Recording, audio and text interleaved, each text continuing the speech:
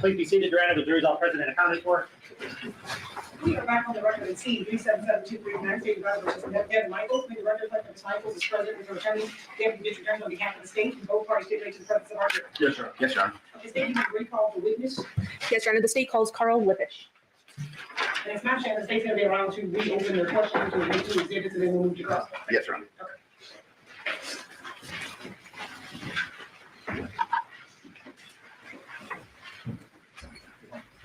You solemnly swear or affirm the testimony about the witness action shall be the truth, the whole truth, and nothing but the truth, so help you God. Yes. And if it please the state. My name's Carl Lippish. State number. Good morning, sir. Morning. We left off yesterday having gone through a tremendous amount of surveillance video. Do you recall that? I do. We had talked about a 217 Charter Oaks surveillance video, and we have the disc for that today. We also discussed the terrible Chevron inside video that we also have marked for today. You recall both of those items? Yes, I do. Okay. At this time, Your Honor, pursuant to stipulation between the parties, the state is moving to admit 661 and 662. No objection. And sir, just to reorient us to that 217 Charter Oaks address, publishing 11A, are we able to see that on this exhibit here? Yes. Can you please, if you can, hover it? And if it's too hard on this exhibit, I do have another one. Would that be more helpful? Yeah, the other one's a little clearer. Okay. A lot of tax on this one, correct? Yes. Okay. So I'm going to go ahead and publish then 9. Can you hover over that 217 Charter Oaks? Yes. 217 is right where the pointer's at.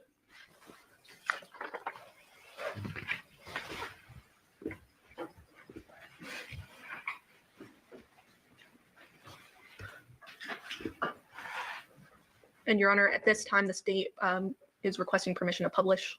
Permission granted. So as we can see here on this exhibit, specifically 661, there is several video that was collected here, correct? That's correct. And specifically what we're looking for here is there was a 2:04 a.m. Activation showing the Nissan Armada turning from Paladura onto Charter Oaks. Is that right? That's correct.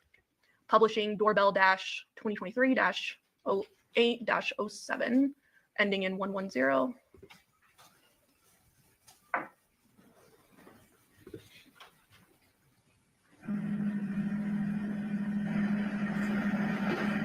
And there are no date and timestamps on this video, but when you did collect it, you were able to see the date and timestamp on the homeowner's actual system. Is that right?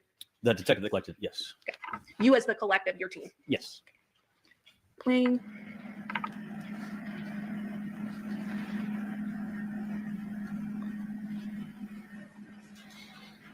And I think there's actually a better video there. I think it was actually the driveway angle. Does that sound right? Yes.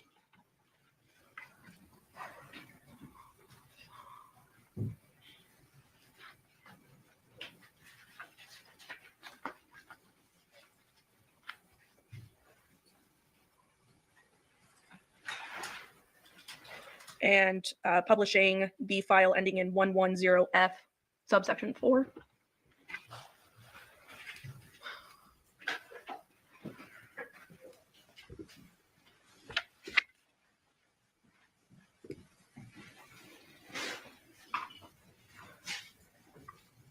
Okay.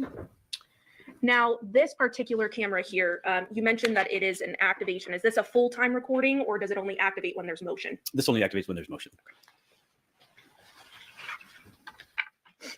And this camera in particular is pointing in which direction?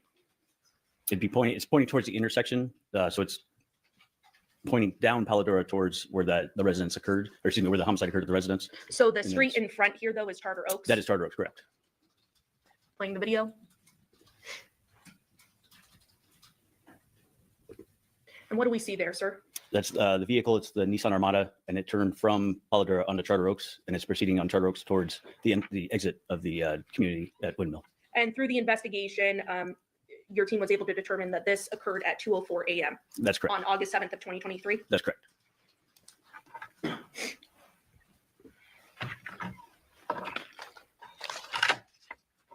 Now, turning your attention to the chevron, the inside of the chevron, because we saw the outside of the chevron on Monday, correct? That's correct.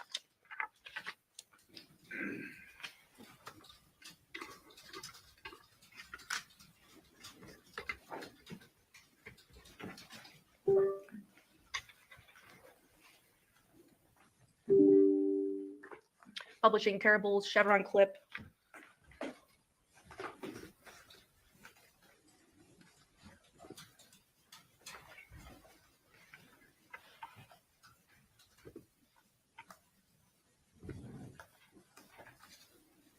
And so I'm going to pause it there. What do we see in this video here? This is the front door, the entrance to the Chevron convenience store, Terrible's convenience store. And this is just a clip from the surveillance video. Does that sound right? Yes. And at this point, do we see individuals entering the store? Yes, we do. And I'm going to stop right there at 12 seconds. Does that appear to be a female and a male? Yes, it is. And did you later determine that that was Devyn Michaels as well as Jonathan Willett? Yes. And what does the female appear to be wearing? She's wearing a white tank top, blue shorts, black and white athletic style shoes with some sort of bag over her shoulder. I know it's sort of hard to see here. Are you able to see the date and time stamp? I am If not. you go very closely to the screen there. It appears to be August 6th of 2023 at 22 something hours. I can't see the Does minutes. it appear to be 05? It does. Okay. And that would be 10:05 p.m. That's correct. Playing.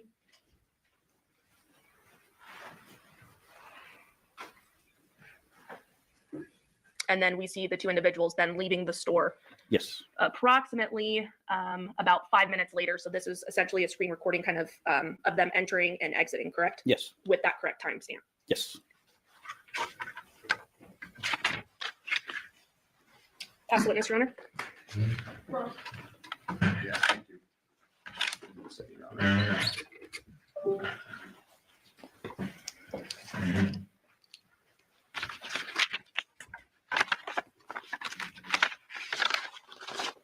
Look, we're going to set up just to hit a few videos, but I'm going to begin the questions and review the video stuff on. Okay. So you know. Sure. Say that again. Just use the HDMI cord, that's what I wanted to use. No, I was using the ear off. So I can help if you need it. Yeah, because the cord is on the hole. So it's got to be somewhere over there. And it sounds like he wants to use this video, which is in here. So you're going to put that in.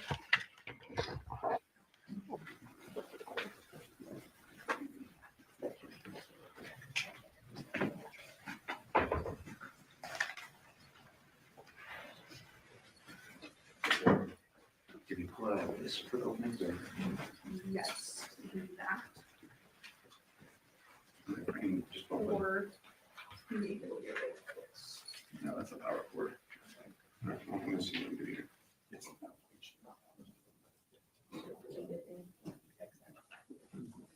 I'm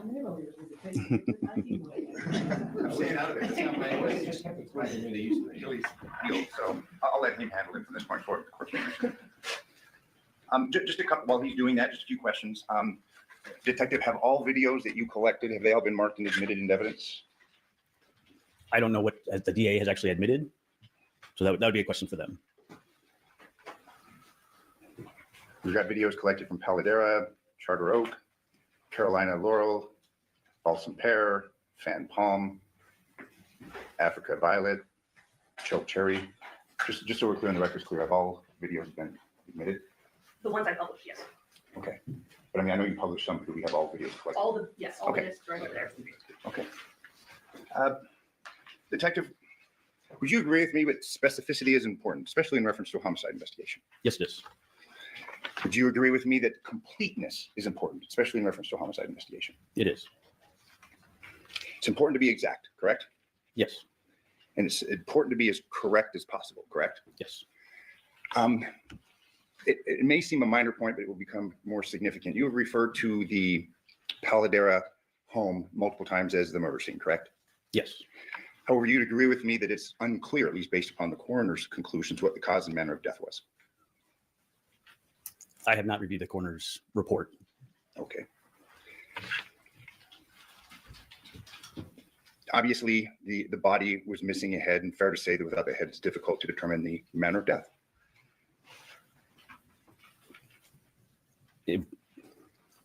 Without the head, obviously, that could be a purpose, or excuse me, that could be the reason that the person died. But yes, Okay, unless so- there was something else prior. So based upon your involvement, your engagement in this case, did the person die because of a decapitation? I personally do not know. Okay. You were shown videos, and when they were setting up, I'd asked you a question. I said, pay attention to this because I have a couple of questions concerning that. Yes. That was the video that was taken from the terrible hoax, correct? That's correct. And you yourself collected that video. From the security personnel, yes, or surveillance personnel. And what day and what time did you collect that video? It would have been, I can't tell you the specific date and time right now from recollection, but it would have been within the next day or two. Okay. What if I told you that it appears based upon the paperwork that you collected that on August 11th, 2023? Would you have any reason to disagree with me? I do not. And was that video taken as a result of a warrant? I don't understand your Was a warrant served on the terrible hoax, either the corporate center or that particular store in order to obtain that video? the warrant. No. Okay. Was it just turned over then? Yes.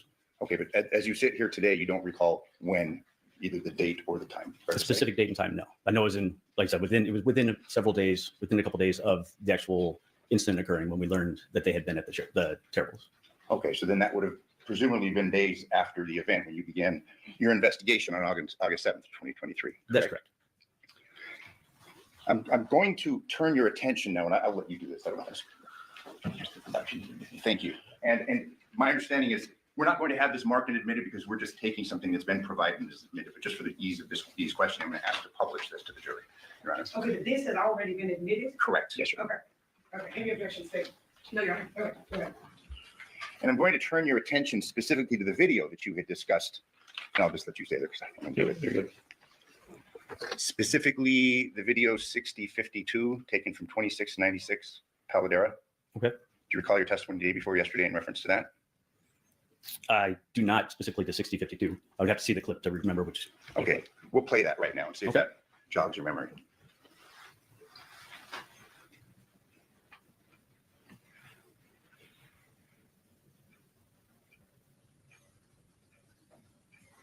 Speed up just a little bit here.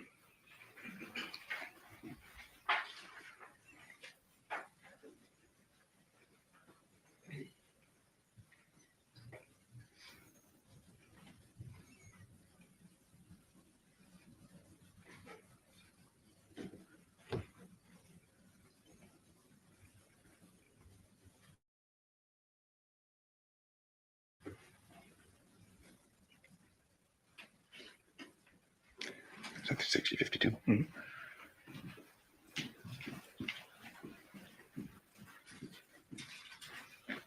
Yep. Mm-hmm.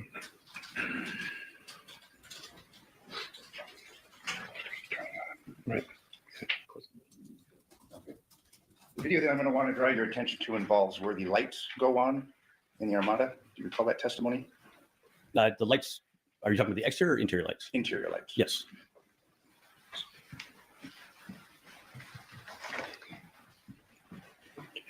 It was your testimony that this video, which was taken from 2696, you didn't have any timestamps for that video, correct? On the video that we have, no, I do not. Okay. Just give me a second. All right, we're having another technical difficulty. Just you have a moment, Your Honor.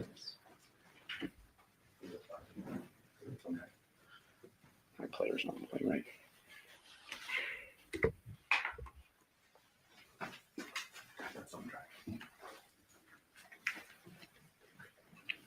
What I'm going to want to do is, while we're preparing this, I'm going to want to turn your attention specifically to that video where we see the lights go on. Okay.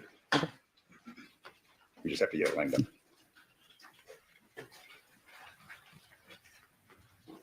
And again, all these videos have all been admitted and are part of the evidence that jury can refer to.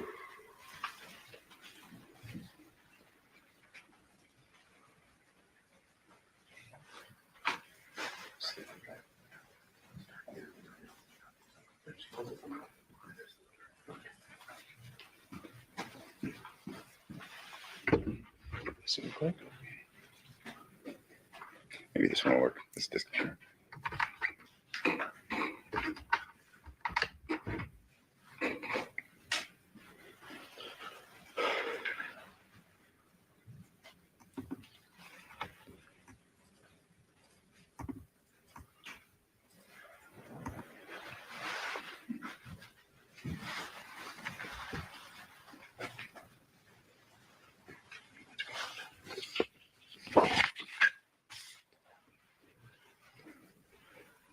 See the lights on inside? I do.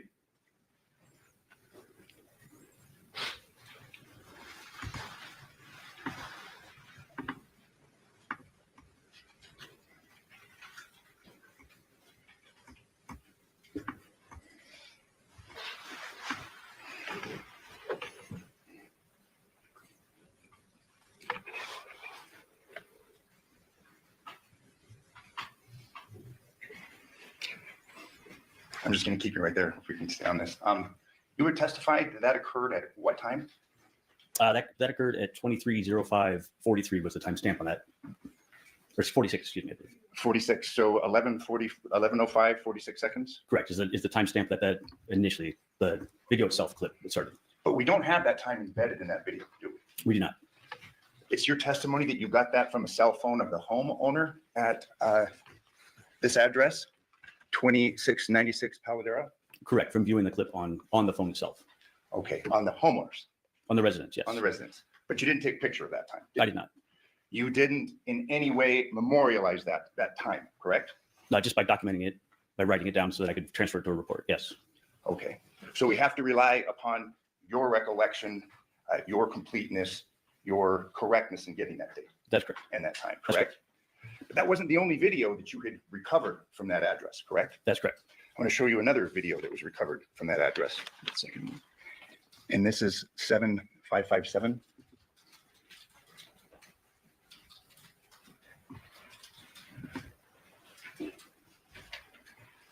Is it playing? Mhm.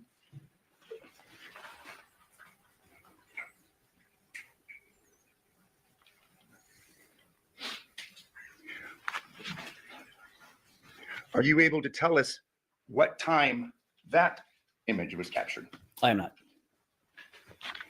Let's go to 8879. And all these are same address, same spot.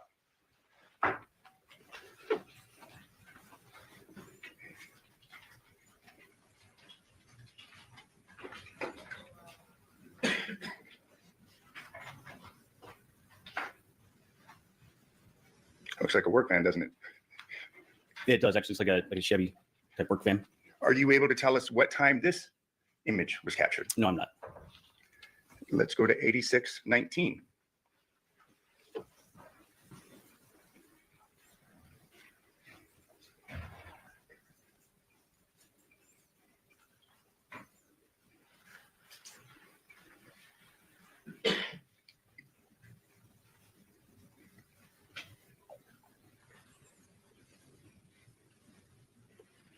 Are you able to tell us what time this image was captured? I am not.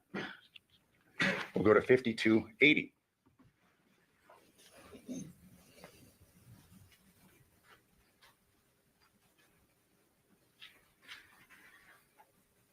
Are you able to tell us what time this image was captured? No, sir. Let's go to 7518.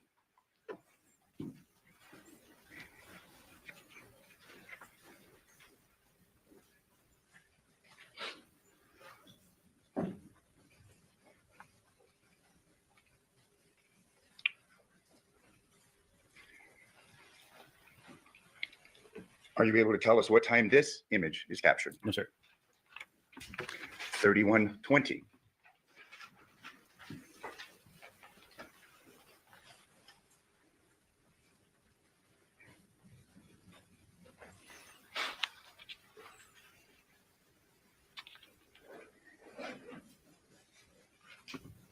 Are you able to tell us what time this image is captured? No, sir. Image 1087.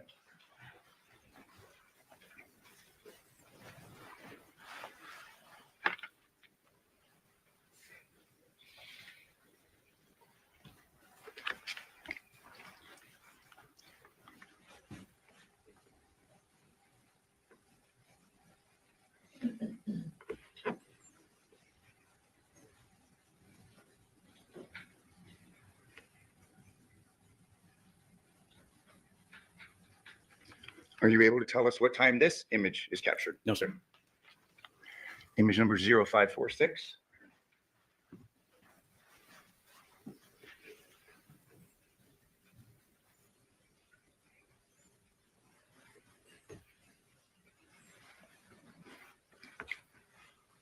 Are you able to tell us what time this image is captured? No, sir. Now, you testified day before yesterday that you were looking through these videos at these various locations, trying to determine if anybody was acting suspicious, trying to determine whether someone was acting as if they didn't belong there. Do you remember that line of testimony? Yes, I do. So you'll agree with me that certain things may have slipped through your review of these videos.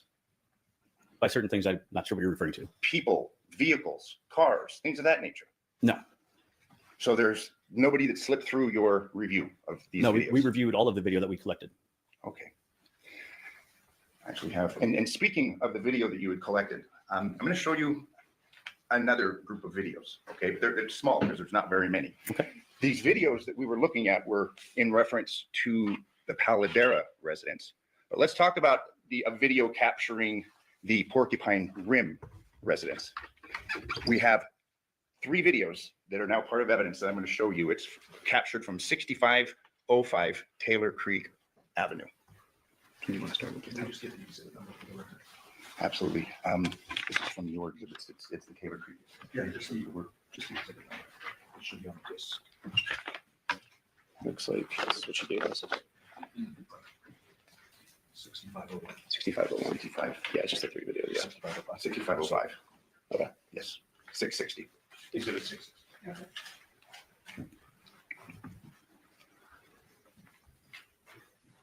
It's a little bit bigger here. Can we bring it up larger so we can see? It's Do pretty you, quick. do you recall your testimony in reference to this video? Yes. Up at the right, we have Porcupine Rim. We see Jonathan's truck. That's correct. Do you recall the time of this video? I believe this one was at 9:07 at night, is what the embedded label is on it. And again, because we have an embedded level so we can see, correct? That's correct. Let's look at the second video in that residence.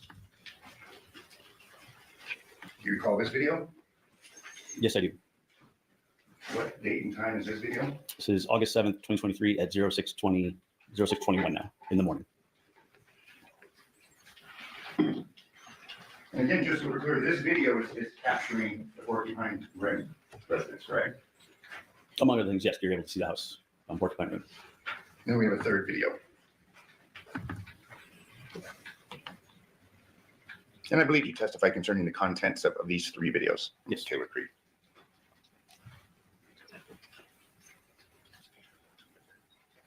That's it, correct?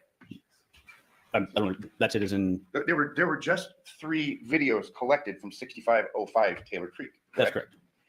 Now, you relied upon the homeowner or the occupants in order to get those videos, correct? That's correct. Was this a Ring video? Do you recall? The last 2 we just saw, I believe it had the Ring logo on it. Okay. Did you issue any subpoenas to Ring in order to obtain the entirety of what those videos may have captured? I personally did not. Was there any downloads or a transfer of the contents of this neighbor's phone to determine what all that address was captured concerning? I actually did not collect the video from this address, so I don't know what specifically the detective did at that address. But suffice it to say, in this exhibit, we just have those 3 videos and nothing more.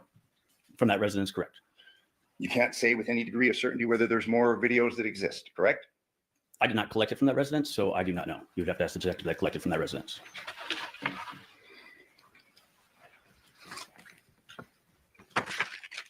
Is it your testimony that you collected all the video possible in order to capture what may have occurred at the at the Paladera residence at the night in question? I was one of many detectives that canvassed for video, so I'm able to testify specifically to the people I contacted in the residence that I got video from, but we had numerous days and numerous detectives that went out and were responsible for canvassing. In addition to canvassing, are you aware of any subpoenas that were issued in order to preserve this important evidence? I don't know. You'd have to ask the other detectives involved. I was not involved in every aspect of the investigation, so I can only testify to what I did. Now, going from the Paladera residence to the Porcupine Rim residence, did you obtain every possible video to occur the goings on at that home who may have been leaving or coming back From which home? from the Porcupine Rim home? The home where I Devyn Michaels- collected video from 5530 Porcupine Rim, and that residence provided me with the activations that they had. Okay, any others? Me personally, no. Are you aware of any subpoenas that were issued in order to obtain basically as much camera coverage of the Porcupine Rim address? I If you could. personally did not submit any. So besides that, I can't testify to what other detectives did. So then you're unaware of any subpoenas from Ring or Arlo or any other providers in order to get as much coverage of that house as possible? Didn't happen, did it? Once again, I can only testify to what I did, sir. And if there were other subpoenas or anything that was submitted, that would have been done by somebody else because I was not tasked with that. So I cannot answer your question because I don't know at this time. Understood. I'm going to turn your attention to State's Exhibit 11. You had discussed this in your testimony day before yesterday, correct? Are you specifically the map itself? Yes. Yes. This address is the Porcupine Rim? Yes, sir. So Address, 55, correct? 5510 Porcupine. 5510. Yes. You would testify that the only way in and out was here, correct? By vehicle, yes. By vehicle. Correct. But on foot, pretty easy to get out of the neighborhood, isn't it?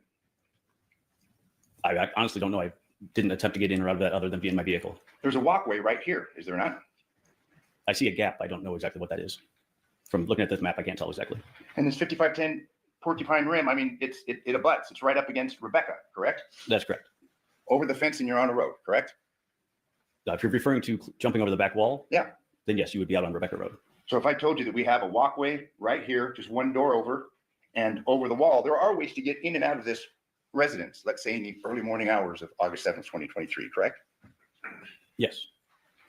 We have this back road along here, Rebecca. Which of these residents did you attempt to obtain video coverage from? I personally did not canvass that area. So we don't know what was along here, correct? I was informed that detectives had canvassed that area and they did not find any video surveillance. Okay, but do you have any reports in reference to that? Do we have any writings in reference to that? Do we have any officers' reports in reference to that? I do apologize for answering this way again, but I can only testify to what I did and specifically what I reviewed. And so if there may be some, I don't know. And fair enough, we're all human, correct? You're a human, you make mistakes, correct? I didn't say I made mistakes, sir. I said that I'm testifying to the work that I did in this case. So what other work that was done that I was not privy to or I was not a part of would be documented by other detectives. So me personally, I did not canvass that area because that was not one of my tasks. And so I can't testify to who specifically did or what they did or how they documented it. Let me ask you this, given your involvement in this case from the get-go, was this a complete investigation? To my knowledge, it was complete. But again, I was not involved in every aspect of the investigation. So, sir, to your knowledge, this was a complete investigation, correct? To the best of my knowledge, yes, sir. And you'll agree with me that you do not have a perfect knowledge of the doings and investigations and investigative steps that were taken in this case, correct? Considering the volume of stuff that was done, the work that was done on this, no, I do not. You had testified concerning arriving at the scene of the decapitation. You had testified that you arrived there the morning of August 7th, 2023. That's correct. And you went in, you viewed the body, correct? Yes. You had given testimony concerning cleaning supplies on the first floor, correct? On the lower level, yes. There were cleaning supplies on the upper floor, were there not? I was not responsible for searching that area, so you'd have to show me what you're referring to. Okay, so you didn't go upstairs and view cleaning products, things in the bathroom from upstairs? No, as a squad, when we respond, because of the extent of the investigation, we divvy up or divide up the responsibilities. And so when it comes to, for instance, in serving a search warrant, we'll work specific areas so that we can focus on the areas that we are tasked with. So we don't necessarily see the entire residence, as you're saying. I'm going to show you an image, and it's my understanding that all crime scene photos of the Paladera residents have been admitted from the crime scene, Analyst? Probably in there. I don't know. There's a stack in there. I just have a single photo. If I just wanna could, make sure that that's in there before, because we can't show it to the camera. Well, If you want to move to a minute. I'd move to a Yeah, minute. just move to it. okay. This is from the upstairs, and I'm publishing it, of course, permission. This is what? What's next one? This is T3. T3. We move. This is T3, will be admitted, professional publishing grant. Thank you. Yeah, a little bit ahead of you, Honor. Thank you. We got cleaning supplies. Did you see these in the upper story? Once again, as I already stated, I did not search that area. I see that your photo is showing me cleaning supplies, but I have no reference to like when and where this was. We had heard testimony first couple of days of the trial where there appeared to be a line near the head, appeared to be a line from a bucket. We have a bucket upstairs, don't we? If this photo is from upstairs, I do see a bucket in there, yes. And I will not mislead you with my questions. If I told you this represents a bucket and cleaning supplies from upstairs, would you have any reason to disagree with me? The only reason I'm saying that is I know you've, in your previous line of questioning, you've asked me about things that I was not responsible for or what I did not do in the investigation. And I just want to make it clear that I don't believe you would try to mislead me. However, Absolutely not. this is not something I'm familiar with. Fair enough. And you had given testimony on Monday that you had arrived at the Paladera residence and that you had walked through the crime scene. Do you recall? Yes. And I'm now showing you a photograph that was taken from upstairs of this scene. And I'm just asking if you had an opportunity to see this. I did not. Okay. Did you view the backyard at the Paladera residence? I do remember seeing the backyard out the door, yes. I'll have these admitted. Here, let me. have these marked T.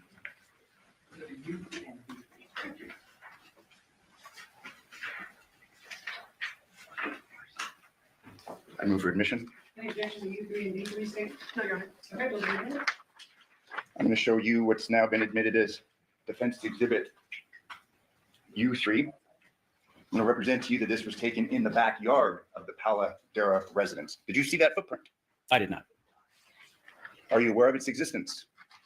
If you're telling me that's where it's from, then yes, I am. Now I am. Turn your attention to defense exhibit V3. Did you see that footprint? You know, obviously, presumably, it's the crime scene analysts that are measuring it. This footprint was in the backyard of the Paladera residence, correct? I did not see that while I was on scene, though. Are you aware of its existence? I am now, yes. Are you aware of any testing, comparisons made in relation to this footprint? Once again, that was not part of my portion of the investigation, so I cannot speak to that. Based upon your review of this photograph, fair to say that that's a man's footprint? I would have to look at this closer. I don't know how you could come to that conclusion just based on this photo. Fairly large footprint, correct? There are people, both male and female, that have various size shoes, so I would not jump to that conclusion, sir. So you're saying you're not aware of this, but you're going to argue with me right now whether this is perhaps a man's footprint or a woman's footprint? Well, your question actually said that it is a man's footprint based on the size of it, and based on what I'm looking at right here, I would not be able to tell you yes or no whether that is a man or woman's footprint. Let me ask you this in reference to your investigation. Were you involved in any follow-up concerning these footprints? I was not. Another court's indulgence.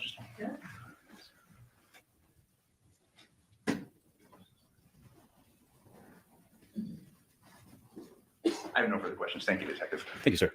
Any follow-up state? Yes, Your Honor. Sir, you had testified on cross about the 2696 Paladera address, which is next door to the murder house, correct? That's correct. And those cameras, that camera specifically, you're able to figure out sort of the time frame of the activations by comparing the other surrounding surveillance video homes that were collected, correct? That's correct. And so by reviewing everything, you're able to cross and compare the time frame so that you can be confident to testify today as to the date and time frames. That's correct. Additionally, you did see the date and time frame on the homeowner's device. Correct. That held the video. Correct. And from comparing all the surveillance video that we went into great length on Monday, you're able to determine which direction any vehicle is going in the surveillance video that was collected, correct? That's correct. So it shows directional patterns and things of that nature. Yes. Okay. And the 11 p.m. time frame was important based off the investigation, correct? Yes. And so that's why you were focused on that time frame when collecting video and watching video and flagging which video was most important, correct? That's correct. But that being said, you did review all the video. That's correct. Now, turning our attention then to the 6505 Taylor Creek address, that's the address in the Porcupine Rim neighborhood that shows the only entrance and exit, correct? 6505 is the one that shows the actual residence of 5510 Porcupine Rim. It's not the one at the entrance to the Thank you for correcting me. I misunderstood that. So that was discussed on cross-examination. That particular camera, thank you for correcting me, is the one that only activates from motion, correct? It is a motion camera, yes. And so because we only have those videos, that's because we saw the homeowner sort of going to the trash because it was trash day and then coming back up the driveway, correct? Correct. So it's motion activated. Yes. Court's indulgence. Past witness. I'll just pick up on the last part of that redirect. The 6505, one, we just have the three that's looking right at the Porcupine Rim. Questions concerning this is only motion activated. You don't know if any other videos exist in reference to that, do you? We just have the three for a fairly long time period. I personally do not know. Specifically turning your attention to the 2696 Paladera, that list of videos that we went through. Yes. You were asked about 1105 and if that was an important investigative time and if you cross-referenced other videos. Remember that line of questioning that you just got? Yes. What other videos did you cross-reference in reference to video 6052? The first one that we started, the lights going on, you can see the interior lights. What video did you cross? That one, there were no other ones because it was just the motion in front of that. That was captured from 2696. So then, and to clear up the redirect, we don't have another camera to verify that time, do we? That you gave the That specific one, no. And the list that I gave, 75, 57 people walking by, no cross-reference to another video, correct? Actually, with the rest of those, there is. Those people that are walking, they actually belong to the house on the street behind. That work truck that you actually brought up belonged to a house over on African, I believe it's African Violet. I don't remember the exact name of the So I'm street. asking what videos that you reviewed in order to cross-reference this to confirm this. Those are the ones from the other houses in the neighborhood. There's other ones that were collected. We were able to cross-reference for those specific ones because those were people that walked through the neighborhood and continued to other areas. Let me ask you this, though, back to the 6052, the one where you see the internal light. We don't have another video corroborating the time that you state that captured, correct? That's correct. No further questions. Any follow-up, Dave? Briefly again, so the work van that you were just crossed on, that we saw in the video, that's coming from a different house, right? It's actually going to a different house. It came into the neighborhood and went over, I believe it's African Violet is the name of the street. You actually see it in front of that house from their activations. Okay, so that's the explanation, correct? Correct. Okay. And then also that Taylor Creek address that we keep talking about that shows the 5510 Porcupine Rim address. Yes. You're aware that motion activated cameras have different sensitivity levels. Correct. So a homeowner that has a motion activated camera can actually go in their app if it's hooked up to an app or something, right? To change the sensitivity levels. Is that right? The sensitivity, the zones, and how they want it to capture. Yes. Okay, but including sensitivity. Correct. Like what actually causes it to activate. Yes. Yes. Okay, so as we're seeing in that video, it seems that the only activations happen when the homeowner is basically in the driveway is when it starts to activate, which is pretty close to the camera, correct? Correct. Pass witness. I had one follow-up. We have to hook up the computer for just a moment. And Detective, this is in reference to the 6505 Taylor Creek, the one that you're giving testimony concerning. We only have 3 videos and it's only motion activated. Okay.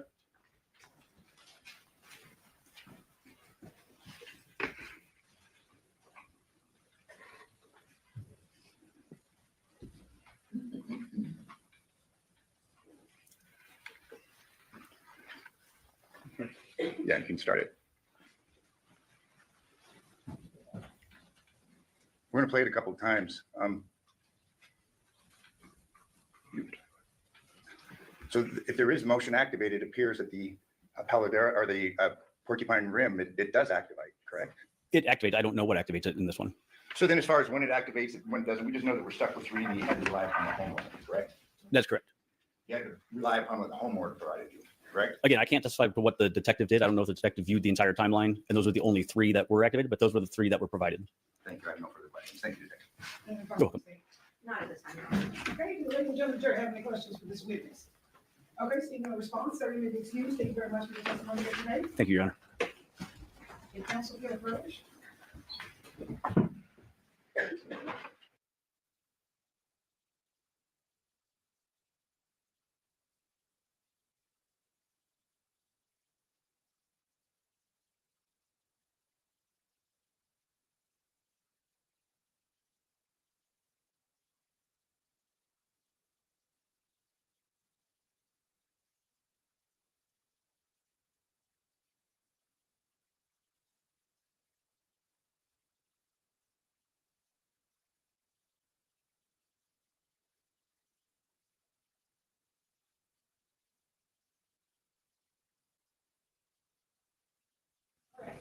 Ladies and gentlemen, I know you guys just got here, but we're gonna take our lunch recess because we have things we have to get in order to make sure that this afternoon runs smoothly for you. I swear we are trying our best to streamline as much for you as we can so that you don't have to keep wasting your time. So just so you know, none of us. Just on behalf of the state, both parties give it to the presence of our jury. Yes, Your Honor. Yes, Your Honor. All right, so you may call your next witness. Janice Ozawa. Thank you.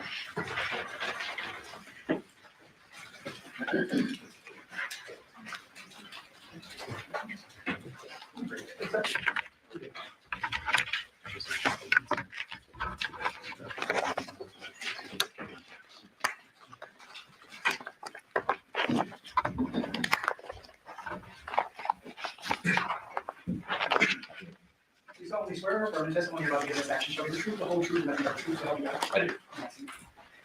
And also, please state your full name and then spell it for the record. Full name is Dennis Ozawa. First name Dennis. Last name Ozawa. Whenever you're ready.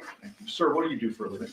Currently a detective with the Henderson Police Department. How long have you been a detective with Henderson? Approximately 8, or a detective, approximately 10 years. And how long have you been in your current assignment? Approximately 8. What is your current assignment? I'm with the Crimes Against Persons Unit. And what does that entail generally? The Crimes Against Persons Unit, it entails we investigate a wide variety of violent crimes in the city of Henderson, to include robberies, kidnappings, shootings, death investigations, Austin shootings, and homicides also. And so you've been doing that for 8 years. What were you doing in the 2 years prior as detective? I was a fraud detective prior, And what were you doing prior to that? patrol officer. How long were you a patrol officer approximately? Approximately 10 years. During the course of your career, sir, have you received numerous trainings on law enforcement best practices? Correct. And during the course of your career, have you responded to hundreds of crime scenes? Correct. In your 8 years with homicide, have you ever responded to a decapitation case prior to this case? I have not. Fair to say that this particular investigation was a large one, Yes. entailing many supports personnel such as crime scene analysts, other detectives from homicide, and actually some other detectives from other units called in to assist in the investigation. That is correct. In this particular case, did you get called out to a homicide at 2698 Paladura on August 7th, 2023? I did. Do you remember around what time you were called out? I believe it was approximately 9:40 is when we were notified. 9:40 in the morning? Correct. And what time was the actual call for service, sir? I believe it was approximately 8:40 in the morning. Who was the person reporting? Yoko Willett. What was the general information you received before responding to the scene? From what we were told that from dispatch that Yoko had called in, advised that she had found her son, Jonathan Willett, in his bedroom, and he was all bloody and believes that he was dead at that time. And so is it fair to assume that fire and first responders went out to the scene before you did? Yes, And it was confirmed that Jonathan was in fact deceased? that is correct. Did you say the victim's full name for the record? Jonathan Willett. Once you arrive at the scene, you get called out around 9:40. What happens when you arrive? When we arrive, we meaning our crimes against person unit plus the crime scene analysts, we start to show up. As soon as we all arrive, we're waiting for a brief from the supervisor who's on scene.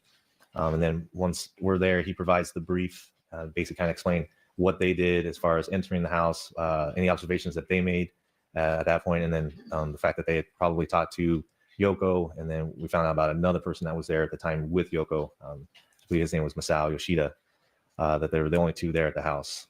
And then which the supervisor at that time was Sergeant Shields, who we had spoke with to give us the brief. Okay. Once you get your briefing from Sergeant Shields, is there a quick walkthrough done of the scene? That's correct. In addition to that, did you assign various investigators to different tasks in and around the scene? That is correct. Was witness canvassing conducted? Yes. What does that mean for the jury? For witness canvassing, we have other detectives kind of walk around the neighborhood and knock on doors, see if anybody heard or seen anything that night. And then for us, we're going to be talking to the witnesses that were on scene at the time too. During the course of the witness canvassing, did you learn of any witness who suggested that they heard a gunshot in any time during our operative time period? No, Was there video canvassing done as well? that is correct. What does video canvassing generally entail? Typically it's in the same way where we have detectives go out, knock on doors, and try to find out if anybody has any video surveillance attached to their residence, and if they captured any kind of footage that would be beneficial to our investigation. And those detectives who do that, are they documenting what they find? That's correct. And then ultimately, you as the lead investigator, do you receive that documentation? Correct. And then is it your responsibility to then transfer that documentation into an overall report so the lawyers in a murder trial can actually see what was done and who did it, et cetera? That is correct. In this particular case, was the entire investigation documented under Henderson Police Department event number 23-15229? Yes. During the course of the video canvassing, did you learn that there were some people who had cameras that were not initially contacted? Can you rephrase that? So, well, let me ask it in an easier way. Did the video canvassing occur over the course of several days? Yes, that's correct.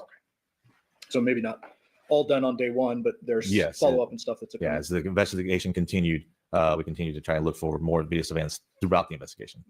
So let's talk about the scene generally. I want to start with the outside. What did you observe outside, vehicles or anything of note? So when I arrived, I observed that the area being the actual residence, had been taped off with crime scene tape. There was a white truck parked out in front with a trailer attached to it. That it was parked on the wrong side of the road, which then that kind of brought notice to us that also the trailer was kind of out a little bit into the road, which in our eyes, or in my opinion, looked like someone was there for a quick trip, not someone that wanted to park there and leave it there overnight. There was also a cone that was in the driveway that we later found out that was indicated that patrol believed that there was possibly a blood mark right there. And then the garage had actually been partially open from the bottom. And in addition to the truck with the trailer, there was also a small sedan out front, correct? Correct. And that was parked across the street. And ultimately, did you determine who was the owner of that vehicle? We did. Who was that? A female named Andrea Reyes, who then we discovered was an ex-girlfriend who recently broke up with our victim, Jonathan Willett. Based on the fact that her vehicle was out front at the home, was she a person of interest initially? Correct. Did you do follow-up investigation to include obtaining her call detail records as well as interviewing her? That's correct. Do you remember which detective interviewed Andrea? It would have been Detective Lino. Without getting into her statement, that would be hearsay, but like, did you learn anything of big evidentiary value related to Andrea? Not from Andrea. We learned that we had been told that she was in another state at the time. Was in question. And then after talking to her, we found out that she confirmed that. And then with the records that we got from her phone later, confirmed that she was in a different state at the time that we were looking at. Okay, but nonetheless, you look into it, her car's out front, you gotta check your boxes, right? That's correct. Did you, describe the actual scene walkthrough when you go inside. What do you remember about it? So when we go in through the front door, to get, I guess, a little descriptive, you walk in, there's a flight of stairs that you go up that kind of takes you to a small den area. And then you have stairs off to the right side of us that take you up to the second floor. And then if you continue to move forward a little bit more, there's the kitchen area. And then to the right of that, you have to walk back down a few flights of stairs, which is where Jonathan Willett's bedroom, makeshift bedroom would be, because it's, I guess, technically a living room, but it's converted to like his bedroom. I believe there are some sheets that are kind of covering the entrance up. I guess we would say that it's using for privacy. And then once you walk down those stairs, you end up going into his bedroom. You can't see the bed of where he was lying at that time, because it's kind of tucked back in the corner. And then as you kind of move forward more into the room, you can see the bed, you see the blankets. Can't see him yet, and you don't see him or his body until you get closer to the front of the bed, and then you start to wrap around. Then at that point you can start seeing the blood on the bed, blood stains, and then blood next to the bed at that point.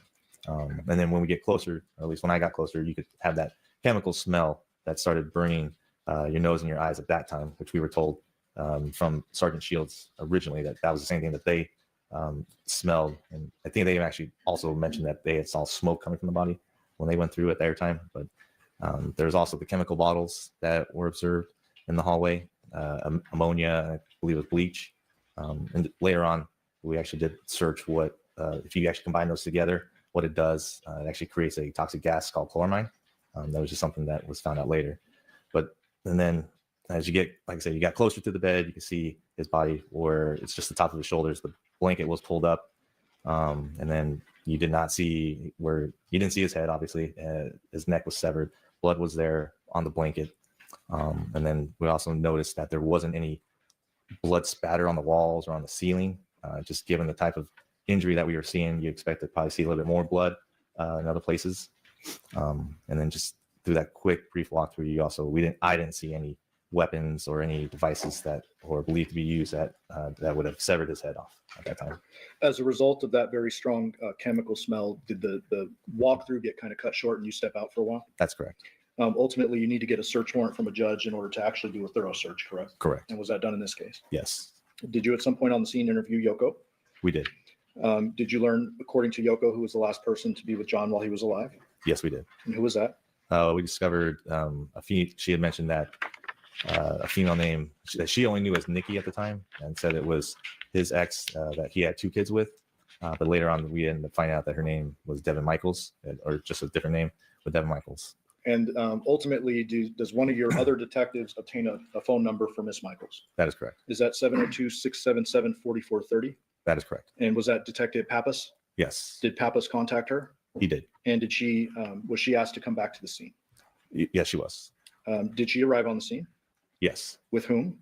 We believe the kids were with her at the time. And what was she driving? A Nissan Armada. Did you vehicle. make contact with her down the street? We did. Did you and Detective Pappas conduct an interview with her? We did. If you could just, the jury's already heard it, but so can you just give us a quick summary of what you learned of any potential value in that first interview?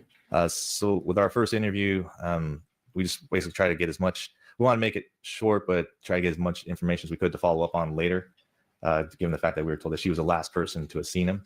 So when we talked to her, a little suspicion that was raised because she wasn't very detailed on what she did with him that night, given we were told from Yoko that approximately between 10 and 1 o'clock that Devyn was there with them.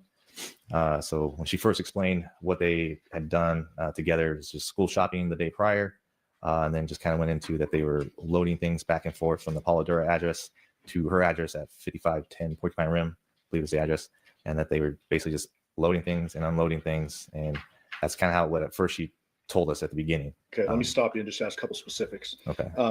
Basically, in this first interview, did she claim John was alive and smoking in the garage when she left? Yes, Was that inconsistent with what you had learned prior from Yoko?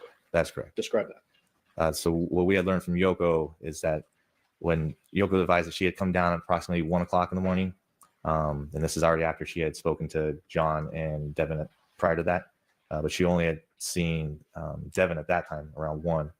And then Yoko advised that Devyn had told her that John was sleeping in the bedroom because he had been drinking already, and that they were planning on going in the next morning to take the kids to school, getting ready and getting registered. So I think the next day, on the 7th, was actually first day of school that week.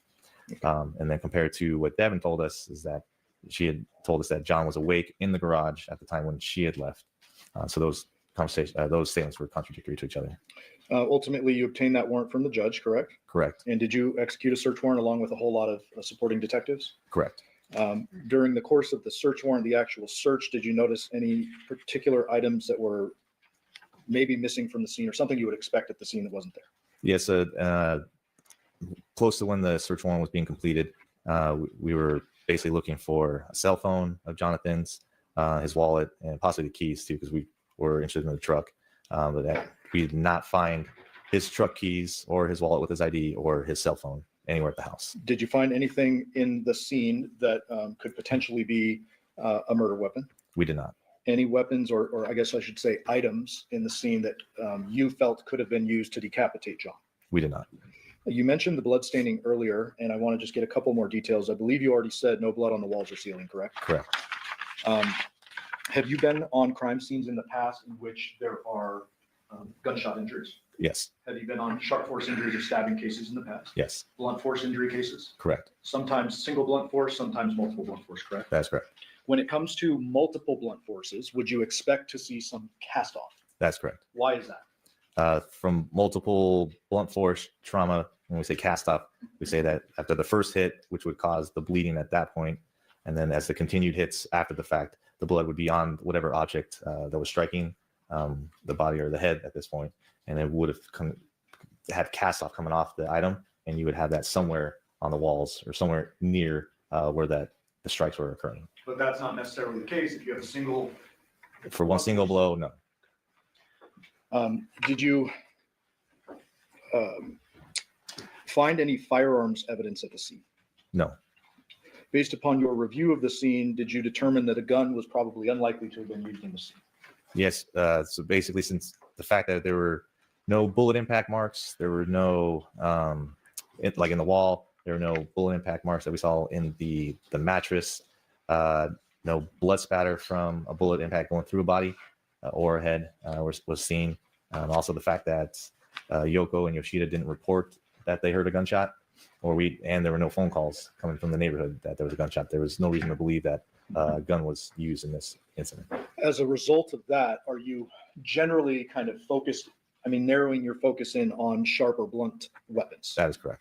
You're not ignoring a gun if you come across it, but your focus, what you're really looking for is sharp or blunt. At that time, yes. Did you later learn that it was reported that a knife was missing from the scene? That is correct. Based upon the blood patterning as you saw it, can you describe kind of some of your investigative deductions you got from the blood near John? So when you got closer to the body and where you saw the blood on top of the actual mattress, you saw it there next to his body. And then you kind of saw some off on the side of the bed, and there was a little bit of pool of blood at the bottom on the carpet. Then when you look at it, you can kind of see there's certain voids in the blood. So when we roundtable it, talked together, it was kind of determined that, hey, there was probably something placed there, because where the blood was actually at, you could see, like I said, some voids, or maybe a possible container was that possibly collected a lot of the blood, because even though there was a good amount of blood that was there on the scene, not as much as what you would believe, considering the type of injury that you saw with his head severed. Okay. And try not to ask this in too morbid a way, but if you're assuming, or did you assume the decapitation occurred there in the scene? That's correct. If you're assuming that is the case and the head finally is lopped off, if there's nothing under it, would you expect kind of a splash or a different patterning? That is correct.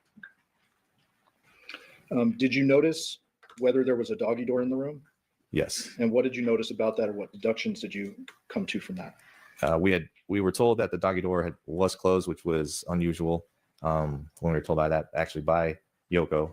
And then when you saw where the doggy door was at, next to the slider, and you witnessed that it actually was still shut at the time. Okay. As a result of the observations you made at the scene, did you or other detectives contact the defendant over the phone? That's correct. Was that you? Yes, it was. Okay. And same phone number we just mentioned a minute ago? That's correct. What was the content of that? Was that a short contact? After our initial interview? Yes. Yes. Was there something referenced about a Burlington coat factory? Yeah. So I had contacted Devyn again over the phone because we wanted to talk to her, ask more clarifying questions, and actually talk to Debbie also. So we asked if she was willing to meet. She said yes. And then we were going to head up to her place at 5510 Porcupine. During that conversation, she had mentioned that one of her daughters had actually told her that while they were school shopping at the Burlington Coat Factory, a male had approached the daughter. I can't remember which one it was, but a male had approached the daughter and Jonathan at the Burlington Coat Factory and made the comment, I'm coming to get you. So being that it's still early in the investigation, things that we need to investigate everything, as myself and Detective Skinner are driving to the Porcupine Rim address, we had another detective go to the Burlington Coat Factory that she said that they were at and review video surveillance from that place. And what was learned during the course of that? So the video surveillance was reviewed. I believe Detective Kondratovich, who then relayed to me that at no time did he see anybody approach John and his daughter, and it looked like there's any kind of confrontation at all with anybody at the store. Okay, so something that the defendant mentions it, you attempt to verify it. There's no evidence of it, but you note it for your investigation. Correct. And then did you start heading toward the 5510 Porcupine Rim address? Yes, sir. Who'd you go with? Detective Skinner. As you arrived on scene, did you notice any trash cans out front? Yes. Throughout the neighborhood. Throughout the neighborhood? Correct. In addition to noting it's trash day and there's trash cans throughout the neighborhood, did you notice anything as you approached the actual home? Yes. Go ahead. So when we're approaching her house, her vehicle, the Nissan Armada, is parked on the left side of the driveway. And then at that time, Devyn was already outside. It looks like she was taking things from her car back to the house. So then we follow her up the driveway, and as walking up the driveway, I see a black cell phone on the ground in a spot that typically we wouldn't have to see a cell phone just sit on the floor. So I take note of that, and it looked like it was either dropped or left there. But at this point in time, we know that we're still missing John's cell phone, so the possibility that could be a cell phone. Take note. I let Detective Skinner know that also, and then we continue to follow Devyn inside the house. And just so we're clear, as you're walking up, I'm not going to pull the photos up, but you said the defendant's vehicle is on the left Correct. of the driveway, parked nose in, facing the home. That is correct. Where's the cell phone in relation to her car? It would have been close to the garage on the driver's side of the vehicle, and near the rock landscape that's on the outside of the driveway. The vehicle meaning the Nissan Armada? The Nissan Armada. On the Correct. driver's side. Correct. Why is it that you don't go pick it up right there and you just take note of it and talk to Skinner about it? Because at that point, we want to be able to talk to Devyn and Devier, and we want to be able to not have them know that we have that phone at that point, because we're not sure if it is John's phone, and if it is, then obviously our interviews are going to be different when we talk to them. So if it's actually evidence that we're going to need or use, it's going to be something that we want before we can talk to them and get more information from them. We don't want it to basically have them use that information also now to come up with different a story, I guess, per se, with us. And as a homicide investigator, you are aware that you can't just go seizing evidence without a warrant, correct? Correct. And so even if you wanted to, you couldn't just walk up and seize the cell phone at that time. You would have to get a judge to sign off on an actual search. That's correct. Did you make contact with Devier? Yes. Where was that? Was it out front, inside? Do you remember? Initially inside the house, and then I conducted an interview with him inside my vehicle. And did you conduct a recorded interview? That is correct. Audio recorded? Yes. Did you notice anything about Devier as you began to talk to him? When we entered my vehicle, there was a heavy odor of alcohol that I detected. And then he actually apologized in the interview at the beginning, saying that he had actually been drinking since he had gotten home, and said he was sorry that he was basically possibly intoxicated. Did he say why he started drinking when he got home? Basically because of the news that he found out about his dad being deceased. And you've spoken to dead people's next of kin and families many times in your career. That is correct. Was that out of the world of reasonableness for you, or what? No, obviously I told him that, hey, I understand what you're saying, or why you've been drinking. It's people mourn in different ways, and that is one way that people mourn is they tend to drink sometimes too. Nonetheless, even though he's been drinking, you still want to talk to him and ask him some questions, correct? That is correct. And you did that. Yes. Again, the jury has gone through a lot of evidence before you testified, so I'm going to just hit a couple of points, and you correct me if I'm wrong. Okay. Generally, did Devier say he had been home all day the day before? That is correct. Did he actually initially say, I was working, and kind of correct himself and be like, wait, is yesterday Sunday, that kind of thing? That is correct. So he corrected himself. Yes. And then he says he was home the day before, meaning August 6th. That is correct. And did he indicate that he was home the night before watching the girls? Yes. Did he, in your opinion, minimize the sexual relationship with the defendant? He did. And just generally, I'm not going to hold you to precise numbers, but was Devier a bit younger than the defendant? He was. There was a question asked with a prior witness. It might be out of left field with you, but I want to ask you. There was kind of a suggestion made that Devier in this interview had mentioned that cell phone in the driveway. Is that accurate? No. Did he say anything about the cell phone? No. As I kind of stated previously, we didn't want to bring up the cell phone, and the fact that we had found it or seen it, just because we wanted to get information from him without kind of any evidence that he would know about at that time. Okay, so any suggestion made earlier, unintentionally probably, that Devier brought up that cell phone in the driveway, that did not happen? No. Okay. Not in that interview. Devier at home during the time frame indicate that he worked the next morning and learned of his dad's death via phone calls from family and stuff? That is correct. I'm not going to go into too much detail on the phones because we have other witnesses to do that, but ultimately you did get his CDRs, correct? Correct. Did those CDRs confirm or refute his claim that he was home last night? They confirmed his statement. With the video canvassing, that was done at Porcupine Rim and Paladera, correct? Correct. Was there any video in the area of Porcupine Rim that depicted Devier's vehicle or vehicles moving away from the scene? No.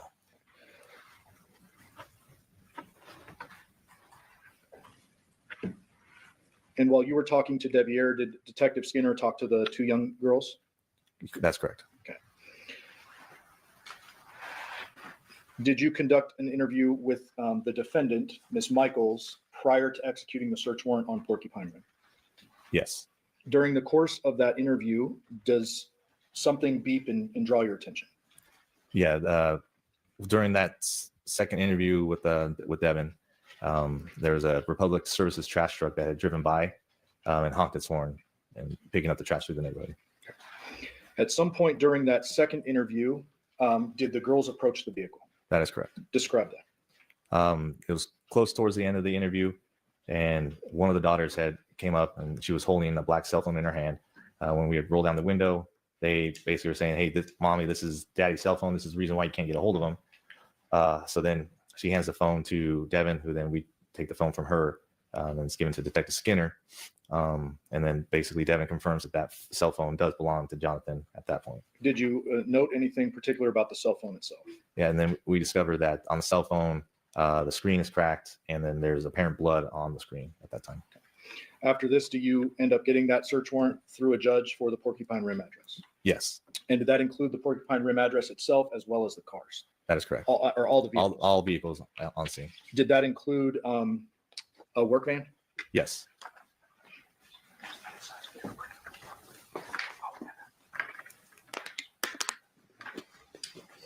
And Your Honor, we had missed these earlier, so I believe there's a stipulation to 653 to 658 as well as 659. This is 653 to 659. Yes. 653 to 659, let me look at. Did you yourself conduct a search warrant on the work truck? I did not myself. Just going to show you though, these are part of your investigative file, correct? 653, Correct. 654, correct? Correct. 655, Yes. 656, Yes. 657, Yes. 658. Yes. And do you remember who searched that vehicle? I believe it was Detective Lionel and Detective Christopher. And then there was also a crime scene analyst documenting stuff. Correct? That is correct. Were there any bloody weapons, tools, or anything of that nature found within that vehicle? No.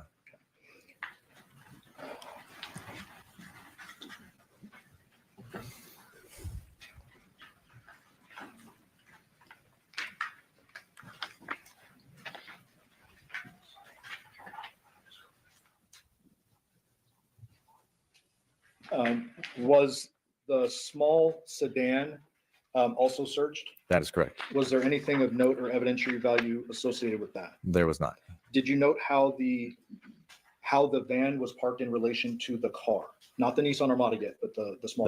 The work van that Devyn said that he was the one using, yeah, it was parked partially in front of the Honda Civic. And we just kind of took note of that. It's strange because there was a lot more room on the street to be able to park to where there wouldn't be any reason why you would block the vehicle. Was the Nissan Armada searched on scene or no? Not on scene, no. Was it sealed on scene? Correct. States 250, is that the Nissan? It is. And 248, is that a different angle of the Nissan? That's correct. So earlier you were describing where that cell phone with blood and cracked screen was found. Is it over here to the left in this photo? That would be correct. Further off? Close to the rock landscape off there. Did you observe anything about the Nissan itself? When you first looked at the Nissan, it looked freshly cleaned on the outside, like it had been ran through one of the car washes that you just drive through, because it was clean, but yet you could still see like the water stain marks on it still. 251, this is a better photo that actually shows the rock. So it was over, was it this way more toward the driver's door or? Sorry. Don't click or the judge will yell at you. Okay.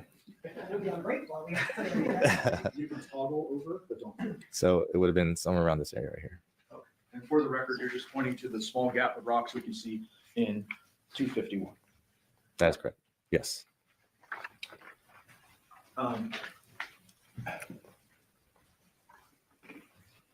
That Nissan Armada was searched later at the lab, correct? Correct. Anything of evidentiary value that was found within the vehicle?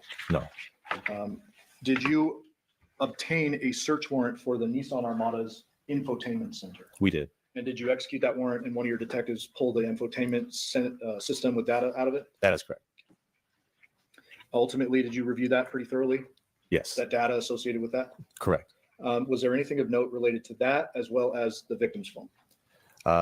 In reference to the actual information taken from the vehicle, we got location data from there. So it showed basically from when it left Porcupine Rim and then went back to Paula Dura, and then we had it leaving Paula Dura middle of the night around 2:04, I believe, and then heading back to Porcupine Rim. And then with our, are you saying about our victim cell phone? Yes. Later on, we were able to figure out that his cell phone had left the same time as the vehicle, which for us would say that Devyn was in possession of his cell phone at the time when it went back to the Porcupine Rim address. Did you also, in addition to all the vehicles, search the home at Porcupine Rim? Correct. I want to show you 659. Can't remember if we had marked this earlier, so I just added it. Do you see some samurai swords here? That is correct. Anything of note about those? There was no blood that we saw on there, and they look like movie prop replica souvenir type samurai swords. Okay. So nothing, no blood on the blades at all, correct? I don't remember specifically on the blades, but I just know that when I was told there was no blood found on them. On them. Okay. Garage. Do you go into the garage at some point? Yes. Do you? Does somebody find some Ring cameras? Yes. And do you remember where those were found? I believe they were in a bag on top of one of the trash cans. Did you inspect those for an SD card or like an internal storage device? That is correct. Did you find one? We did not. Did you obtain a search warrant for the footage from Ring associated with those cameras? We did. And what did you do with that? After we submitted the search warrant to Ring to get any video from that actual system, waited for the records, and then we were advised from Ring, which I believe it's Amazon actually, because they're owned by Amazon, advising that there was no actual video recordings available. Did they have Any information to give you? I believe it was just a subscriber info, which I can't remember if it came back to Jonathan or to the actual house. Okay, but subscriber info is just paper. Correct. Saying who has the account. Exactly. Who was in charge of the account? There was no video footage with those cameras, No. according to Ring or Amazon, I guess. Correct. At some point during the execution of the warrant, did somebody find the victim's wallet and keys wrapped in plastic baggies in a female underwear drawer? That is correct. You took note of that as well. We did. Was there ever a white female tank top found during the execution of the warrant? There was not. Any black and white Nikes with a large white swoosh along the side? We did not. Why were the keys important if they were? The keys that were found inside the bag that was tucked away, hidden in the drawer, were important due to the fact that they were the truck keys to Jonathan's vehicle. So Did you learn something after the arrest of the defendant related to those keys? that basically those were the only set of truck keys that we had for the Jonathan's truck. So did you then go in and release that item of evidence to Yoko so that she could do what she wanted to do with the truck? That's correct. She had reached out to me asking for the keys because there was another set of keys for her to use. And I should ask you, during the execution of the warrant back at Paladura, was there ever a set of spare Chevy truck keys found anywhere in that search warrant? There was not. During the course of the Porcupine Rim search warrant, did somebody locate a social security card? Yes. Was that of any relevance to you? Not really any relevance. She had told us that Jonathan had given it to her, and it was found in her purse, which she did say that she had in her purse. Okay. Is it a fair deduction that if someone wanted to make changes to custody or school paperwork, they may need Yes, The they would Social need social Security security card, probably the ID, and any other kind of identifying information for that person. Did you locate guns inside the home? We did. I believe you previously testified that the scene didn't appear consistent with gunshot, but do you take note, document all those guns, et cetera? Correct. Pictures are taken and documented of the weapons that we found, but like we said earlier, there's no evidence at that point to say that a gun was used, so they were just noted and documented. And ultimately, at this particular scene, are there 11 electronic devices that are taken and later analyzed by digital forensics? That is correct. One being the victim's phone that was in the driveway. Yes, Was one of them Devier's device? correct. Another one, the defendant's device? Correct. And then any other electronic devices you or anybody else found during the search warrant? That is correct. After the search warrant is conducted, or while it's still going on, you conduct what'll be the third interview with the defendant? Yes, During the course of that interview, were you receiving information from your fellow detectives that were still inside? that's correct. One of those things being they found the wallet, the ID, the keys, and that. Yes, Did you ask the defendant during this third interview about whether John's wallet would be at her house? I did. What did she say? I had asked her, I think I actually had asked her if she knew where John's wallet was at, and she had told me no. Okay. Did you then go a little bit further and ask her about, or I guess confront her with the fact that you had found it in the house? We did. And what did she say about that? Then she had mentioned that she had multiple wallets of his with other IDs in it when we confronted her about also the ID. And then we had also talked to her, basically confronting her about that. Well, it's the most current ID. Why would you have that? And she really didn't have an answer for us for that. I'm going to ask you a very important but specific question. Who is it in this interview that talks about the wallet being wrapped in plastic bags? She was Devyn. So she volunteered that info. That is correct. You did not tell her the wallet was found wrapped in plastic bags. We did not. Did you ask her, or you or Skinner ask her about the timing of when this would have allegedly been tied in the plastic bags? We did. And what was the response, or what did you take from that? What she had told us had been with the keys for the truck being in the plastic bag, her time frame wasn't making sense. Just due to the fact that she had told us that when Jonathan had given her the bag and then had dumped stuff in there with the wallet and the keys, it was between the time frame of 8 and 9 o'clock. And then they had still driven from Paladura back to the Porcupine Rim house. And so at that point, she said, when we went back to that house, that's when I had put the plastic bag in my drawer. And then we drove back to Paladura, which, now also that couldn't have been possible since it was his truck keys that were actually in there. So that couldn't have been the time frame that he had given her all that stuff. Did you attend John's autopsy? I did. Did you notice the obvious very large neck injury? Yes, I did. Other than that, were there any bleeding injuries on John's body at all? There was not. I want to go back to video surveillance for a moment. It's fair to say that dozens and dozens of homes and businesses were canvassed for surveillance. That is correct. And there are lots of hours of footage and data to comb through. Yes, You, I would presume, can't do that all yourself, correct? that is correct. And so we've previously had a detective testify about a lot of that, but I just want to hit a couple of points with you. Okay. You are generally familiar with the surveillance. Generally, yes. So was there footage taken from a Terrible's near the Paladura address? Yes, there was. Did that footage show the defendant and John alone leaving the store around 10:11 p.m.? It did. Was there a bunch of footage taken from the Paladura neighborhood itself? There was. Was there footage from 2699 Fan Palm? Yes, there was. And do you remember if that one was a fixed camera? I believe, yeah, it was a fixed camera that recorded, constant recorded. Was that, did that show the victim's truck arriving in the neighborhood about 10:12 p.m.? I believe so, yes. And that would have been consistent with the distance from the Chevron? It would be. So if they leave Chevron at 10:11, it's real close by. Correct. The Chevron was located just around the corner from their house. 2696 Paladura, was there footage from that? Yes. And was that, if you're facing the homicide scene, is that the home to the right? Yes, it would be. Was there a clip of that that you observed that showed the headlights arriving consistently around that time the Chevron video ends and all that? That's correct. And that showed two shadows getting out what appeared to be the truck? That would be correct, yes. Around 11 a.m. 11 p.m. Was there footage from that camera showing a figure put something in the Nissan, turn it on, and then move it forward a little bit? Correct. And then based on where you know that the truck was the next morning, did it appear that the Nissan moved nose to nose with that truck? It would have, yes. And fair to say that once it goes off screen, you can't actually see it. No. That same camera, was there an activation at 2:04 a.m.? Yes, And does that depict generally the Nissan backing up and leaving? that is correct. Video from Porcupine Rim. So we're moving now to Porcupine Rim. Was there a couple of videos that showed Devier's work van parked behind the sedan? Yes, And did it appear that work van stayed in the same spot from night to morning? that is correct. Was there video taken from 6505 Taylor Creek? Yes, And was that a motion activated camera? that was. Did it appear to you that the motion settings or the sensitivity was kind of weak on that one?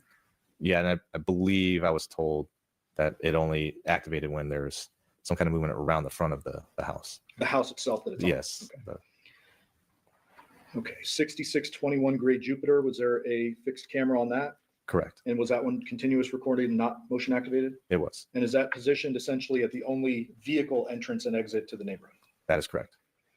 Does that show the victim's truck leaving at 9:29 p.m. on the 6th? Approximately, yes. Does it also show the defendant's Nissan Armada entering the neighborhood at 2:39 a.m.? That is correct. Does it also show Devier's work van leaving at 7:31 a.m. for the first time? It does. There's a road that's behind the Porcupine Rim address. Is that Rebecca? I believe so. Was there any video surveillance at the Rebecca Road? Did you canvass that? I did. Was there any video surveillance on Rebecca Road? No, There was also a CVS that was mentioned. that's correct. Devyn had told us that when she left the Paladura address, she had driven home, but prior to getting home, she went to pick up her, I think, child's prescription at the CVS. And then she gave us the specific place the specific address of the CVS. And you follow up on that? I did. And was there video showing the defendant in the drive-through prescription line at 2:28 a.m.? Correct. Was there anyone else seen inside the vehicle other than the defendant? We did not see anybody else in the vehicle. Okay. At some point in time, you and your fellow detectives make the decision to arrest the defendant, correct? Correct. After her arrest, is there another interview conducted by detectives Christopher and Linow? That is correct. You did not witness that, so you can't speak to that, correct? I did not. Did you receive from them, without saying what it is, but did you receive from them after the interview like a one-page handwritten drawing? Correct. After that, do you conduct a whole bunch of follow-up investigation and start receiving information and analyzing it? That is Correct. I want to talk about the Burla real quick. Burla being the Nissan Armada's infotainment. Yes, Did that particular item of evidence show pinpoint GPS tracking? it did. And did that suggest that the defendant's Nissan Armada left the scene at Paladura at 2:04 a.m.? It did. Did you also do a whole bunch of follow-up with call detail records? We did. And I believe you mentioned this previously, you obtained the CDRs for Andrea Reyes. Yes, Did those rule her out? they did. And those showed her up in a remote area? Far away from the scene? Yeah, I believe in Oregon. Did you obtain call detail records for the victim's phone? We did. And would that be phone number 702-561-9242? Does Correct. that sound right? I believe so. Those call detail records for Jonathan's phone, did they suggest that his phone kind of went inactive after around 11 p.m. on the 6th? That is correct. And then they show that that phone pops up at Porcupine Rim the next morning. It did. Did you also obtain Google data separate from the CDRs for Jonathan's device? That's correct. And is that what you mentioned earlier, that at 2:04 a.m. it showed traveling the same track as the defendant? That is correct. Did you obtain CDRs or call detail records for the defendant's main device? Yes. Would that be 702-677-4430? Yes. And you yourself talked to her on that number, correct? That is correct. And was the CDRs on that consistent with what we've talked about with the Burla and the Google data? Correct. They all matched up together. Did you also obtain CDRs for Devier's device? We did. And was that 707-628-1336? Yes, There's a subscriber sheet that comes with that. there is. And there was a man, I believe it was Joseph Sands, listed as a subscriber. He was. Did you do any research into Joseph Sands and the address on the subscriber sheet? Yeah, we discovered with that same address it was Vacaville, California. Also living there was a female named Arminthia Sands, which is what Devier told us that's his mom. Okay, so the male name is Joseph Sands, but you do some research into that to determine if there's a Sands relation? Yeah. Did the location data in Devier's phone suggest that he was home all night at the Porcupine Rim residence and doesn't leave until he goes to work the next day? That's correct. Did you cause various items of evidence to be submitted to the forensic lab for further testing? We did. I want to talk to you about fingerprints real quick. Did anything of note come back on fingerprints for either the defendant or Devier at the Paladura residence? No. Did a couple of things come back for the victim at his own home and Yoko at her own home? Correct, which Was we that- would expect. With regard to DNA, did you obtain or were you able to obtain a search warrant for the defendant's buccal swab after her arrest? That is correct. And you can't just go swabbing people. You have to get a warrant for that, correct? Correct. Did you obtain a buccal swab search warrant for Devier? We did not. Why not? At that point, he had been ruled out as a suspect, and there was no probable cause for us to actually get his DNA. And we're going to have an expert talk about DNA results, but very basically, did you learn that the DNA on the knot of the plastic bags came back to the defendant? Correct. And then the DNA on the driveway blood at Paladura and the blood on the victim's phone at Porcupine Rim come back to the victim? That is correct.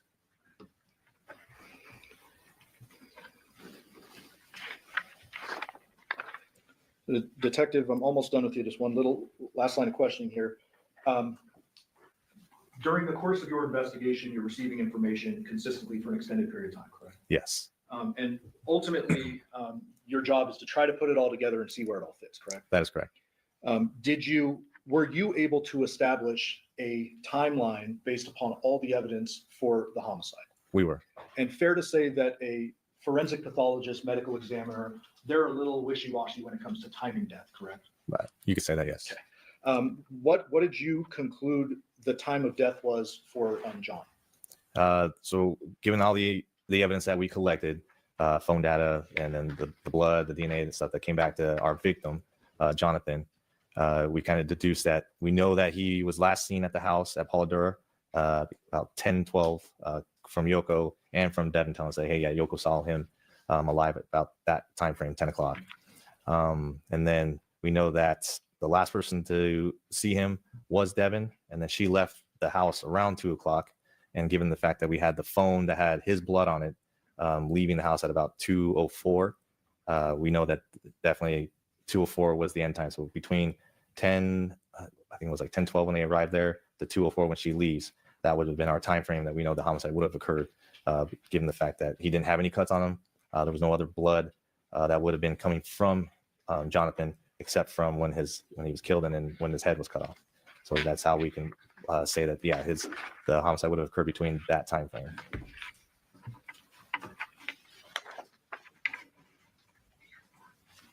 Pass the witness. Thank you. Your approach. Yes.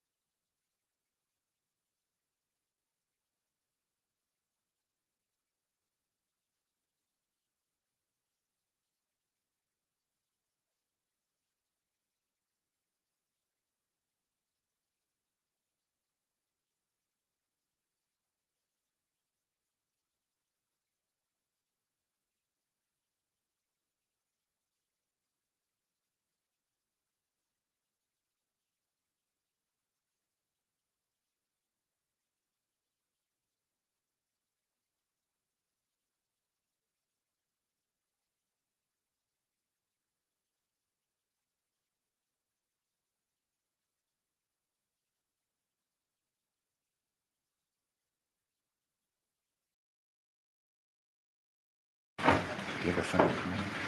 That'd be easy. Please be seated. Your Honor, the jury is all present and accounted for.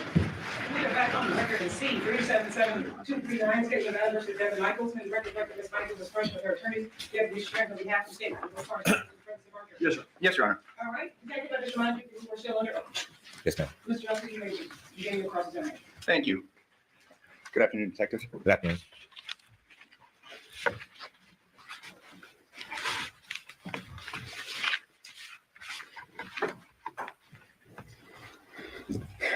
Fair to say that you were the lead detective in reference to the investigation concerning this matter. Yes. And while you worked with the group, I mean, you made the primary decisions. You made the primary calls. Fair to say? Sure. Fair to say yes. Fair to say. I mean, I don't want to put words in your mouth, but fair to say that, I mean, you were the lead agent in this case. Yeah. Collectively, though, we as a unit, we do discuss the case entirely, and when decisions are made, we do collectively make decisions together. Approximately how many detectives were involved in the investigation of this case? As far as the crimes against person unit, or you're talking like the entire? Overall. I couldn't tell you the exact number of detectives that helped out with the case. How many patrol officers were involved in the investigation of this case? To the exact number, I couldn't tell you the exact number. How many crime scene analysts were involved in the investigation of this case? I mean, I can count them off for you if you wanted me to, off of memory, as far as like who assisted during each scene. But off the top of my head, I can't tell you how many exactly. Okay. If I were to tell you, we've heard from two crime scene analysts, specifically a crime scene analyst, Wilson, and a crime scene analyst, Miriam. Would that sum up the number of crime scene analysts that were involved in this case? No. How many were there then, just on memory? So we had 3 crime scene that came out to the scene in Paladura that helped collect evidence there. Then we had 1 that came out to Porcupine Rim. So that would be 4. And then autopsy, which would have been one of the same CSAs that were out originally. So 4, I think, CSAs that collectively came and collected everything. Okay. You had testified that there were 11 electronic devices that were seized and examined as part of this investigation. That's correct. And what specific devices were those?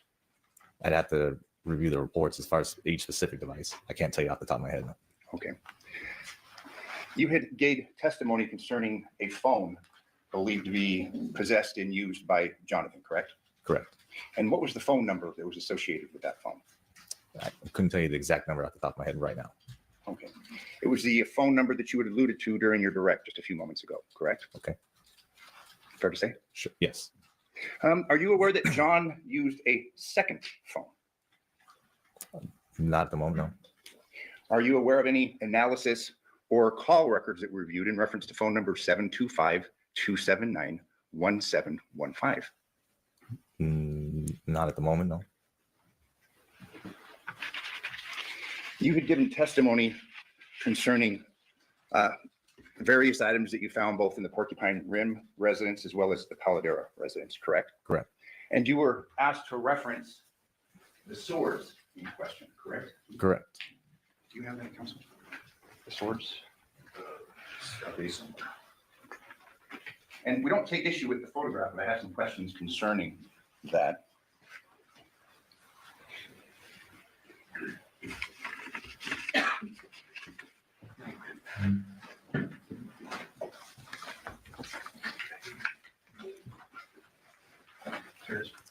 Thank you very much. In order to just not keep adding exhibits, we're going to use the state's exhibit. It's exhibit 659. These were swords that you gave a testimony concerning that were found in the Porcupine Rim residence, correct? Correct. You had testified that there was no blood on the blades, but all we have is this photograph of the swords, correct? I believe I said that I wasn't positive as far as being blood on the blades, but as far as when we examined them, which I didn't examine myself, but was told that there was no blood or any type of evidence on them that we believe was evidentiary value, and that they looked like prop collector stuff items. These weren't seized as part of this investigation, correct? They were not. They were not preserved or kept, impounded in evidence, correct? They were not. So basically, we have this photograph of these three swords, correct? Correct. And your testimony is that, well, I think you said, I don't think there was blood on them, correct? No, I believe that I was told that there was no blood on the actual swords. And who would have told you that? The detectives that were conducting the search warrant at the time. Detective Lippich, we heard from him earlier today, would have been Detective Lippich. I'd have to go back and see who was at the house on the first search warrant at Porcupine Rim. Fair to say we don't have any photographs wherein the blades are shown or preserved for a later hearing, like the trial. That's correct. No swabs were taken of either the blades or the handles, correct? Correct. No analysis, forensic analysis was done of these blades, correct? Correct. No fingerprint analysis was done on these swords, correct? Correct. Including the blades. Correct. And we're dealing with a decapitation case, correct? That is correct. Fair to say that samurai swords would kind of fall in that realm of importance when it comes to a decapitation case? Depending on if they were real samurai swords. Well, and you're saying that you're not, but what do we have to show that they aren't? If we have the photographs. I understand what you're saying. Yeah, I mean, we have these photographs. We don't have a photograph of the blades, do we? Correct. We don't have any analysis concerning the steel of which the blades presumably were made, correct? Correct. We just have this photographs of the swords, correct? Correct.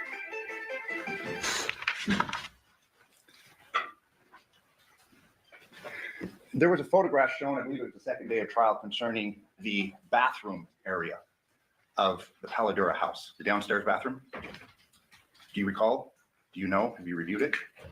I've seen the crime scene photos, yes. Was there any analysis done inside that shower? Off the top of my head, I couldn't tell you. I would say that there probably would have been. I couldn't tell you off the top of my head right now if there was analysis done. No swabbing the interior of that shower, presumptive test, blood, nothing? That you would have to ask the CSAs that were conducting the processing of that house. No DNA swabs submitted for further analysis of the contents of that shower? Like I said, I wouldn't be able to tell you if it was or no, we didn't submit any swabs from the shower. I can tell you that. Okay. You had testified that no guns were impounded through the course of this investigation, correct? Correct. And that was because I believe your testimony was that nobody had said anything about hearing a gunshot, correct? That was part of it. It was also given the fact that we didn't have any bullet impact marks inside the house. There wasn't any blood spatter that you would believe to see from a bullet going through somebody anywhere inside the house. And then the fact that nobody had actually heard a gunshot or was reported a gunshot. So that was all part of it, correct? You had testified that when you came across the body, you had noticed there was not that much blood found, correct? Given the circumstances. Given the circumstances, I thought that there'd be a little bit more blood there. So this crime scene, you'd agree, was something that was out of the ordinary. Unique. It was unique. I mean, assuming the head had been severed by a mechanical powered saw, we would expect there to be cast off from this saw, would we not? I guess it depends on what type of saw was used. And you're aware of the analysis done by Dr. Burns, wherein she opined her conclusion is that a mechanical powered saw was used. Correct. In addition to a knife or perhaps a sword, correct? I don't believe she said a knife, no. But nonetheless, you didn't find anything indicative of a mechanical powered saw upon your review of the crime scene where the headless body was, correct? Correct. But we know, at least based upon the anthropologist's expert opinion, that a mechanical powered saw was used, correct? Correct. In reference to a gunshot, again, you're just presuming a gunshot was not didn't occur. A gun wasn't used to kill this gentleman, correct? Given all the evidence that we saw at the scene, we hadn't had anything to say that there was a gun used in this incident. But there's really nothing to show other than what the anthropologist found, that a mechanical powered saw was used, correct? I mean, we have an anthropologist said a mechanical powered saw was used, correct? To sever the head. Yes. Correct. And there was no evidence found concerning that mechanical powered saw, correct? Correct. You have a person that's dead, cause of death unknown, no guns are impounded or tested, correct? Correct. No gunshot residue tests are done concerning the decedent's body, correct? Correct. No gunshot residue tests are performed upon Devyn Willette's hands, correct? Correct. No gunshot residue tests are performed upon Devyn Michaels' hands, correct? Correct. As stated previously, there wasn't any evidence to say that a gun was actually used. And to your point, as far as not doing GSR on our victim, there was chemical sport on his body. So at that time too, even if there was believed a gun to be used, we wouldn't have been able to do that with him, given the fact that there was believed chemicals to be poured on him. But his hands were bagged, correct? After the fact. Yes. And presumably the decedent's hands were bagged for further testing, correct? Correct. In fact, we know that the hands were swabbed for DNA, correct? Correct. But the hands were not swabbed for any gunshot residue tests, correct? Due to the fact that there was no evidence to say that a gun was used during the incident. Well, and we discussed the saw, no evidence of that, but we know Correct. what that was. But nonetheless, my point being, there was no gunshot residue test performed upon anybody's hands, including the decedent's, correct? Correct.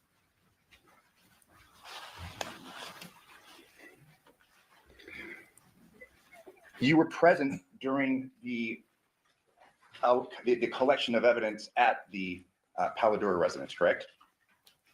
I was present during the search warrant, but as far as being completed, I had myself and Detective Skinner had already left the residence to speak with Devyn and Devyn. There had been questions asked days ago concerning rings. Are you aware of that? Were you ever looking for any rings, evidence of rings, like wedding bands at the Palladora residence? I was not. And you were the lead detective, correct? Correct. You've obviously reviewed the crime scene photos taken at the Palladora residence, correct? Correct. There are no photographs concerning the contents exposed of those garbage cans, are there? Correct. Specifically, exhibit number 68, it's a trash can downstairs. We have no photographs of what the contents of that trash can were, correct? Correct.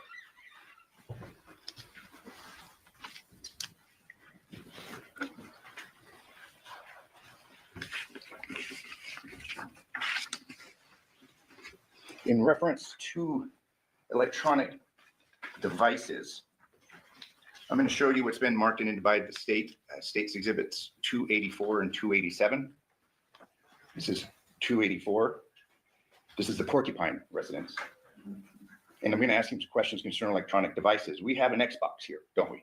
That's correct. And I'm showing you state's exhibit 287. That's an Xbox here, correct? Believe so. I couldn't tell you just looking at that picture right there. You agreed in the course of the investigation, reviewing text message and otherwise, Devyn Willette was a gamer, wasn't he? I don't remember saying that. Okay, you're not aware of Taxee's gaming complaints from Devyn concerning him playing all the time? Not aware of that? I'd have to review the text messages. That's an electronic device, correct? Correct. And you're aware that gamers are able to communicate with one another through a game platform, like an Xbox. Correct. That Xbox was not seized or analyzed for potential evidence, was it? It was not. So you'll agree with me that all of the electronic devices were in fact not seized or analyzed through the course of this investigation? From your definition of electronic devices with the Xbox, yes, not all of them were collected. That one in particular, in the room that Devyn and Devyn shared, that was not collected, correct? I couldn't tell you if they shared it or not, but that one was not collected, no. You were asked concerning tennis shoes, shirt, shorts that presumably Devyn Michaels was wearing the night of August 6th, correct? Correct. This search warrant at the home was executed on August 7th, 6 p.m., give or take? Approximately. She had given an interview at 7:55 p.m. wherein she had discussed being in the terrible hearse with Jonathan, correct? Correct. The video that we saw from a prior witness, that was collected by Detective I believe August 11th. Does that conform with your recollection? I don't know the exact date it was collected, but it would have been after the search warrant. After the search warrant. So when we heard testimony from crime scene landless Miriam concerning, well, shoes weren't recovered, shorts weren't recovered. This search was going on when shoes were not being looked for, correct? The search occurred prior to your learning about the video and what Devyn was wearing, correct? Correct. Or we had video from the Burlington Coat Factory, and I believe pictures that were being sent from the other detective that reviewed that video. So all we had at that point, I think, was the dress that we had actually seized from the residents at that time. Let me ask you about that. Since we're on that point, do we have copies of this Burlington video that's been referenced to? We do not. You didn't preserve that, did you? We did not. So we've heard testimony concerning, oh, we're basically discrediting a story where someone comes up to the daughter, but we don't have the benefit of that video to review, do we? No. There are a couple of photos that were taken in reference to the Porcupine Rim search. I'm going to show you it's 265A. Or I'm sorry, it's just 265. We do see a couple of tennis shoes here, don't we? Black with white soles. Yes, Those were not collected through the course of this search warrant execution, were they? they were not. I'm going to show you what's been admitted as state's exhibits. Exhibit 2021 291A. Presumably this is a closet in the Porcupine Rim residence, correct? Correct. We have tennis shoes up here, don't we? That is correct.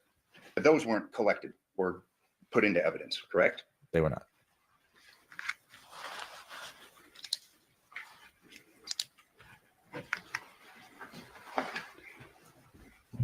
We had heard testimony from Dr. Burns in reference to a bone chip missing when the head was severed at the Paladura residence. Was a bone chip ever recovered at the crime scene? No. Was a bone chip ever looked for in the crime scene? No. Were the blankets surrounding the body booked into evidence? That I could not say at the top of my head. If I told you that there's been testimony that there wasn't, would you have any reason to disagree with me? If you told me to say that again, That they weren't? that they weren't taken. Yeah. Okay. Yeah. Wouldn't have any reason to disagree with you. The blanket on top, the surrounding, I mean, the mattress, none of that was taken and impounded into evidence, correct? Correct.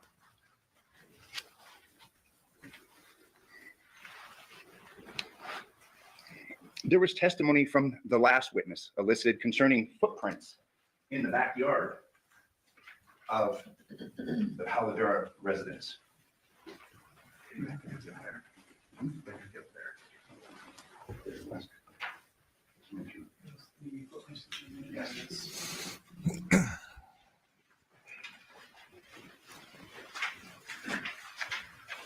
We had marked and admitted, and the court will have exhibits of footprints.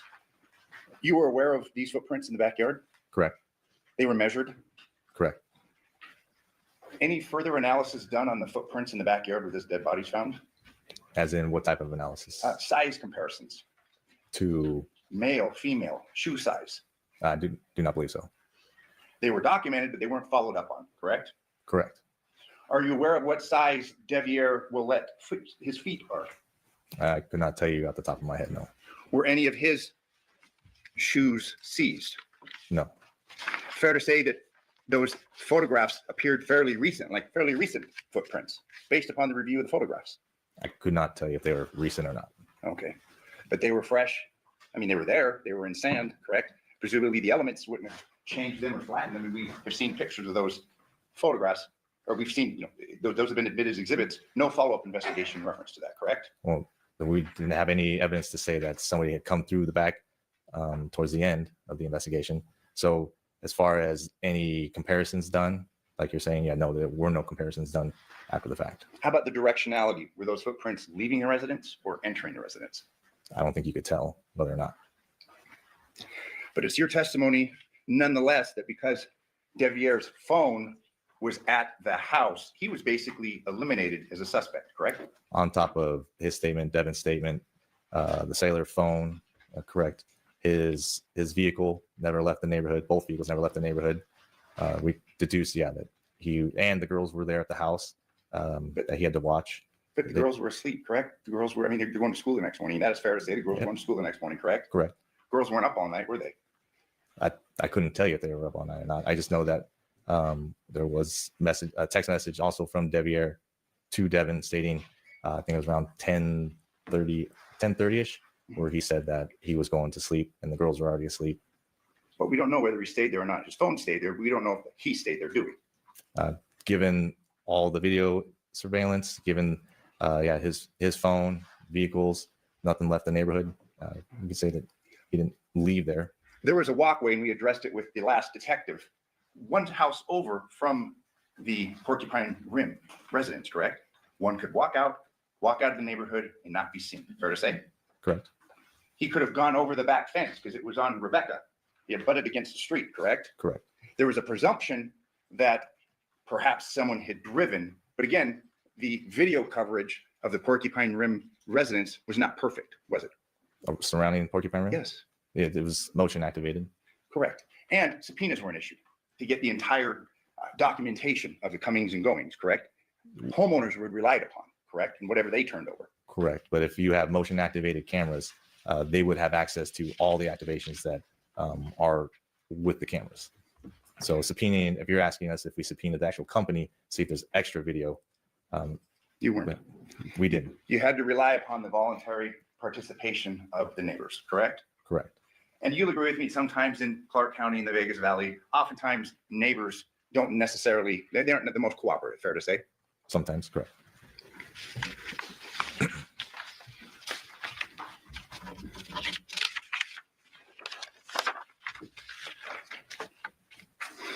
In reference to the analysis of Devier's phone, while that phone was at the Porcupine Rim residence, there wasn't any activity on it during the night, correct? Activity as far as what? Anything on the screen, apps, things being done. Are you aware of that? That I couldn't tell you. If a phone is left and a person crosses the valley, if there's no activity on that phone, that would be consistent. The person isn't with that phone, correct? Say that again? Yeah, if a phone is left, let's say a person leaves his residence, okay? Let's say Devier leaves the Porcupine Rim residence and goes to the Paladera residence and he leaves his phone behind. You wouldn't expect for there to be activity on that phone, correct? Correct. And the lack of activity on that phone would be consistent with that phone having been left there, correct? Correct.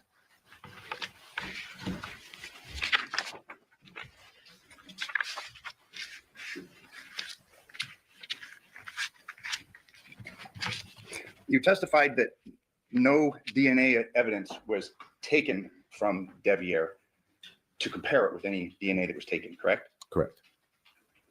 You had testified that you did not obtain a warrant to do that, correct? Correct. You could have gotten that DNA by asking him for it, correct? For consent, correct. We could have asked them. Are you aware of that was ever done? No, it was not. It was assumed from the get-go that he was not involved because his phone was at the house that night, correct? And everything else that we listed, that ruled them out. You had cases wherein a person goes and commits a heinous crime and leaves a phone behind, correct? It's happened. Are you aware that Devier worked for Hometronics? He was involved in installing home security systems. That's what he advised me, yes. Are you aware that he had tools and that he installed hundreds of security systems in homes across the valley? I don't know how, as far as the amount of stuff that he has installed, but yeah, he had mentioned that he installed security cameras and hung TVs and stuff like that. Home entertainment systems. Pretty much. And you'd agree with me that in order to install a home entertainment system, you need to have tools like a mechanical powered saw, correct? That I couldn't tell you what exactly. I can tell you from experience, as far as me hanging TVs and doing security cameras, I used a drill bits, and that's it. Speakers, you got to cut the drywall, put speakers in. If that's what you're doing, as far as going into the wall. You had testified that you had sealed up and taken the Nissan Armada, correct? Say that again. The Nissan Armada, you testified that it was basically sealed up and submitted for tests, correct? It was sealed and then towed to the station, yes. And that was done in order to obtain any trace evidence, blood, DNA, things of that nature, correct? Correct. And the results of that analysis was negative in reference to a crime having occurred, correct? Correct. No blood was found. No blood was found inside the vehicle, no. No DNA being traced back to Jonathan was found, correct? Correct. You had testified that you said something about spots, water on the vehicle. It was your opinion that maybe the vehicle had been washed. Is that correct? Correct. Did you take any close-up photographs of that to substantiate that, or is that just an assumption that you're making? That's from what looking at the vehicle on scene, and yeah, noticing that there were water spots on the vehicle. The inside of the vehicle was kind of a mess, wasn't it? Maybe not teenager mess that we heard from another witness, but I mean, it was not very clean, was it? I guess it's whatever you consider clean. It's cleaner than my vehicle, so I considered it clean. We had heard testimony, I believe it was from Detective Spangler concerning a stop at Funnies. Are you aware of that? Under the analysis of the Burla, the morning of the 7th. No. We'd heard testimony, I think Detective Spangler had referred to it as Burla, or I'm sorry, through his analysis is like a Funnies car wash, but Funnies is a gas station, isn't it?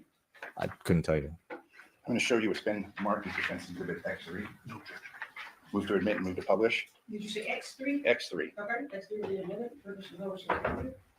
This is Funnies. There is a car wash off to the side. There's also gas pumps, correct? Correct. As far as the analysis of the location of the vehicle, are you aware that it's consistent with being at a gas pump versus a car wash? Like one or the other. Yeah. No analysis done on this? As far as it's going to fill up gas or going through the car wash. That's what you're asking? Yeah, we heard testimony from part of your team that the vehicle stopped here, presumably after going to the school on August 7th. Yeah. If you're asking if we can say that it went through to get gas or the car wash, I couldn't tell you which one it did. We heard testimony that under the Burla that it was turned off, the vehicle, when it was at Funnies. Are you aware of that? No. You'd agree with me, you turn your car off to fill it up with gas. You don't Yes. leave your car running generally, correct? No. You drive through a car wash, don't you? Correct. Are you aware of the movements of this armada the morning of the 7th? Not all the movements, no. Okay. Through your investigation, you learned that Devyn took the girls to school, correct? Correct. In fact, you had learned earlier through your investigation that there'd been a discussion with Jonathan of the girls going to the school next to Devyn's house, correct? Correct. Took the girls to school that morning, went to Funnies, fair to say, got gas. I can't dispute that, no. Okay. Also went to Taco Bell, correct? Like I said, I don't know all the exact spots that the vehicle went.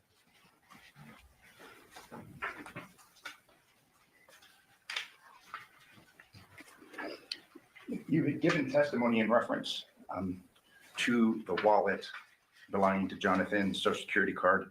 You recall that testimony? Yes. There had been evidence found through the extraction that Jonathan had lost his wallet and then found it August 6th of 2023, correct? I don't remember the exact dates, but I do remember, yes, that Devyn actually mentioned that to us also, and that we did see the pictures in the phone.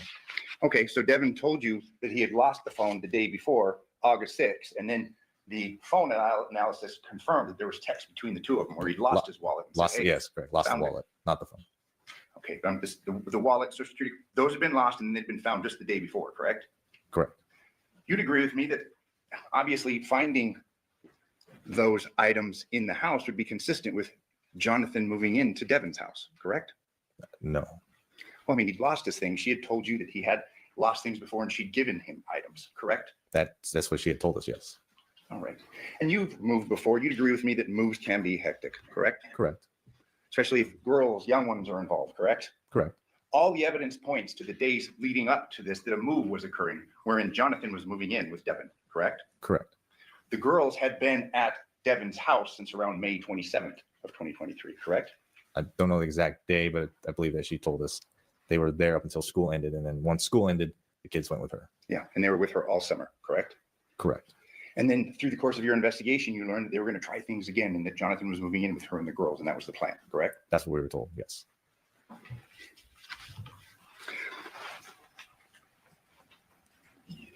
Through your investigation, walking through the house at Paladera, there are empty alcohol bottles, correct? Correct. Through the course of your investigation, you learned that Jonathan was a drinker. Correct. Through the course of your investigation, you learned that he had been drinking throughout the day of August 6th. That's what we were told. You given testimony concerning the truck pulled in front of the Paladera residence like it was almost going to be a temporary stay or something. Remember that testimony? Correct. That's what it appeared to look like. But you'd agree with me that the truck's pulled in, he's been drinking. A reasonable person would probably take the key away from him if there was a concern about him drinking and driving, correct? Sure. You would testify that when you came up the driveway Porcupine Rim, it's your testimony you saw a cell phone off to the side, correct? Correct. That was the side of Devyn's vehicle, correct? Correct. You would testify that she was moving things. It appeared she was carrying items into the residence, correct? That's what it appeared to be. You can't say when that phone was dropped, whether it was accidentally or otherwise through the course of this move, correct? No, not exactly. You are aware through the analysis of the phones that Devyn had sent a voice note to Jonathan's phone at about 4 a.m., correct? Correct. And that concerned registering the girls in the morning, correct? I believe so. You'd agree with me that one interpretation of that is that Devyn thought that he was alive, correct? She was complaining about his failure to register the girls. Sure. I mean, you said, sure, you agree with that's possible. I can agree with isn't what you're saying. Yes, it's possible. it? And that through the analysis of Devyn's phone, she had received several calls the night before from the landline of her home, correct? Correct. 11 calls, correct? From the landline? Yes. I don't know the exact number. You're also aware through the analysis of the phones that the night before she'd been with Jonathan until about 1 a.m. and that she'd received a number of phone calls from the landline from her home address, correct? She would have been there till at least 2 o'clock in the morning. Yeah, the night before. So she was there late 2 nights in a row, correct? The night you're talking about, the 5th? Yes. Oh, that I'm not sure as far as how late she stayed there at that time. Okay, but she'd received a number of phone calls from her home 2 nights in a row, correct? I don't have anything to dispute that. No. And there was a landline at her residence, correct? That's what she told us. Yes. Devier, if you're aware, has testified that there was no landline at the residence. Are you aware of that? No. You had been asked concerning your interview with Devier and how he had minimized the relationship, the type of relationship that he had with Devyn, correct? Correct. He outright lied to you, didn't he? Like I said, he minimized his relationship with her. Yes. He was asked by you if they slept in the same bed and he said no, correct? Correct. That was a lie, wasn't it? Correct. You had asked him if they were intimate and he said no, correct? Correct. That was a lie, wasn't it? It's what yeah, he told us, and what Devyn had told us also. They were both minimizing that relationship. They were both covering for Devier. Isn't that right? Minimizing their relationship. Later on through the course of the interview, Devier says that he didn't know his dad was moving in, correct? That's what he had said. But that was a lie, wasn't it? Based upon the analysis of the phones and interviewing witnesses, correct? That he didn't know that his dad was moving in. Yeah. I think through the course of the investigation, he had said that he didn't know, but it was aware that the plan was John was going to move in, because I think he actually had said during our interview that he knew that Yoko was trying to kick him out because he wasn't paying rent, and at the same time he basically was told that he wasn't going to allow his dad to be homeless. So he said, "Yeah, I don't want my dad to be homeless, so I'll agree." And I was going to move out for a little bit. And But then he later was untruthful in saying, in reference to the knowledge of his dad moving in and him having to move out, correct? I don't believe that was in the interview that I conducted. Okay. You had testified that when you interviewed him in the morning of the 7th, I'm referring to Devier, he told you he'd been drinking, correct? Correct. But you're unaware if he'd been drinking continuously from the night before, correct? You don't know. I don't. Just from what he told me, that he started drinking as soon as he got home after finding out about his father's death. Are you aware of where he went the morning of August 7th? Not specifically. We do have his phone tracks that show that he had driven around town. Okay, but you really didn't follow up or look too closely at that because he really wasn't on the radar. In fact, he was told that he was under the radar, correct? Correct. Detective, you'd agree with me that this was not a complete investigation. No, I would not agree with you. So it's your testimony this was a complete investigation, Yes. given all the things that we have talked about. It was a complete investigation. That's your testimony. Correct. Finally, in reference to the autopsy, you testified that you were present during the course of the autopsy, correct? That is correct. And you reviewed the autopsy report. Correct. In your opinion, was the autopsy report correct concerning its various findings? And I'm not asking for a legal opinion, but was it accurate? I can't argue that it wasn't. Okay. States here, page 2, tattoos, and this is in reference to Jonathan's body. It states no tattoos identified, correct? I couldn't tell you if that was part of it. No. I may approach the witness. Yes. I'm referring to page 2 of the autopsy report.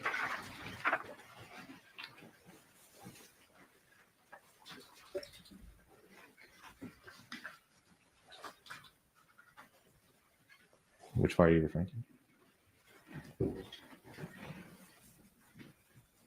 Tattoos. Yes, it says no tattoos identified.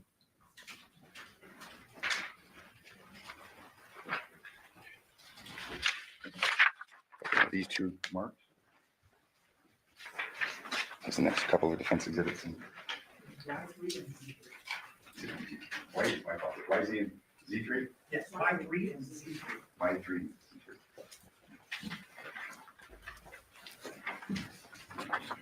Showing you what's been marked, and I'd move for admission. There's no opposition. 5-3 and Z3 are admitted. Fair to say that that's a tattoo on Jonathan's arm, correct? Correct. Appears to be his right arm, correct? I couldn't tell you from this view. Z3, left arm, correct? Correct. So we've got a mistake made, at least one of, I'd submit many, concerning the autopsy. It states no tattoos. He's got tattoos, correct? Correct. We'll have this as one.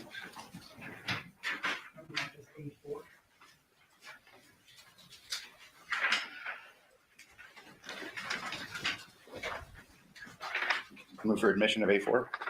This is Jonathan's hand. Appears we've got a wound on that hand, don't we? From the picture, yeah, there's a wound there. Court's indulgence.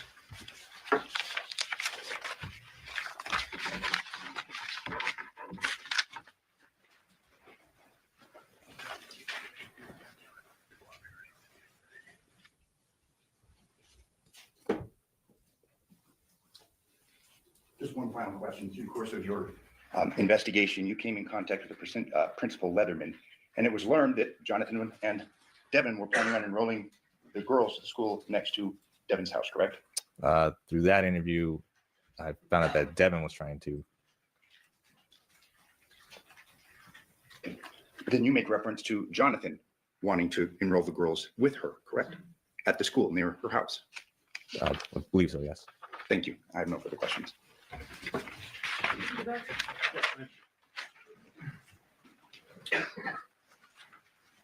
Detective, at the beginning of Mr. Draskovich's cross-examination, he referenced a potential second phone for Jonathan. Is that correct? Correct. Just want to clarify, John, no cell phone associated with John was found at Paladera, correct? Correct. No cell phone for John was found anywhere inside the Paladera scene. Correct.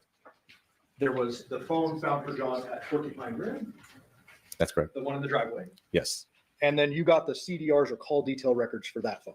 that is correct. Just so the jury understands, the 11 devices that were submitted for forensic analysis, those were all found inside the Porcupine Rim home. That is correct. So if John may have had a second phone, it's not his active phone at the time. That is correct. In fact, there's activity on John's phone on the 6th into the morning of the 7th, and we know that's the one he was primarily using. That's correct. With regard to the swords and the shower at Paladera, you indicated that you don't know what exactly was done with those items, correct? Correct. But you can say that the swords were found at Porcupine Rim, the shower would have been at Paladera. We agree there. That's correct. And if someone has an item in their home, do you expect for DNA, their own DNA to be found? That is correct. And so let's talk about the swords for a second. If defendant's DNA is found on it or Devier's, would that be shocking considering the fact that it's in their home? No. Same thing with the shower. There's been testimony that Ms. Michaels has been in and out of the Paladera home several times. John obviously lives there. Devier's lived there in the past. If there's DNA found in the shower, would you be shocked by any of those people? No. Okay. That's not necessarily an investigative tool that will help you answer an unanswered question. Correct. There was some questions about the shoes and the clothing associated with the defendant, and I just want to make sure everyone understands. There was the initial search warrant at Porcupine Rim on August 7th, correct? Correct. And then at a subsequent date, I can't remember off the top of my head, they went back and took more photos, Correct. and they found those blue shorts. That is correct. The white tank top that you see in that Chevron video, was that ever found? No. And then there was photos of, I believe it was 2 sets of black and white shoes. You recall that. That's correct. But your testimony is no one ever found the black and white shoes with the big white Nike Nike. swoop That that, is correct. that was seen in that Chevron video. Yes. There was some also questioning about the amount of blood.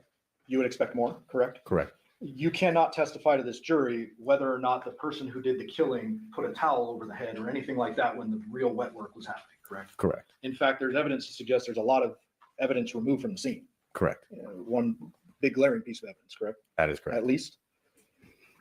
There was some testimony about the shoe prints in the backyard. Yes. It's kind of the same line of questioning. You can't time shoe prints, correct? No. So if there is a shoe print in the backyard, it could be from anyone who's ever been in that residence. Correct. Now, the point Mr. Draskovich made is a good one. Maybe wind blows and it would look more weathered or something, but you can't say when that shoe print was left, no matter how much testing you do with that. I could not know. You were discussing how you ruled out Devier and you kept saying it was a multitude of things. It wasn't just you take his word for it that he wasn't there, correct? Correct. May I approach? Showing you state 663, you recognize that? Yes. What is that? Google map showing directions from one place to another. And specifically walking directions from 5510 Porcupine Rim to 2698 Palo Duro. Correct. I move for the admission of that. No objection. 663. Just real quickly for the record, what's the walking distance between the two? Looks approximately 7 hours and 27 minutes. And that's, to be fair, that's just one route. Like I'm sure there's hundreds of different combinations of streets you could take, correct? Correct. But fair to say it's quite a ways across town. Correct. And you indicated that the video surveillance ruled out Devier's vehicles from having either left his home or entered the scene. At Correct. Palo Duro. That is correct. Mr. Draskovich asked you about activity on Devier's phone. He's basically saying like it was left at home. You got that line of questioning. Correct. And asking if there's activity on it.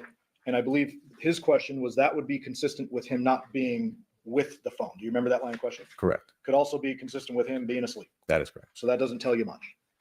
And would you defer to the expert that we haven't called yet, Clinton Campbell, Detective Campbell, when it comes to any technological findings on the phones? Yes. Okay. So he's better suited to answer those. That is questions. Mr. Draskovich asked you about these post-homicide text to John from the defendant, correct? Correct. And he said one interpretation is that she thought he was alive, correct? Correct. Another interpretation is that she was alibying herself, correct? That is correct. In fact, the killer in this case took substantial steps to cover up what he or she had done, correct? Correct. And taking a head from a crime scene is kind of the extreme example of covering up. Very extreme. Not exactly shocking to see an alibi text. Correct. The autopsy, there was just an autopsy photo shown suggesting Mr. Draskovich's word was wound on A4. Remember that? Yes.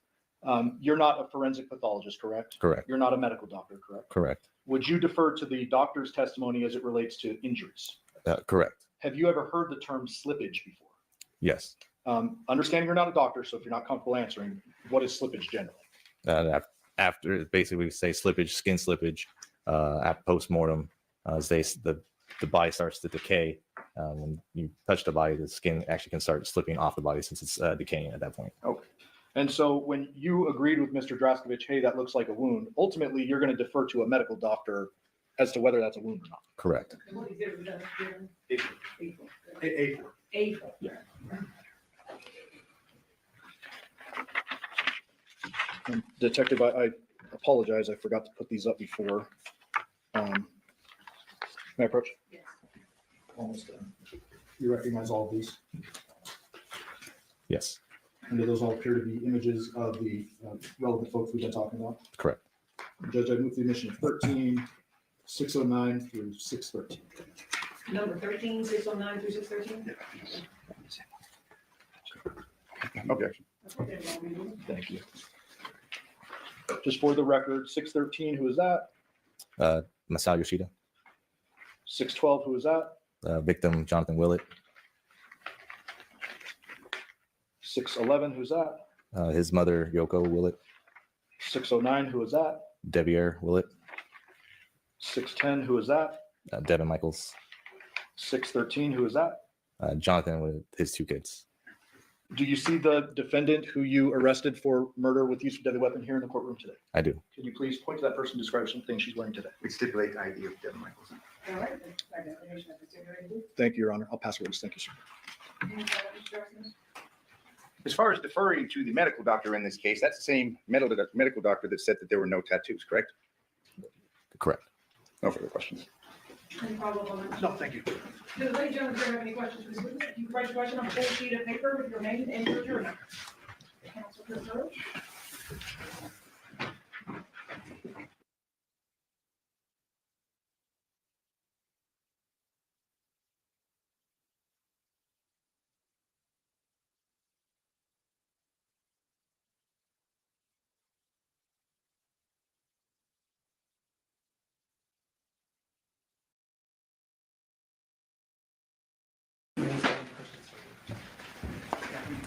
You solemnly swear or affirm testimony about this action shall be the truth, the whole truth, and nothing but the truth, so help you God. Yes, I do. And after these, state your full names and spell it there. My first name's Elizabeth, Elizabeth, Papakostas, Papacostas. Good afternoon, ma'am. Good afternoon. How are you employed?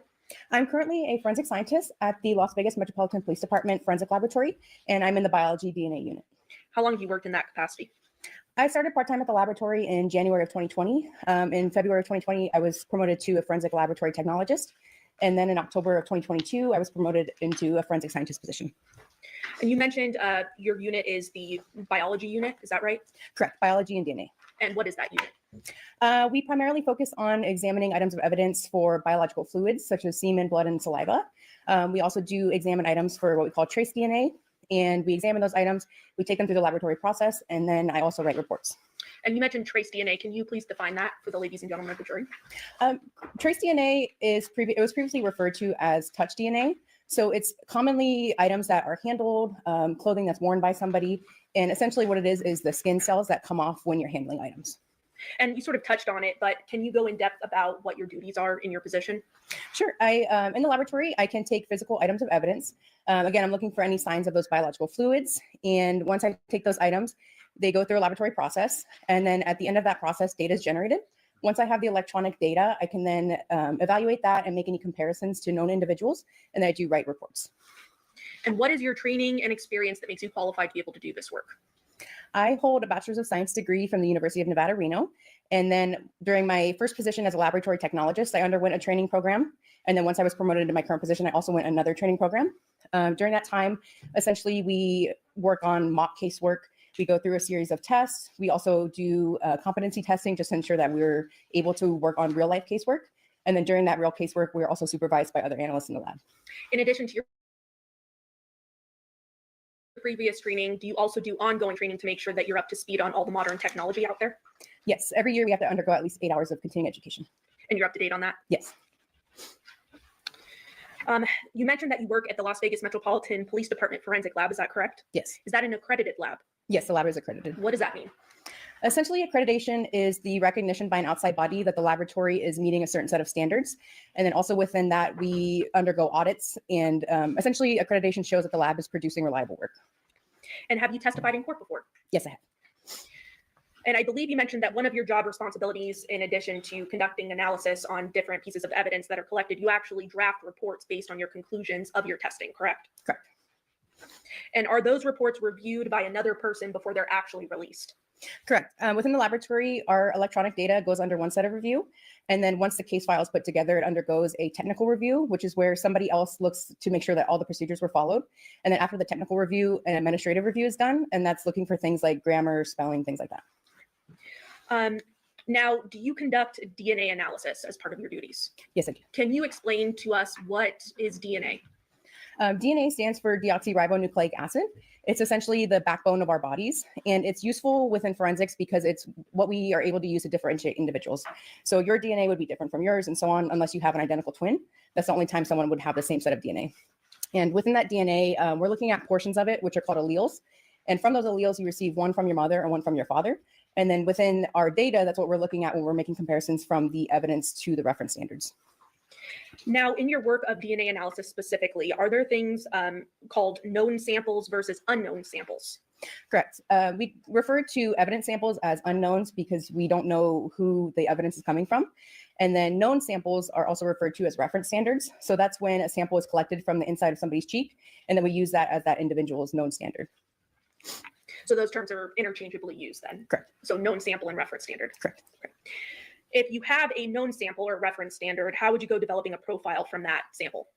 The unknown, so the evidence samples and the reference standards essentially undergo the same process. The first step in that process is actually screening the item. So commonly we see swabs. So the swabs will be cut into a tube. Then the next step is called extraction, and that's where chemicals are added to the tube. And what those chemicals are doing is essentially trying to break apart the cells to get to that DNA. And then once we have that sample, we take that to quantitation. Quantitation is where we use an instrument to see how much DNA is present there. It can also show things like how much male DNA is present, if the sample may be degraded, things like that. After that step, we go to amplification. It's essentially like a Xerox machine. So what that's doing is making copies and copies of the DNA, which takes us to what we call our loading phase, or where the data is actually generated by another instrument. So when we're dealing with an unknown sample now, is it common to obtain multiple different DNA profiles from that? So we can see different things. So we can have what's called a single source sample, which means that it's only coming from one individual, or we can have a mixture sample, which means that we're seeing multiple people's profile in the same sample. And is it possible with an unknown sample, occasions where you may not get a profile at all? Sure, it depends on a lot of different things.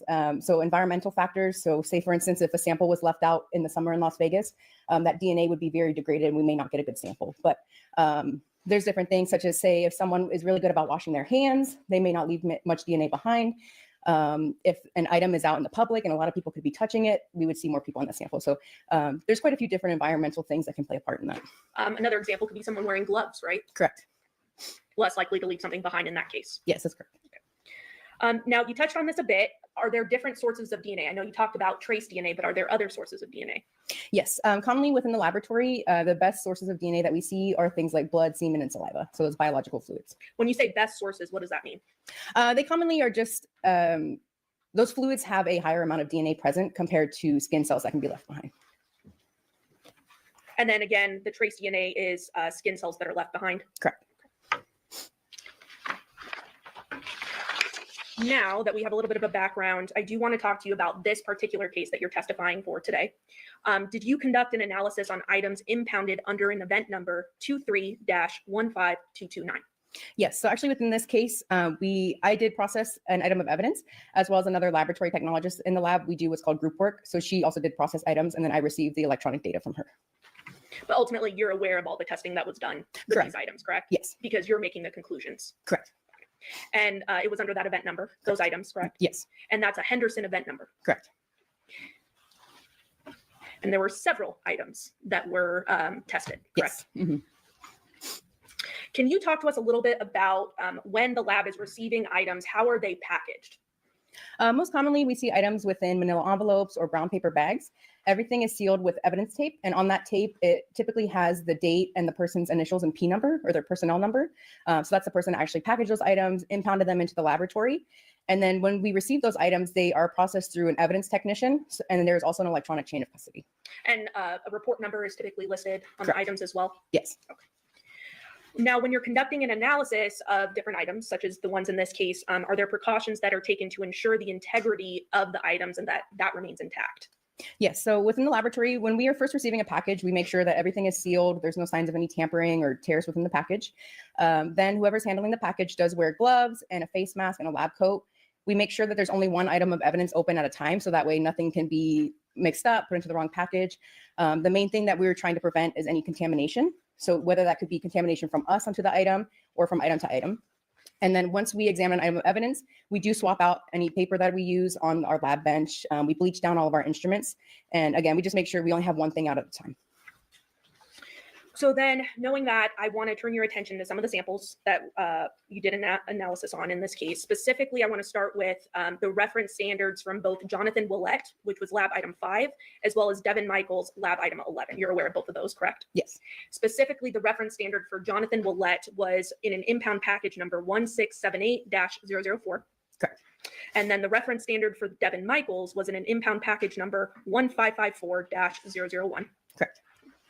Can you walk us through the analysis done on those items? So with the reference standards, we actually examine all items of evidence first before touching the reference standards. Again, that's just to make sure that there's no contamination between the known samples from the individuals to the items of evidence. And those items essentially undergo the same process. So they go through the extraction stage, quantitation stage, amplification, and then the data is generated from those. Okay. And are these reference standards, I mean, do they come in what we call a buccal swab? Correct. So the buccal swab kit is just a little white envelope. Those are again sealed with evidence tape. And then inside is commonly a swab box with two, they look like very large Q-tips. And those are what's used to swab on the inside of somebody's mouth. And that's what was done in this case. Correct. Now I want to turn your attention then to an apparent hair lab item 19.2. There wasn't a long analysis on that, correct? No, that was not tested. Okay. And that was just found during your analysis of all the items, correct? Correct. The laboratory technologist found it on another item of evidence. So she just packaged it and put it with the original evidence. Okay. Then going to lab item 1, there was swabs from Jonathan Willette's cell phone screen. Is that correct? Correct. And that was from an impound package number 2312-004. Correct. And did you prepare a report in conjunction of your analysis of that sample? Yes. Okay. And your understanding of this sample was that there was a positive presumptive blood test, correct? Correct. So what that essentially means is when we're doing the testing, if we see something that may resemble blood, we use it's essentially a color change test. So the technologist will take a small sample of that, apply chemicals to the filter paper, and if there's a color change, that indicates that it's a presumptive positive test for blood. And in this case, you were aware that the owner of the phone was Jonathan Willette, correct? Correct. So he was then considered an assumed contributor, correct? Correct. We do what's called an an assumption when we are aware of, say, swabs are coming from somebody's body or an item of someone's, in this case, it was his cell phone. So I was able to look at the data and assume that his DNA was present. And again, in my conclusions, there was also no foreign DNA indicated. And what is foreign DNA? In this case, foreign DNA would just be from somebody besides Mr. Willette. And there was no foreign DNA, is that right? Correct. Now, are there better sources of DNA than others? I think you touched on this a little bit about blood and saliva and things of that nature having more DNA contained in it. Correct.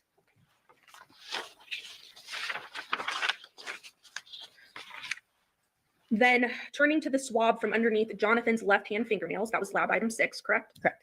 And that was collected under impound package number 1678-003. Yes. Walk us through the processing of that item. It was essentially the same processing. So again, it went from the extraction stage to data generation. In this case, again, since it's a swab coming from his body, I'm able to make the assumption. So assuming that he is a contributor, there was also no foreign DNA present. Now let's go to the swab from underneath Jonathan's right-hand fingernails, lab item 7, correct? Correct. That was impound package number 1678-003. Correct. Same sort of processing as the left hand. Correct. Any results from the right hand? In this case, for the sample, looking at the data, it was what we call too limited, which means that there wasn't enough data there to basically make any interpretations.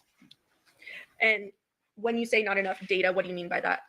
Within the laboratory, we have internal validations, which essentially show values for how much DNA we're expecting in a sample to generate a profile. So looking at this sample, because it didn't meet our thresholds, it wasn't processed further, or once it was processed, can I start over with that one? Sure, go for it.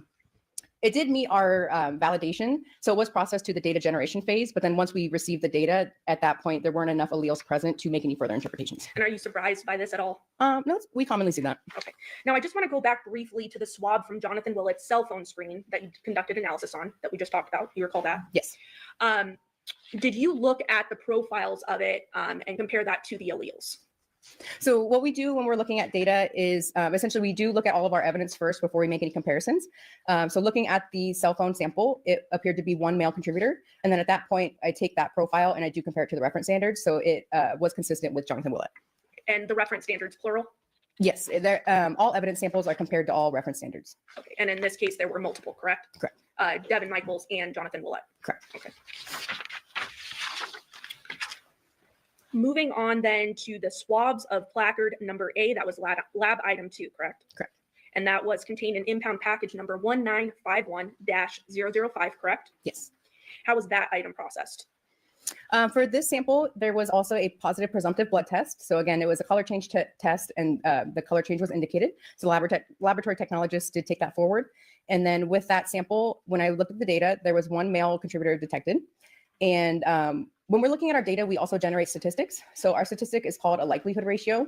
And essentially what a likelihood ratio is trying to do is answer the question of how many times more likely is it to observe the DNA profile if the person is a contributor than if they are not a contributor. So in this case, I did generate a likelihood ratio for Jonathan Willett. Okay, and do you recall what that was? May I reference my report? Absolutely. Your Honor, may I approach? Yes. And with Your Honor's permission, I believe there's stipulation of defense. If I could leave these reports up here, just because there are multiple pieces of DNA that she may not have memorized. And that's completely fine. Okay. Okay, thank you. We're just not testifying from it. So specifically, swabs of placard number A, do you recall the likelihood there? Yes. What was it? So Devyn Michaels was excluded from the sample. And it is 223 octillion times more likely to observe this DNA profile if Jonathan Willett is a contributor than if he is not a contributor. How many zeros is that? It's 223 with 27 zeros. 27 zeros? Yes. Okay. Anything else from that specific item? Okay. Moving on then to the swabs of placard number B, lab item 3. Correct. And you conducted testing on that. Yes. Impound package number 1951-005. Yes. And did that item undergo the same processing as the sample from placard A? Yes. I had the same a positive presumptive blood test. And then it was also one male contributor with the same statistic as the previous sample. And what was the statistical conclusion again? It is 223 octillion times more likely to observe this DNA profile if Jonathan Willett is a contributor than if he is not. And was someone excluded? Yes, Devyn Michaels was excluded. Again, 27 zeros Yes. for the inclusion of Jonathan Willett. Correct. Anything else from that sample? No. Okay. Moving on to the swab of the lemon ammonia bottle, lab item 12. You conducted testing. Yes. That was an impound package number 2102-001. Yes. What was the testing conducted on that item? This item did not undergo the whole process. So once we got to the quantitation stage, it was determined that there was not enough DNA present in order to produce a profile. So we did not take it forward. What determines whether or not there's enough DNA? Again, with our internal validations, that's kind of what determines our values when we're looking at the quantitation stage. And then based on those values, if it doesn't meet that threshold, then we drop the sample, or essentially we just don't take it forward. Now, certain surfaces can provide more conclusions, right? Meaning some surfaces hold DNA better than others. Sure, certain things, say if something is more porous or there's more textured surfaces, that can often be better sources of DNA. But again, it just depends on a lot of environmental things, or if the items were cleaned, things like that. Including wearing gloves, right? Correct. Now I want anything else from that sample? No. Okay. So moving on then to the swab of the soft scrub cleanser with bleach bottle, lab item 13, you conducted testing. Correct. That was in impound package number 2102-002. Yes. And there was testing conducted on that item, correct? Yes. And what was the result of that? That again is sort of like the last item. So it did go up to the quantitation stage. And again, there was an insufficient amount of DNA, so it wasn't taken forward to data generation. Anything else from that sample? No. Moving on to the swab from the textured surfaces of a wooden stick, lab item 15. You conducted testing. Correct. And that was in impound package number 2102-004/001. Yes. And there was testing conducted on that. Correct. What was the process for that? In that case, a profile was generated, but within the profile, there was indications of a mixture. So I could see that there was more than one person present. But again, because the data was too limited, I could not make any further comparisons. Okay, moving on to the swab from the textured surfaces of a doggy door cover, lab item 16. You conducted testing. Yes. And that was in impound package number 2102-003-001. Yes. What was the testing conducted on that item? That sample went to the quantitation stage, and at that time it was determined there was an insufficient amount of DNA, so it was dropped at that time. Again, that in-house validation we talked about earlier. Correct. Now, are you surprised by this with, trace DNA samples and things of that nature being what they are? No, it's commonly seen within the laboratory. And we kind of already went over this, but certain surfaces are easier to lift DNA from than others. Correct. Moving on to the swab from the garage door opener button, lab item 17. You conducted testing. Yes. And that was contained in impound package number 1951-006-007. Yes. What was the processing of that sample? Data was generated for that sample, and looking at it, I determined that there was 2 contributors present. At least one was male. Devyn Michaels was uninformative, so that essentially means that there wasn't statistical support for an inclusion or an exclusion, and then there was support for inclusion for Jonathan Willett. Now, looking specifically at the inclusion of Jonathan Willett, what was the statistical conclusion of that? It is 194 million times more likely to observe the DNA evidence if Jonathan Willett is a contributor than if he is not a contributor. How many zeros is that? Is that 6? 6, correct. Okay. Now, you mentioned that it was uninformative regarding Devyn Michaels, correct? Correct. But there was a statistic related to that. Correct. So we do still receive that likelihood ratio. In this case, it was 0.0108. Now, your lab, as well as yourself, conducted analysis on some bags that were impounded, correct? Correct. Now, I want to talk specifically about the swabbing of the outside and inside of the wallet, including all pocket openings, also known as lab item 18.2. Yes. Testing was done on that. Correct. Impound package number 2312-002-002. Correct. What was the testing on that sample? Data was generated for that sample. Looking at the profile, I determined it was a 4-person mixture. At least one was male. And there was actually support for inclusion for both individuals. And then since there is support for both, we do what's called a combined support for inclusion. So that means that we're ensuring that the statistic shows they can be present on the sample together. So you said both. What do you mean by both? Who? Oh, I'm sorry, for Okay. both Jonathan Willett and Devyn Michaels. So both Jonathan Willett and Devyn Michaels are included. Correct. There is support for inclusion for both individuals. And what was the statistical conclusions? Let's start with Jonathan Willett's first.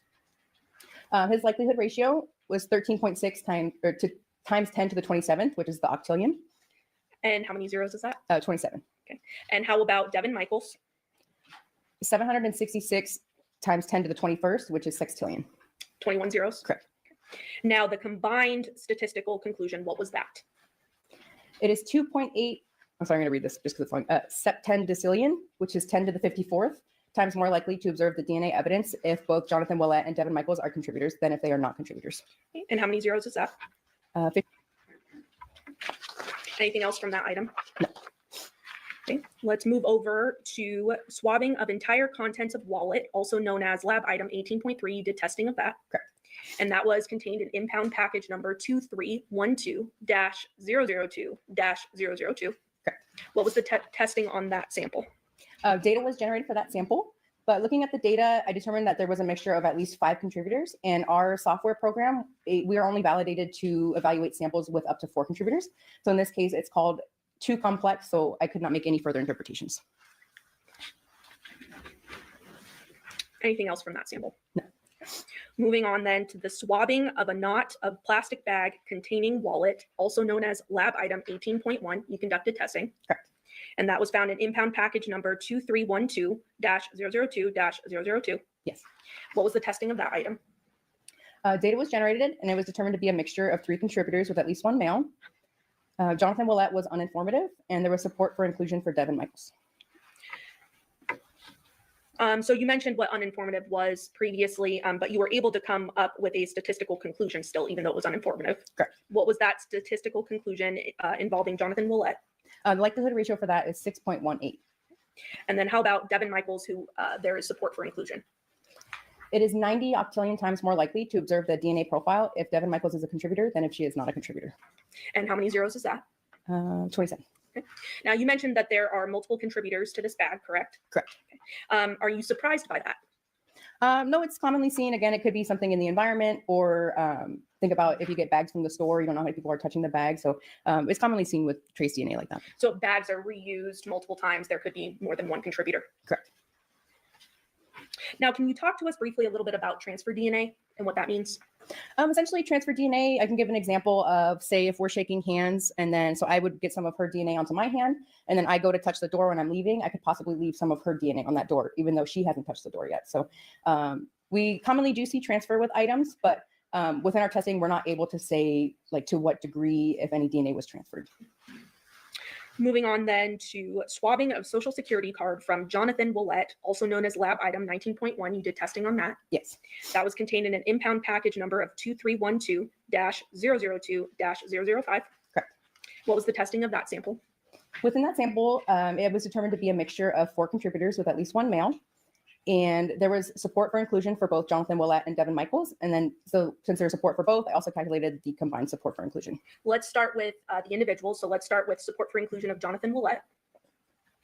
It is 32.3 trillion, so 10 to the 12th. And then what about Devyn Michaels individually? 413 million, which is 10 to the 6th. And now the combined inclusion, including both.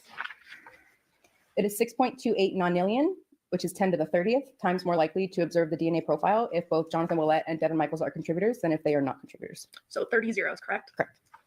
Court's indulgence. Pass the witness. Yes, briefly.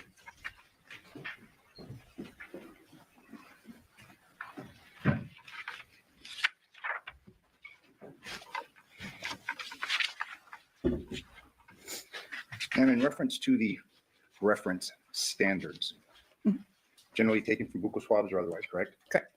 In this case, we just had 2 reference standards, correct? Correct. Jonathan Willett and Devyn Michaels, correct? Yes. There was no reference standard submitted for your evaluation concerning a Devyn Willett, correct? No, I did not receive a standard for him. Fair to say that based upon your analysis, we had DNA attributable to Devyn Michaels and Jonathan Willett on the plastic bag containing the wallet based upon your testimony. So yes, there was support that they could be contributors to the profiles. Yes. Same thing concerning the outside and inside of the wallet, correct? Yes. Devyn and Jonathan, correct? Correct. And again, you're not able to say how long that had been there. It could have been a day, it could have been months, but we have basically DNA that's attributable to these 2 individuals, correct? Correct. Within our testing, we're not able to say when someone's DNA was deposited or how. We're just able to say that it's there or not. And again, this DNA is possible to be transferred. There have been questions concerning that, but also just by merely handling it. We leave epithelial cells, we can leave DNA on things that we touch, correct? Correct. And again, you found that DNA attributable to both Devyn Michaels and Jonathan Willett on the bags that you evaluated, correct? Correct. As well as the wallet. Correct. The cell phone, however, there was only 1 individual, correct? Correct. I was only able to, again, assume Jonathan Willett on the cell phone, and there was no foreign DNA noted. Specifically that of Devyn Michaels, correct? Correct. He was excluded. She was excluded.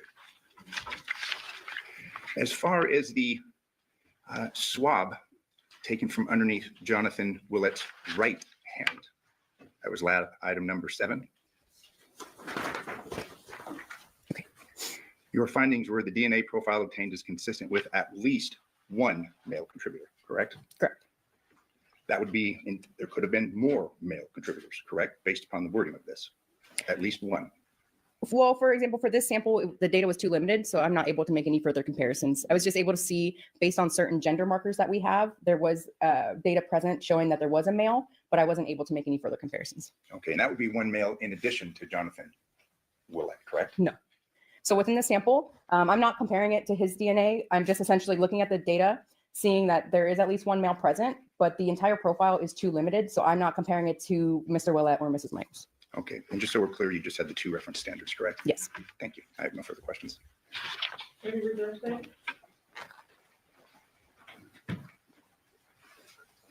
Court's indulgence.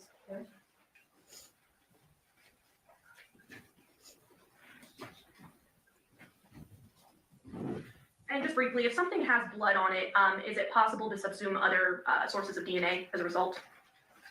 Are you able to reword the question? Yeah, that was probably very confusing.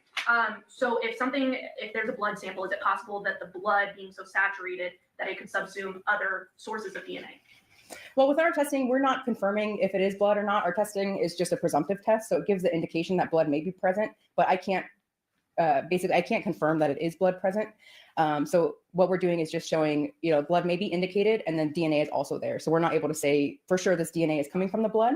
And then also, I'm not sure how the cell phone was swabbed, so I wasn't the one collecting it, so I'm not too sure, how they handled that evidence.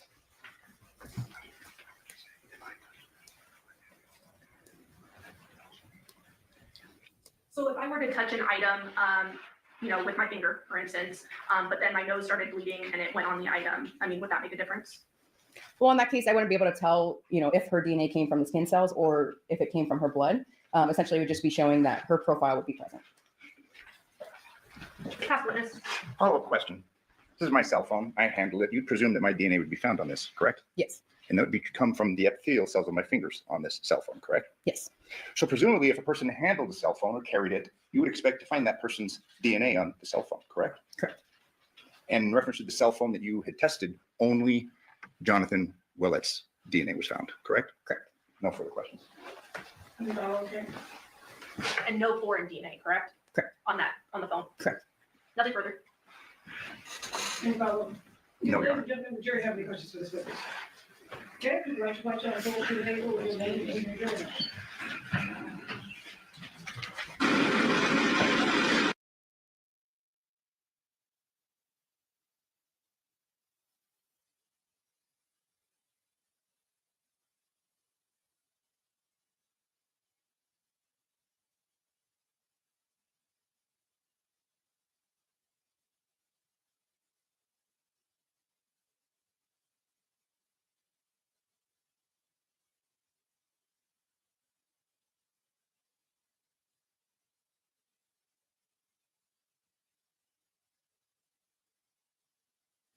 Ma'am?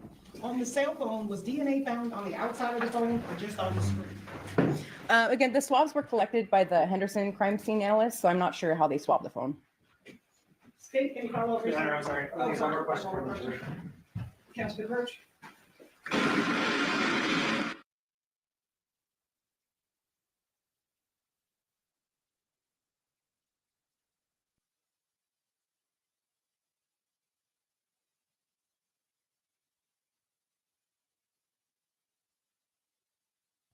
Ma'am, there's been testimony that Devyn and the kids touched the phone. Why would there not be DNA? Again, there's a lot of environmental factors. So again, if someone was wearing gloves, if the item was cleaned recently, some people are what we call shedders, so they just naturally leave more DNA behind than others. So there's a lot of different factors that can play into that. State, any follow-up based on your question? Court's indulgence. It's possible any item that I touch, I could not leave DNA, correct? Correct. Counsel witness. Oh, depends on any follow-up based on your question? And I think we have another juror question coming. Okay. You want to let this go?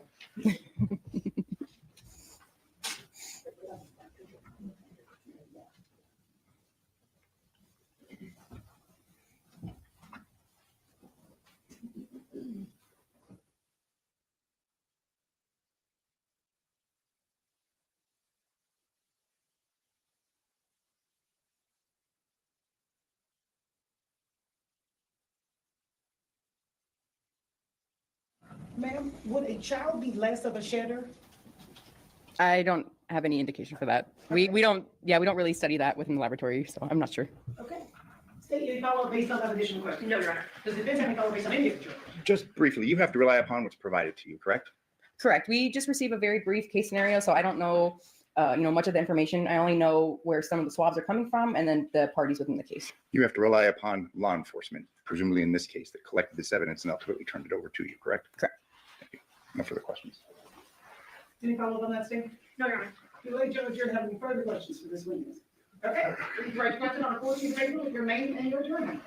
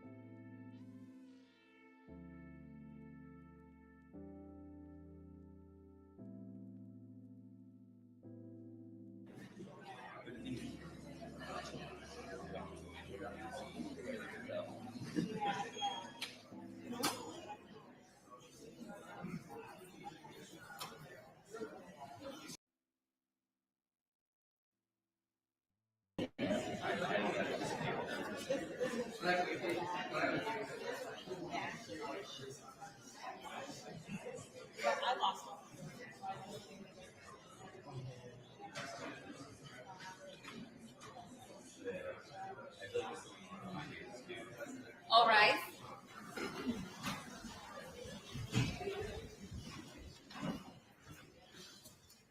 Thank you. Please have a seat.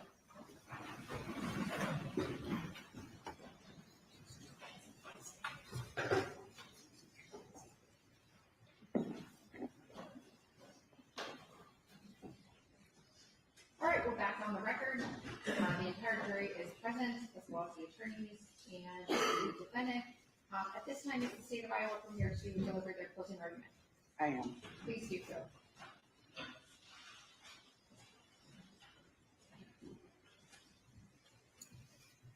Can I have the screen, Judge? Sure.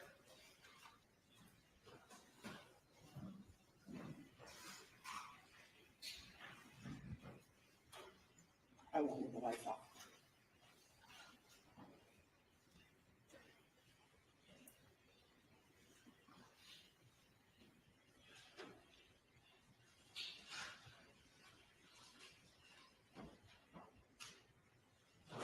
Mass murder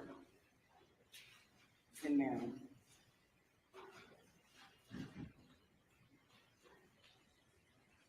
Ramonda Cooper. Amanda Parker. Kiana Ryan. And Brent Brown.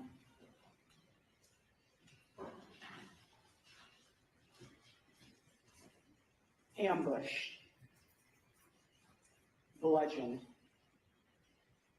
and left bleeding on a concrete floor in Lon Brown's outbuilding. There's blood, just a lot of blood. That's what Matt Brown told 911 dispatchers when he arrived at his father's property after being summoned there. Initially believed to be carbon monoxide poisoning. But as soon as first responders arrived, they knew that wasn't the case. Trooper Fairbanks said it best. Carbon monoxide does not cause your face to collapse. Cause of death, blunt force trauma. Lacerated, abraded contusions, hemorrhaging, skull fractures. These are the types of injuries that our medical examiner described most commonly seen in high velocity, high impact vehicle collisions. But for Roe and Amanda and Kiana and Brent, there was no vehicle. There was only Luke Truesdell and a metal pipe.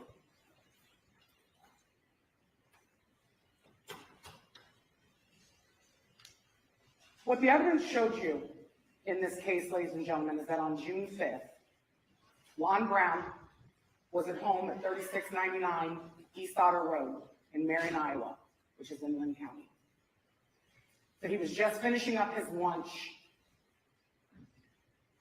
when the defendant pulled into his driveway, parked out in front of his house, and got out of that vehicle with his dad, Larry Truesdell.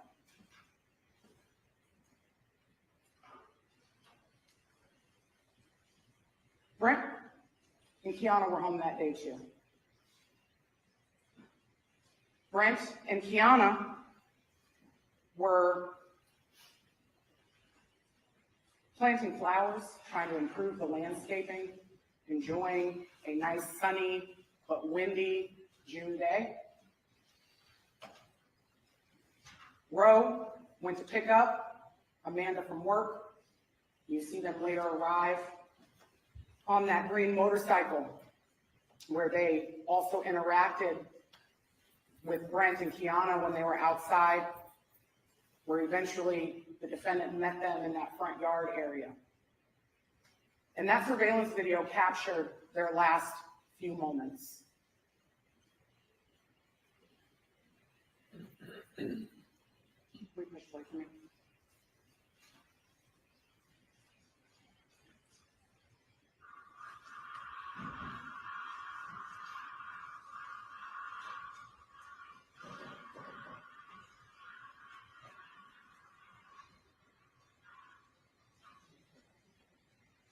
Ro and Amanda are walking towards the entrance of that outbuilding.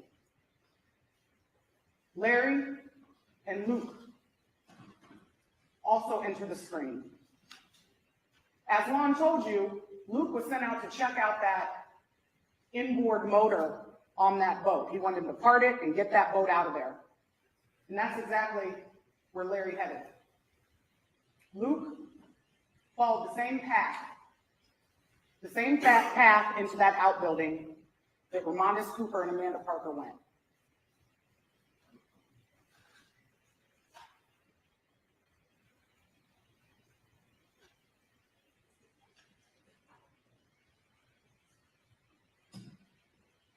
That's the last time that anybody saw Ramondis Cooper alive. Amanda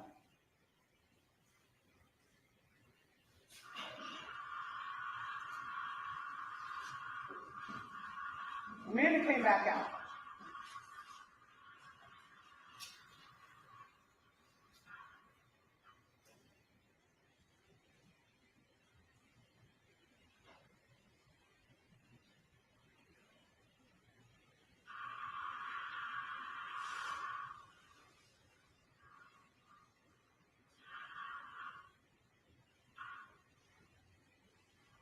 Drink in hand, stopped to talk to Brent, talked to Kiana, went back in that outbuilding.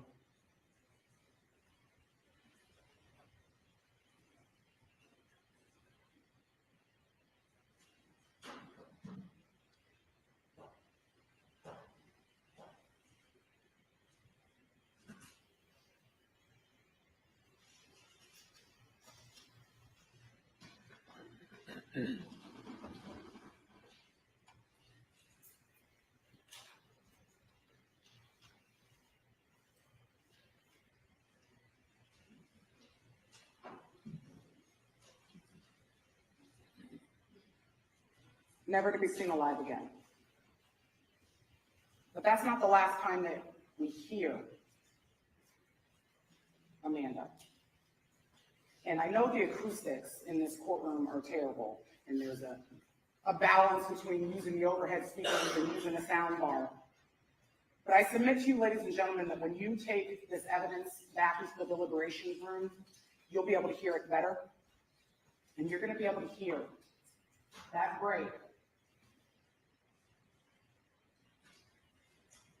break in the wind, and hear Amanda scream.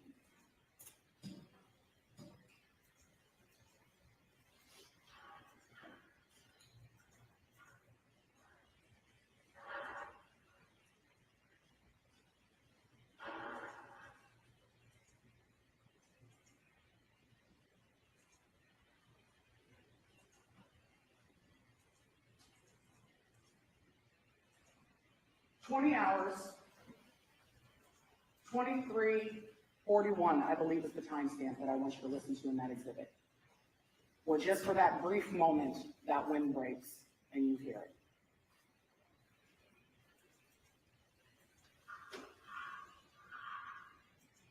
Brent and Kiana heard it, stopped them in their tracks, and they went to check it out. And as they're going into that outbuilding, Luke Truesdell comes out, does an about face, and follows them in. It's the last time you see them alive. Brent was holding on and fighting for his life when first responders arrived, but as far as meaningful life, that's it. Now, this is zoomed in on this area. And it's raining. But what you're gonna see in this video clip is Luke Truesdell's head come to this back area where he meets up with his father.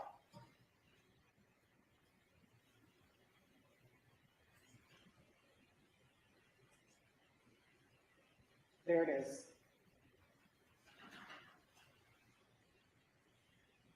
And he stays out there for a minute and a half, telling his dad what happened. And Larry goes to check it out. You're gonna see another head, Larry, come back towards the outbuilding, and then you're gonna see Luke Truesdell, the defendant, appear between that SUV and that van. There's Luke. And there goes Larry.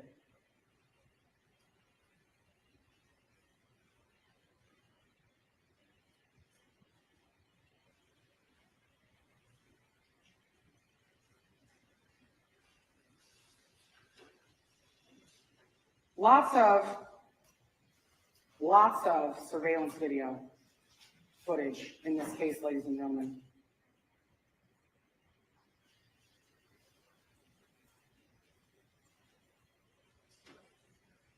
After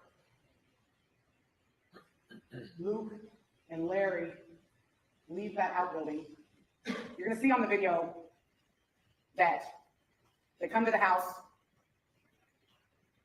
Larry goes in first, Luke right behind him. Larry comes right back out and heads back up to that outbuilding. But then he comes back. He comes back down to the house.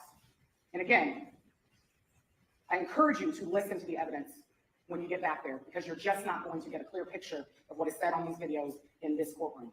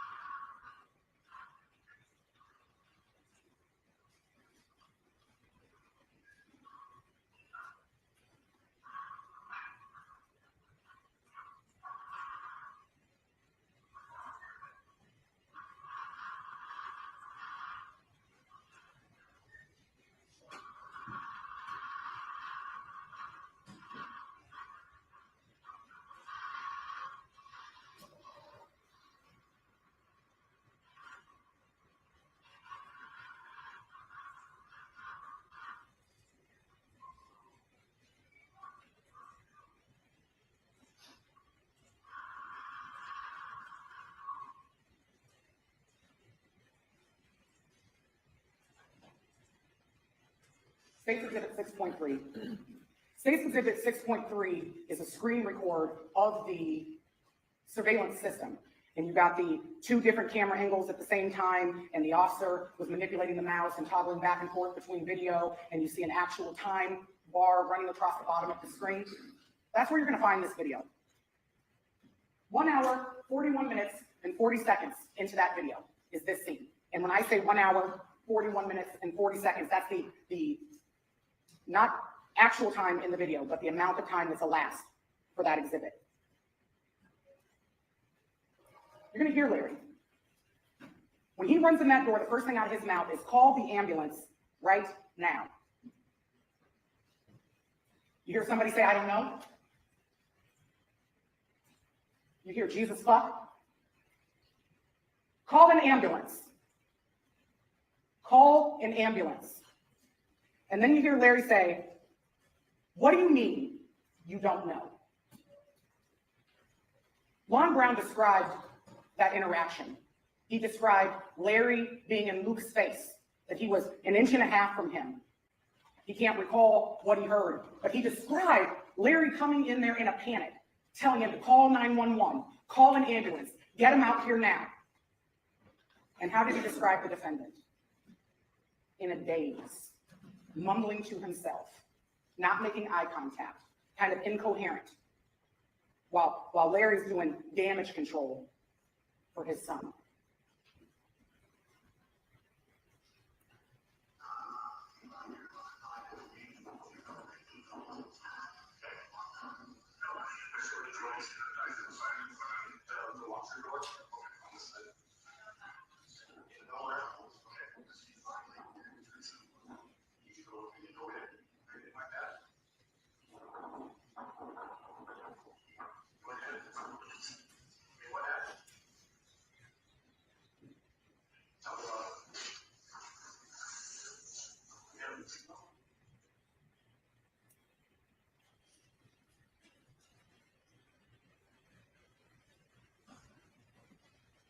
Luke Truesdell told the detectives, Payne and Edley, I came out here. Lon asked me to go check on Brent because he wasn't answering his phone. Okay. I walked out, opened the door. Well, which door did you open? The swinging door. The walk-through door? Yep. On this side? No, in the center. In the middle there? Yes. Okay. The defendant says, I seen a body laying there, and I turned around and walked out. Detective Payne says, did you go? You didn't go in or anything like that? The defendant just shakes his head. Yeah. You went in and what? What did you, what happened? Tell me about it. I hit them each. You hit each of them?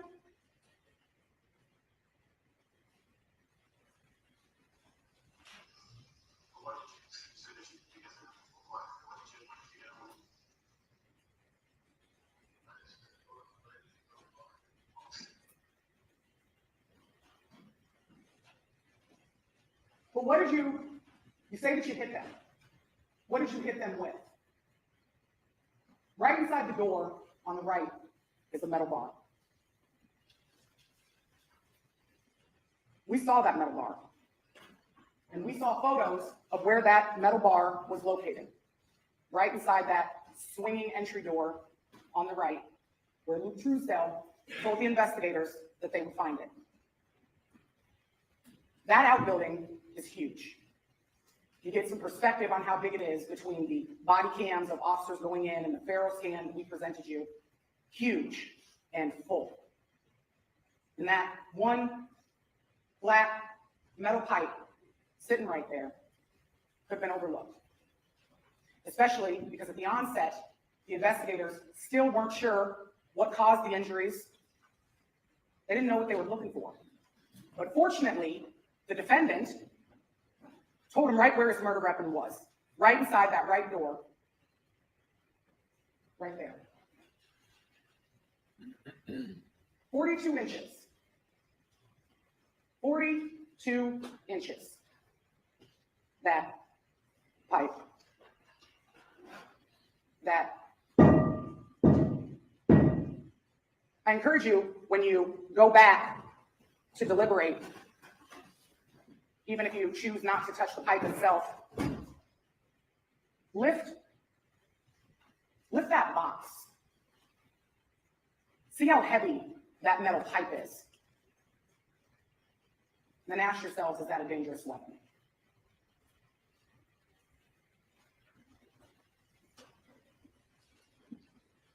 What did we find out about the pipe? We found out that on the pipe there was DNA. And whose DNA did we find? We found different types of DNA. We found blood evidence belonging to Ramondis Cooper and Kiana Ryan. We found other DNA that was considered to be a minor contributor to the spots that the criminalist decided to swab that were unidentifiable because there were not enough points or loci within that DNA to confirm whom it belonged to. But I don't think anybody is doubting that that is the same pipe that struck all four victims, considering that the paint from the end of that pipe is embedded in each one of their skulls.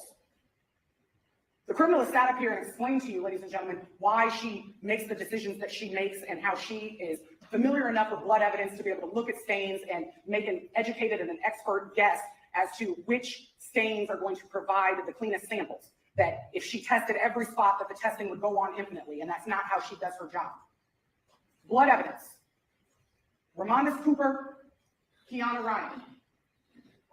You know who else's DNA was on that pipe? The defendant's. And the defendant's DNA wasn't in a random place on that pipe. It wasn't somehow mixed in with the blood. It wasn't a random hair. The criminals explained to you that one end of that 42-inch long pipe was bloody. You see it. And that the other end did not appear to have any blood on it. But what she did, and you can see it when you examine this pipe, is she found a rough surface, a spot where she thought it would create the most friction from somebody's hand. Because to get touch DNA and to get skin cells, it's easier to get them from a place in which it's friction and rubs off. And she swabbed that area. And in that area, on the non-bloody end of the pipe, where someone would hold the pipe to swing it as a weapon, she found the defendant's DNA. And then the hair. Kiana's hair. 40-some strands of hair, 37 didn't have roots. She tested the root and the shaft, and her conclusion after doing DNA analysis on the hair that was on that pipe is that the hair belongs to Kiana Ryan. Now, officers continued to speak with the defendant when they transported him to the Linn County Sheriff's Office for additional investigatory work. And in that car, y'all heard it, he says that he's been up for 2 days, hasn't slept in 2 days, that he's been smoking methamphetamine. 2 days awake, some sort of a meth-induced bender.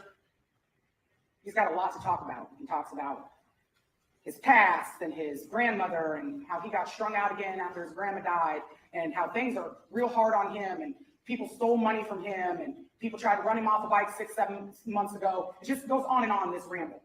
But there are definite points of clarity in that ramble that the defendant went on. The defendant talks about how he loves his babies and they're going to hate him forever after this. How they, being the folks out on Otter Road, were sex trafficking women through a drug ring, that his killing those people, maybe drugs were a factor, it's got to do with a lot, he needs help, and that he wanted to take them all down. The other things he said while he was in that car, when there was some conversation about whether or not Luke gets his methamphetamine from Roe. I don't know his name. I don't know his real name. I just know what they call him. Well, the black guy that you hit. Oh, yeah. Him. The black guy that I hit with a metal pole and left laying there bleeding, dead. When asked if Amanda said anything as he chased her back in that corner where he got her stuck between that sawhorse and that wall, did Amanda say anything? Well, what she said? No, no, no. No, no, no. No, no, no. No, no, no, as you have just brutally beaten and bludgeoned her boyfriend and have chased her into a corner where she can't escape and gets wedged, and her herself is then beaten and bludgeoned to death. No, no, no.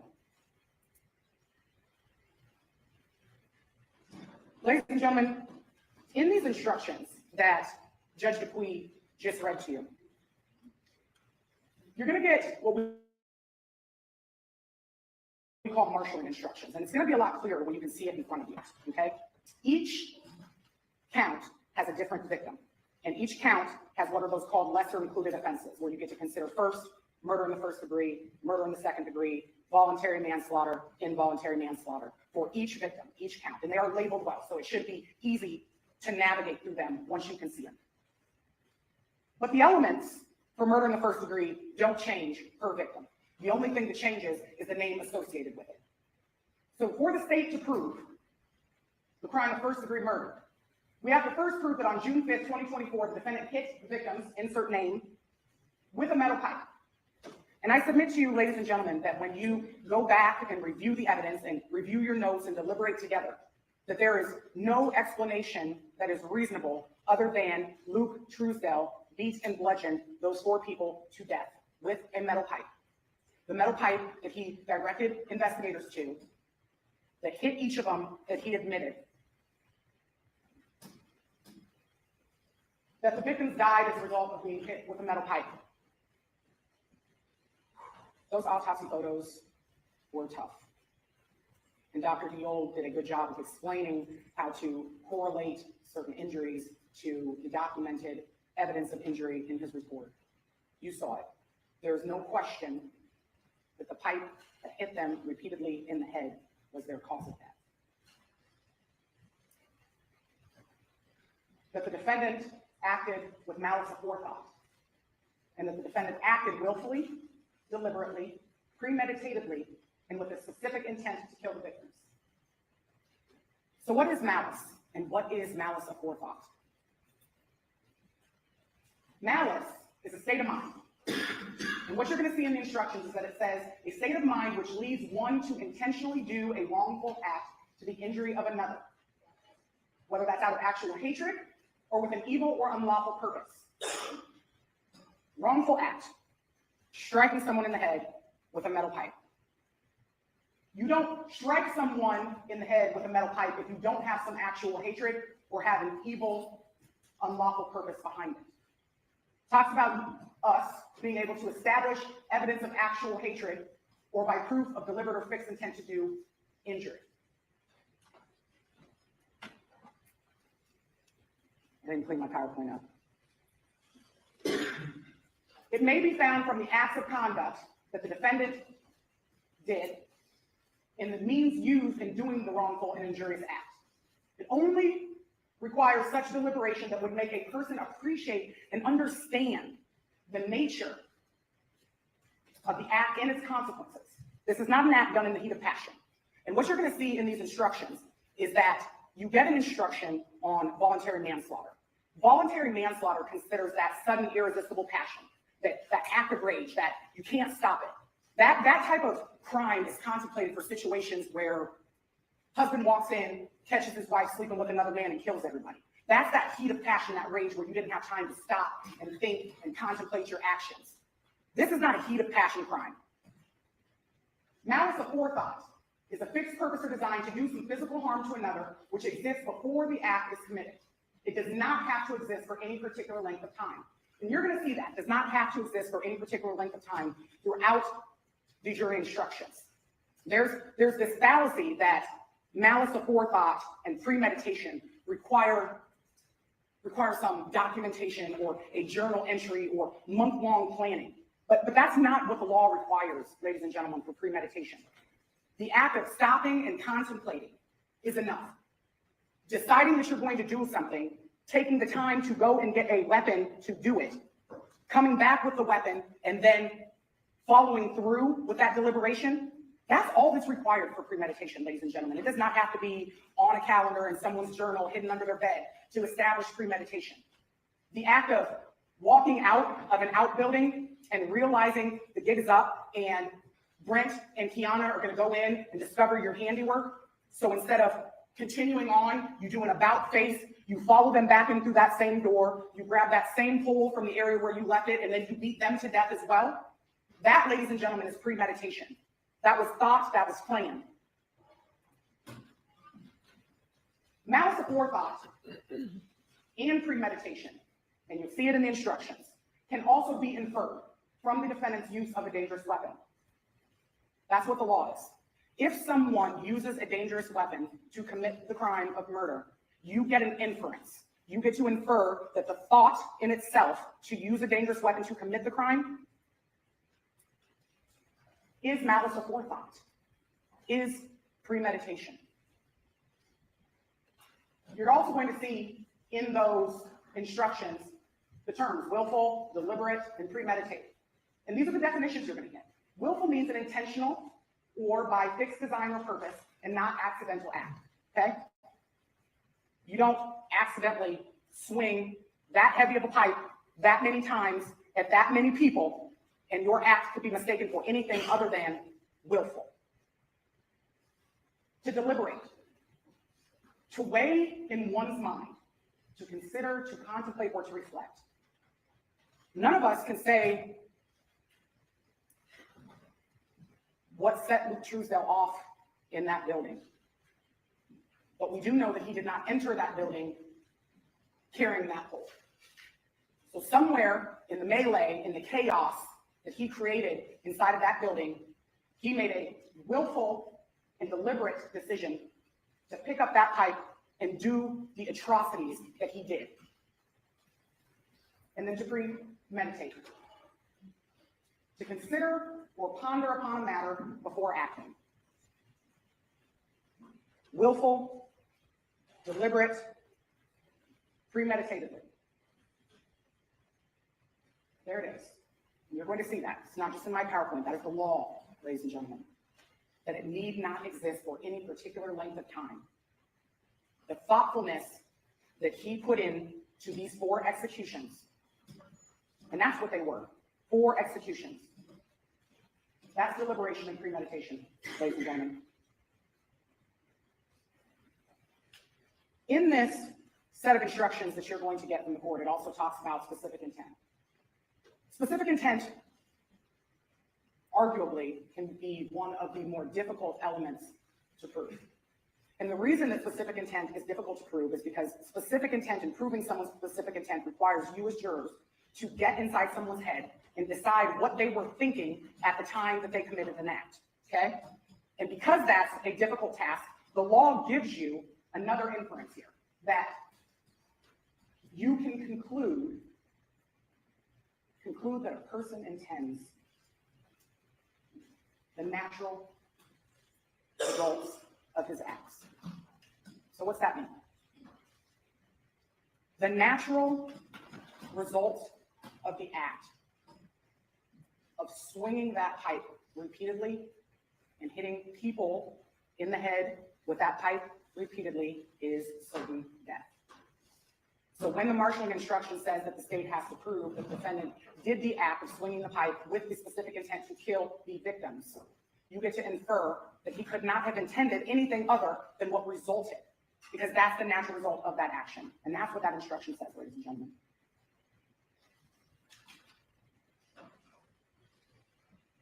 If a person has the opportunity to deliberate and uses a dangerous weapon against another that results in death, you may, but are not required, to infer that the weapon was used with malice, premeditation, and the specific intent to kill.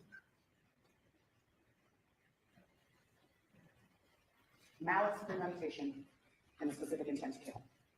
You're going to get in your instructions another instruction that I want to bring to your attention that talks about differing theories.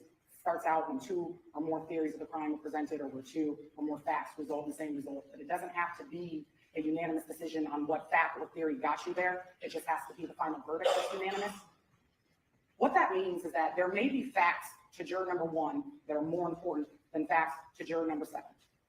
And that if juror number 1 relies on the fact that's important to them, and juror number 7 relies on a different fact, but those 2 separate facts get you to the same result, that's okay. Theory of the crime, there's not a lot of theories in this case. Theory of the crime is that because the defendant hadn't slept in 2 days, was on a meth bender, and as he said, wanted to get help and get clean and stop some perceived sex trafficking ring that only his mind came up with, that he had to do this, that he had to rid the world of them all, take them all out. And that's what he did. Took them all out.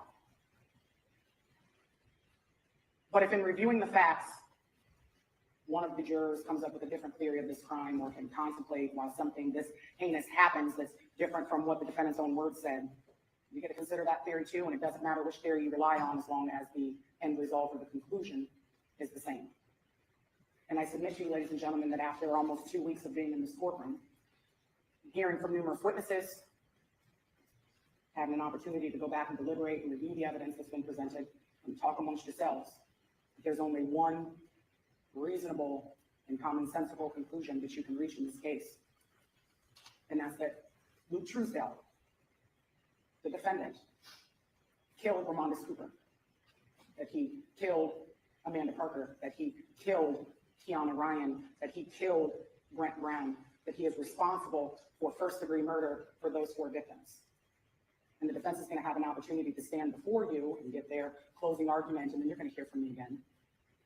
And I'm going to ask you at that time, the same way I'm asking you now, to find this defendant guilty of murder in the first degree for each of the victims, for each of the people whose lives were snuffed out by his hands, and to find him guilty of all 4 counts. Thank you.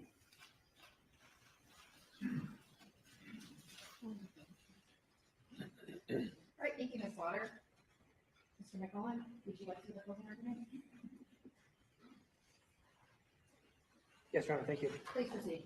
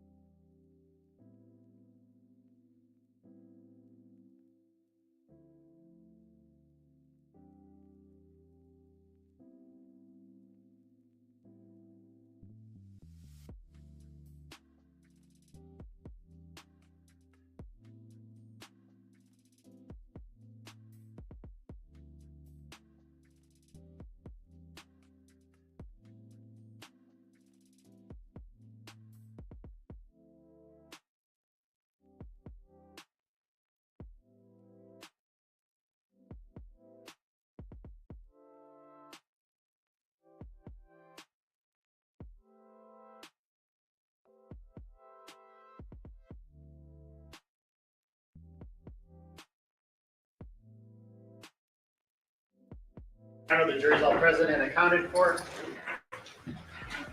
We are back on the record in C 377239 State of Nevada versus Devyn Michaels. May the record reflect that Ms. Michaels is present, her attorney, deputy attorneys on behalf of the state, the Linn County stipulate to the purpose of our jury. Yes, Your Honor.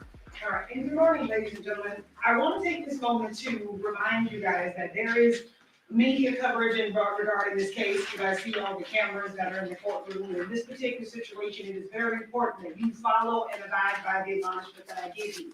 That you guys are not allowed to read the newspaper, you're not allowed to have any media coverage or anything like that in regards to this case.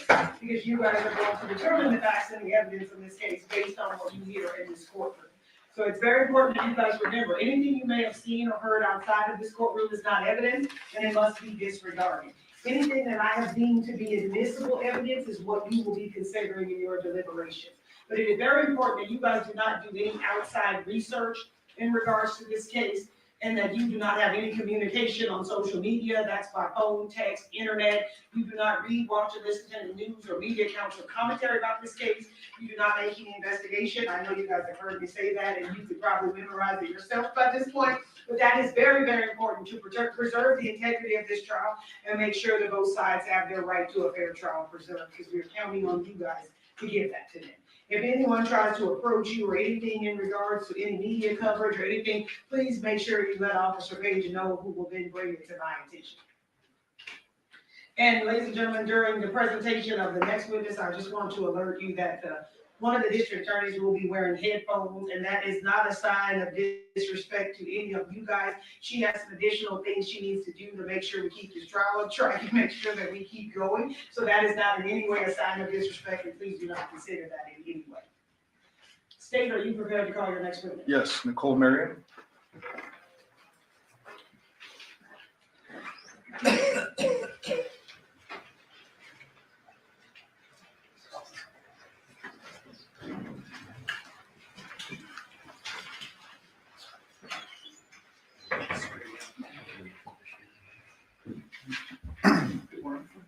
This only swear for testimony about the witness action, show you the truth, the whole truth, nothing but the truth, so help you God. I do.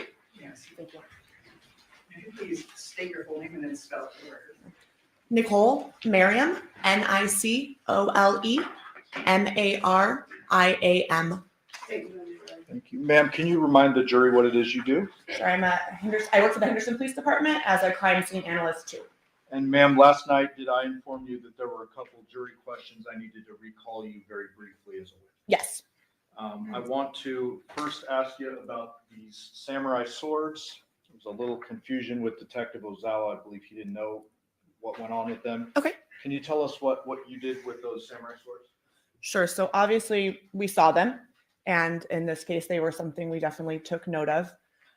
We looked at each of the three swords. We took them out of the sheaths, so we actually looked at the blades.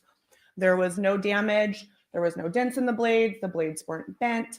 We saw no signs of apparent blood on the blade or on the handle or on the sheaths. So we did thoroughly visually inspect the swords, and there was no indication that any of these three swords were used as a weapon. There was also a little confusion with the DNA analyst, and I want to address it with 238. Do you recognize this phone? Yes, that's the cell phone that Detective Carrie Skinner had. And 236, we got a little glare going, but fair to say there's a crack across the screen. Yes. And then with your mouse, do not click, but you can toggle over where you saw the apparent blood. Okay. So right here, you can see it starts right there, and it is swiped up. You can kind of see that movement up there. So that was the area of the apparent blood on the phone. And so at the bottom, you see kind of a ring. Yes. And you're familiar with blood. You've seen a lot of blood in your career. Yes. Did this appear to be like a drop of blood? Yes, it appeared to be a drop of blood that had dried and skeletonized. So that means it dries, and then remnants are kind of left behind. So you can see it was swiped. So it looks like there was a drop of blood, and then something moved through that blood, swiping it across the screen. What part of this phone did you swab for DNA? the area where the blood was at. Not the back of the phone? No, on my evidence impound, it clearly states the screen was swabbed. The sole purpose of this swab was to collect that blood. So I focused specifically on that area of blood with the swabs. Thank you, ma'am. I'll pass it. Yes, thank you. Yes, thank you. You know, in reference to this purported confusion, we heard from DNA specialist, forensic scientist Elizabeth Papakostas. Do you know her? No. Have you ever worked with her? No. You've given testimony that you've been involved in hundreds of crime scenes. So through the course of your employment at the Henderson Police Department, you've never worked with Ms. Papakostas? No, does she work for the Henderson Police Department? She works with the District Attorney's Office and with Clark County. Okay, no, not to my knowledge. No, she doesn't. She works for Metro, doesn't she? Yes. Yes. She's called by the District Attorney's Office in many cases. She's called by the district attorney's office, but she's not employed by them. She's an employee of the Las Vegas Metropolitan Police Department. Okay, no, to my knowledge, I've never worked with her. She gave testimony yesterday, and would you agree with me that she's qualified to give expert testimony? Again, I She doesn't know. don't know her. I think it's a fair question. I mean, she was submitted and proposed as an expert yesterday. Well, if she doesn't know her, I don't know what knowledge she has. I mean, you can idea her as to how she would have that knowledge, because she testified she doesn't know her. Do you work with other DNA experts? We have, no, actually, we send all of our DNA to Las Vegas Metropolitan Police Department So for it would be- analysis. And that's a good point. So is the reason you submit whatever evidence that you collect for analysis to the Las Vegas Metropolitan Police Department, is the reason being is they have people that are employed that are experts in reference to the analyzing of evidence that's collected by yourself. Again, I'm not sure what the definition of expert would be or what their qualifications are to get hired in their position. I would hope and assume that they have hired people that are well qualified, but personally, I can't speak on the behalf of their individual qualifications. In this case, we've heard that you took a swab from a cell phone, the Yes. screen of the cell phone, correct? Yes, And then you submitted it for further analysis. correct. And you submitted it for further analysis to the Las Vegas Metropolitan Police Department, correct? Yes, I booked it, and then I believe a detective or my supervisor is the one that filled out the form to request it be analyzed. But I did swab it and book it so that it could be later analyzed. You've given testimony just moments ago that this was blood on the phone, correct? Apparent blood. Apparent blood. And if I told you that Ms. Papakostas testified yesterday that she could not confirm it was blood, do you have any reason to disagree with me? I also did not confirm it was blood. I just said that the presumptive test of phenolphthalein came back with a positive result, which strongly indicates the presence of it being blood. What's the percentage? I'm not sure. Are you aware of the existence of false positives? Yes, Are you aware what may cause a false positive? not specifically. So again, open question, correct? You can't give expert testimony concerning that was blood on the screen of this cell phone. Right. I correct? never said I did. I said it was apparent blood due to my training experience. It appeared to be blood. That coupled with the positive phenolphthalein test indicates strongly that it is blood. But when you say strongly, you can't quantify that, can you? Correct. So again, we should leave that to the experts as to whether or not they confirm that it's blood. Which is why I always refer to it as apparent blood, because apparently it was blood. In reference to the swabs, there was 2 that you took. I took 3. 1 was used to do the presumptive test. 2 were actually booked in as evidence. Okay. And again, you're not aware of what the results were as you sit here today. Not the confirmatory results. The presumptives that I did personally, I'm aware of those results, but not what the results were passed after I booked them. Fair to say that there's a presumption, but then you send it to Metro for a confirmation. Right.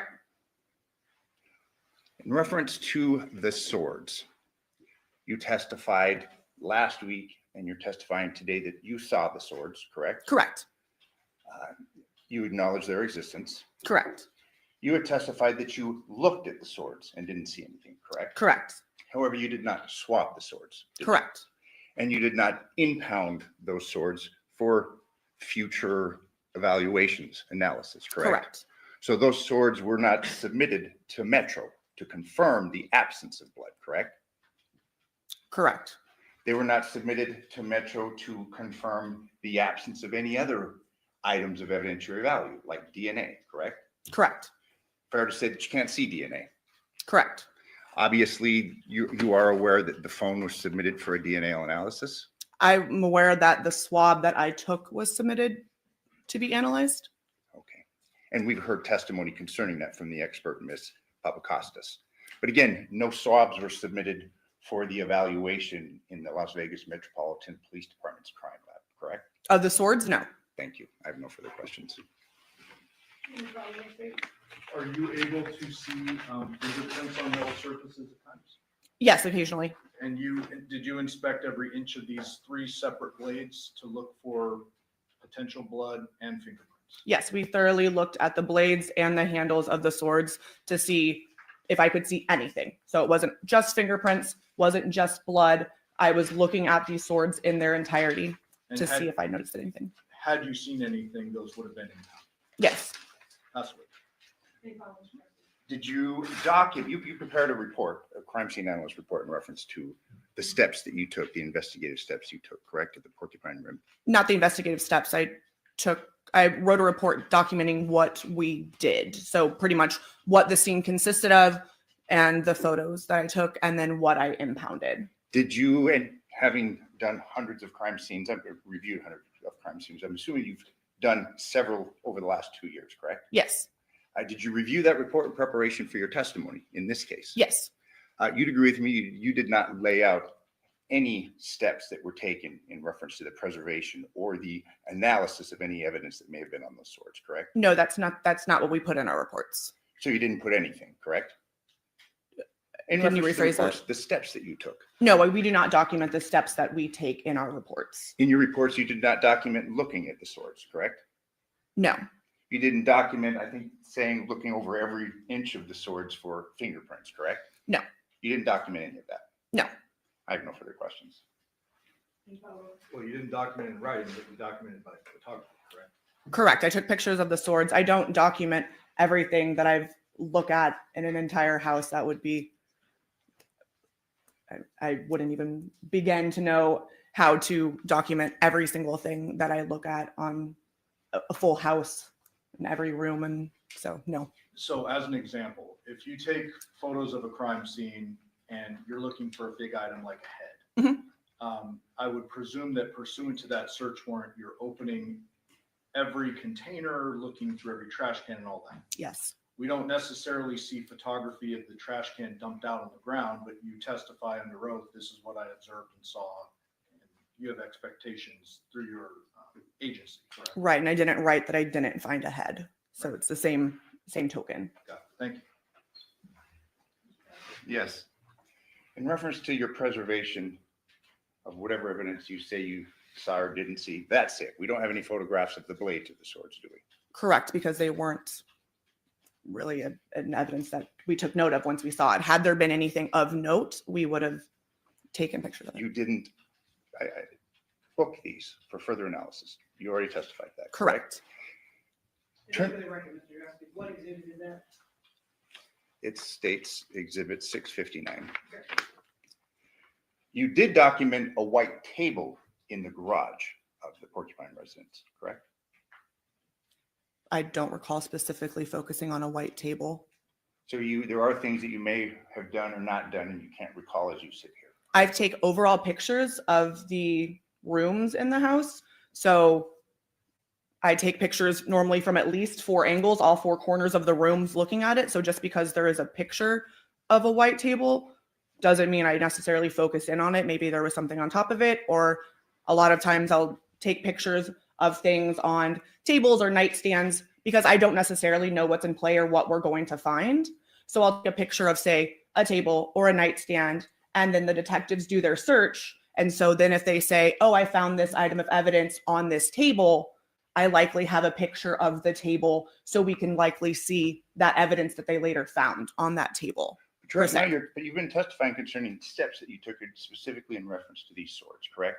You've asked me multiple questions about them. Yes. As has the correct. Yes. Correct. And then I asked you about this table, and you don't really have a recollection of what you did or what you didn't do in reference to the white table in the garage. I don't specifically remember doing anything with a white table. If it's in a picture, it's because it was there and I took a picture of the garage. I have no further questions. Thank you. No, thank you. Ladies and gentlemen, the jury have any questions for this witness? Okay, seeing no response, ma'am, you are excused. Thank you very you. much for your testimony here today. Thank you, my colleague, next witness. Clinton Campbell.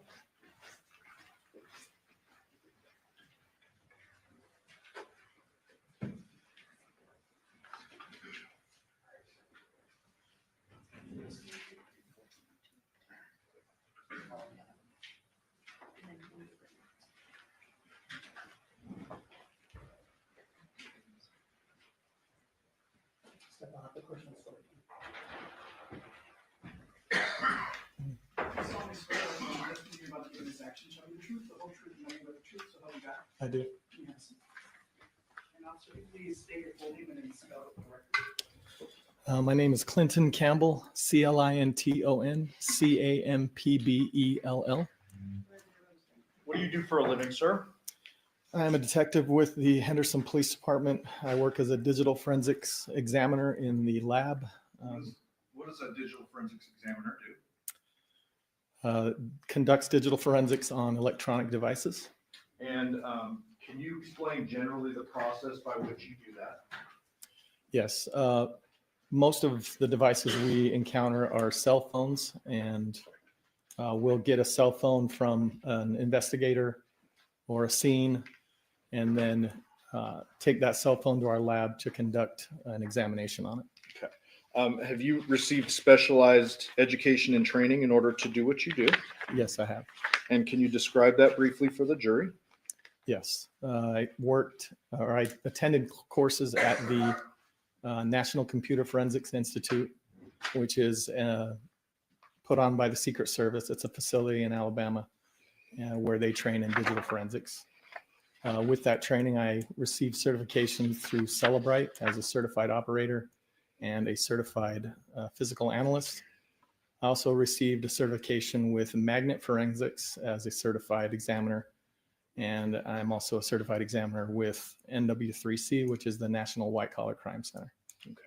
So the jury understands you and other detectives divide up duties when it comes to a large investigation such as this. Is that right? Typically, yes. In this particular case, Detective Luke Good kind of focused in on the CDR or call detail record mapping stuff. Is Yes. that correct? Yep. Detective Spangler handled the Burla mapping, correct? Yes. And what was your main role in this investigation? I conducted examinations on the cellular devices. And so I want to ask you generally, when you receive items of evidence, do you document that? Yes. And you essentially create your own report, Correct. and then that report ends up getting copy and pasted or whatever into like a main officer's report. Yes. And in this particular case, how many devices did you receive for examination? I don't recall. I'd have to see. We're my looking at the report. main report, refresh your recollection. Yes. Page 7. Doesn't have page numbers on it, but I counted them last time. May I approach? Yes. So starting down here, you see your name there? Yes. You need your readers? Yes. Thank you. Yes. Does that refresh your recollection as to the totality of number of devices? And you can keep going if you need to.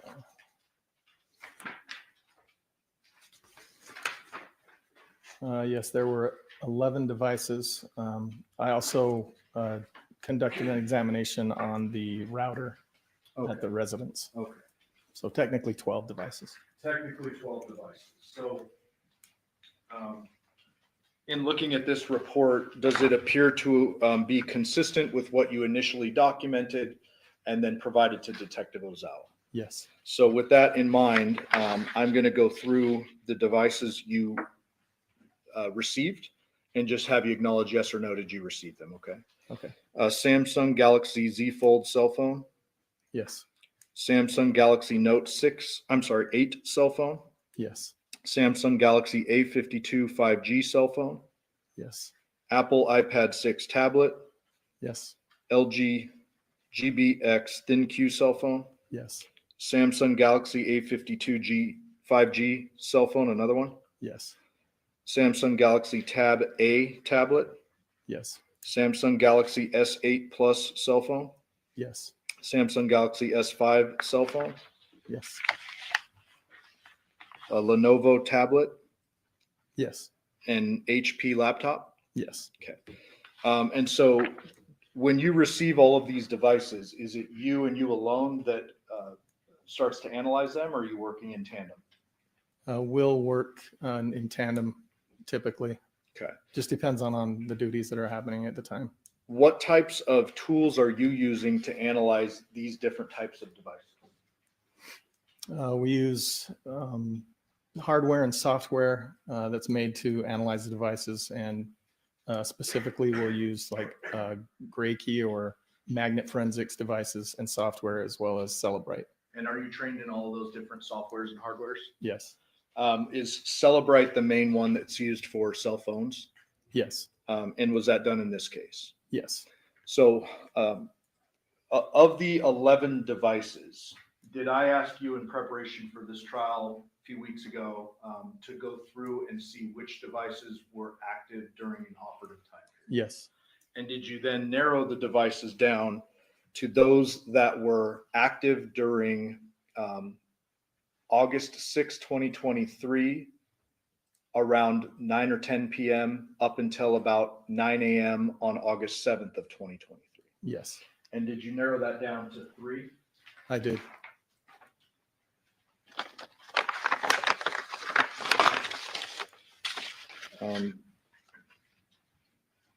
May I approach? Yes. Before court today, did you and I and the defense attorney and their digital forensics expert sit down and go through a whole bunch of exhibits that we're both going to be addressing? Yes. You recognize these 3? Yes. This would be 4, 5, and 6. Yes. And are these downloads from those 3 devices you narrowed down to active during the time period? Yes. I move for the admission of those. What are the numbers? 4, 5, and 6. 4, 5, 6, any objection? No objection, Your Honor. 4, 5, and 6 will be amended. Thank you.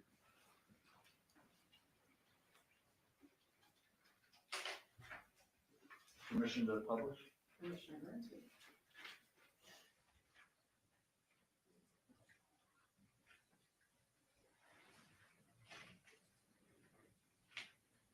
Publishing 4.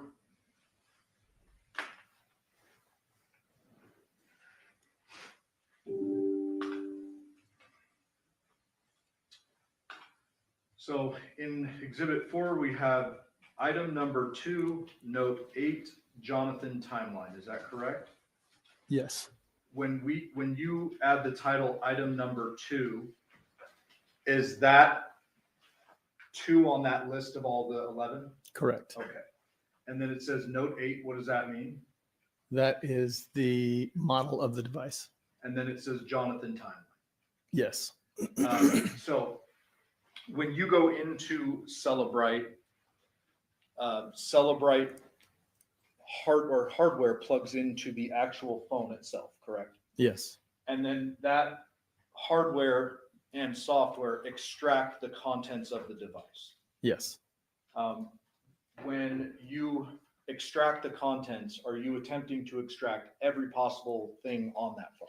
Yes. It's like a little computer, right? Correct. So you're trying to get everything from it, and then you can focus on different categories, et cetera, once you've taken everything from it. Yes. And in this particular case, with this exhibit 5, we've narrowed the timeline a bit because I would imagine that small computer has a whole lot of stuff on it. Yes. Yes. And so here we have 5 subfolders. And before we get into them, I want to ask you, why do you title it Jonathan? Are you able to go into a device and determine ownership?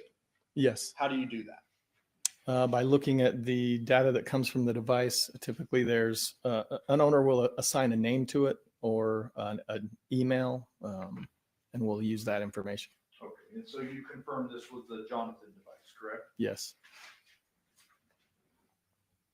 So 5 separate folders. I'm going to start with call log. And I open that up. Just for the jury, since they're gonna have this in the back, what does this PDF mean to these folders up here? So the folders that are included with the PDF are dependencies or folders that are needed to open hyperlinks that are in the PDF. So if there's a photo or some other link that you need to open, then in the PDF, you can open it straight from the PDF, but it's in those folders. Okay. And so the PDF starts with on page 1, or it is 1 page, I apologize. Call logs, correct? Yes. And this shows this first one in column 1, or I should say in row 1, says 8/7/23, 7:24:50 a.m. You see that? Yes. And it says UTC -7. Does that mean that this exhibit is already adjusted out of UTC time? Correct. So this should be our Pacific Daylight Time, accurate time on the date in question. Yes. And it shows some missed calls here. Yes. And then it says like the name, one's a private number, one's mom, another's mom. Then we get into Tracee Willette, private number, Tracee Willette. You see that? Yes. Okay. And so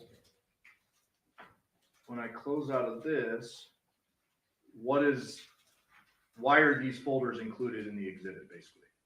They're typically included when the report is created, so that if there's any data that are hyperlinks that need to be linked, they would be in that folder.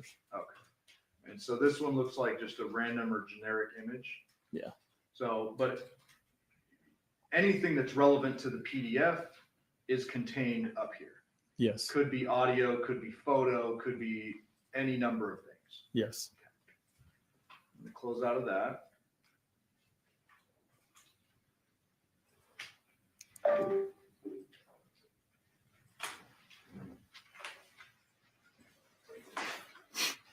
Move on to Exhibit 6.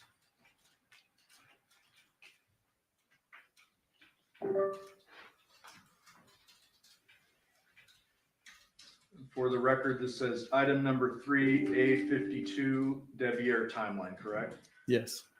Then inside, oh, looks like the same title.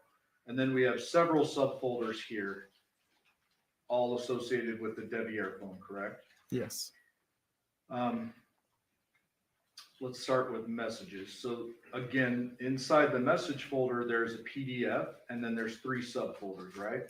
Yes. All right. And so this would be, the PDF, I'm sorry, would be the messages that you extracted from the phone during the operative time period. Yes. All in chronological order, not pulling stuff out of it, correct? Correct. Like not picking and choosing. It's just, it's a line, Yeah. a timeline. Yep. From one time frame to the next. Got it. And then again, whatever is up here would be associated with the PDF in that exact folder. Yes.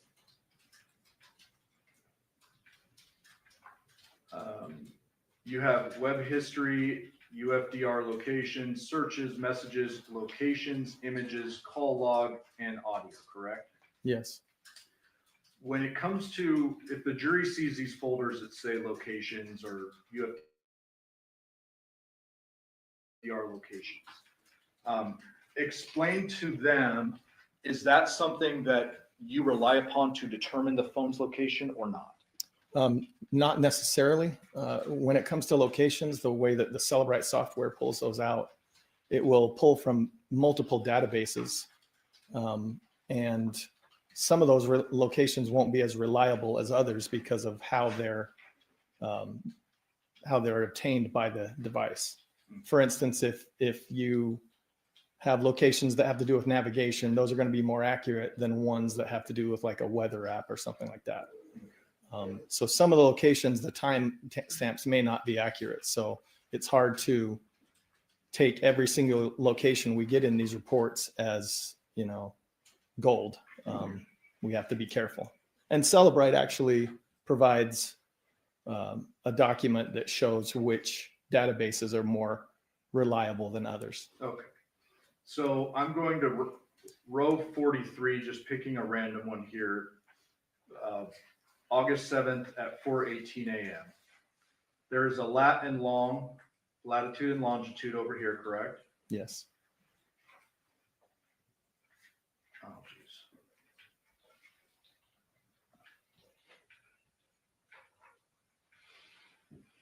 So I'm going to feel that.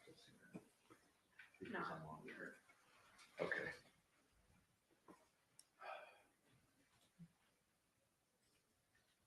So I log out of this. Maybe plug in there. Okay, well, let's do it this way. In preparation for this case, I asked you if you were able to determine from this where this Devyn device was throughout the night and into the morning of August 7th. You remember that? I do. And there are a bunch of GPSs, and we had a discussion about spot checking them and putting them in the maps. Yes. Fair to say that there is not a single location in this phone away from the Porcupine Rim address during the operative time frame I've been discussing. The time frame being 10 p.m. to 9 a.m. Yes. And this is, yeah, that's correct. Yes. Devyn device. Yes. So if you put in that lat long, it's going to show it at the Porcupine Rim. Yes. But what you're telling the jury is that that's not necessarily as reliable as you would like to rely on. Correct. So when it comes to location data, even though it shows them at Porcupine Rim all night, they need to be relying on the CDR cell towers for location. It's a second verification. Yes. Okay. And if the jury wants, they can just check these on a map. Yes, they could. Latin one. Yes.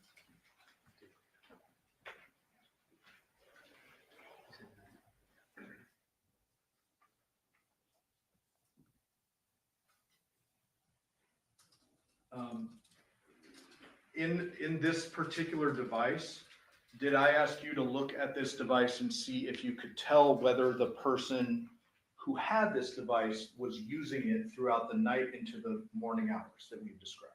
Yes. Were you able to see if there was active use on the phone? There was some. Yes. What was that? There was some Instagram use. There were messages, I think, sent. That's what I can recall right now. Okay. So are there going to be artifacts on a phone if, for example, if someone leaves a phone alone, goes somewhere else, and that phone receives, say, an email in the background, is that going to show as received? It can show on the phone. Yes. Okay. But you do have ways, for example, with Instagram to see if someone's actively using the device. Depending on what database that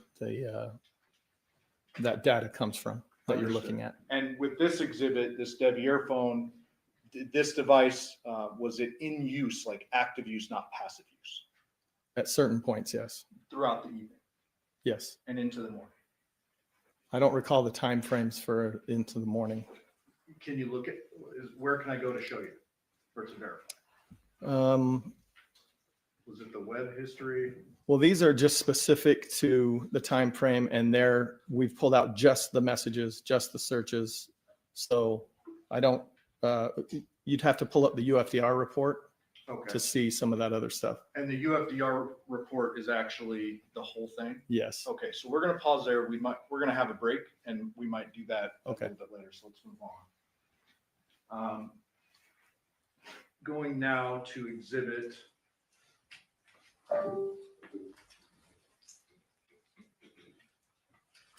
4.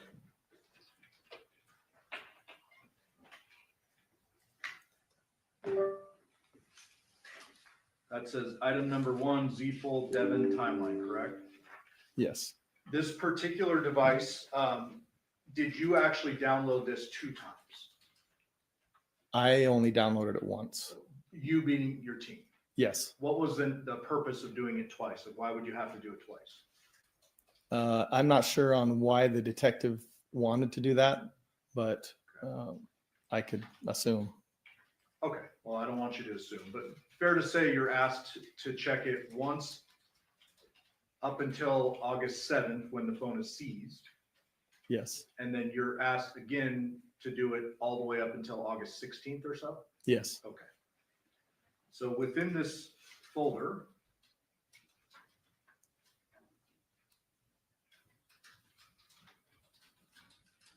we have a whole bunch of subfolders yet again, correct? Yes.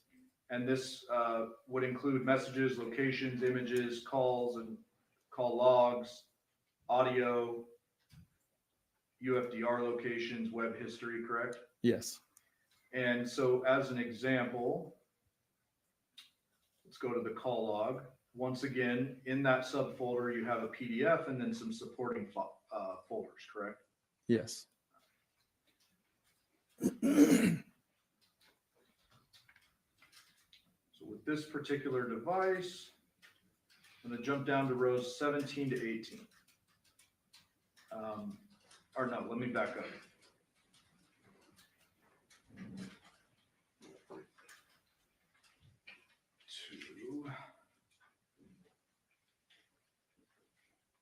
So let's start with 10:58 p.m.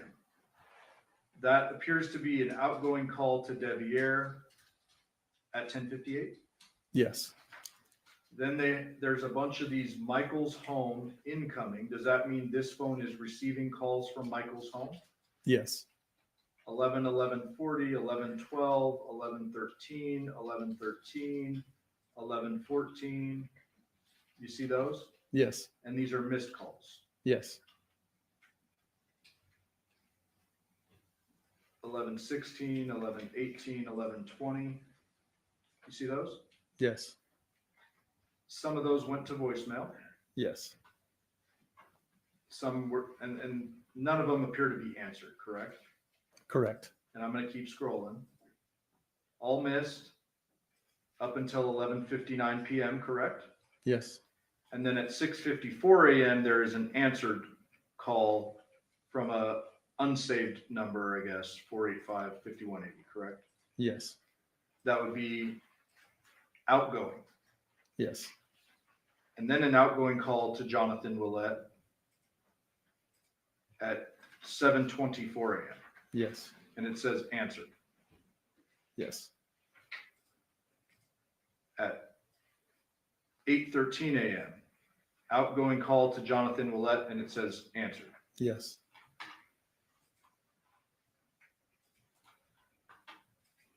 These are all the supporting files, correct? Yes. And that would be the same for any of these folders that the jury would like to open. Correct.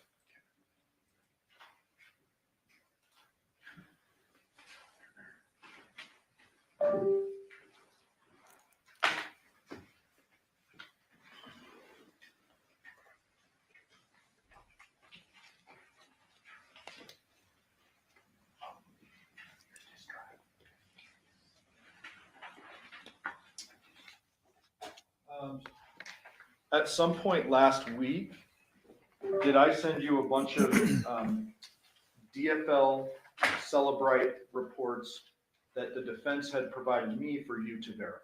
Yes. And did you in fact verify those they're from the phone, they're from the devices, they're actually contained within the devices? Yes.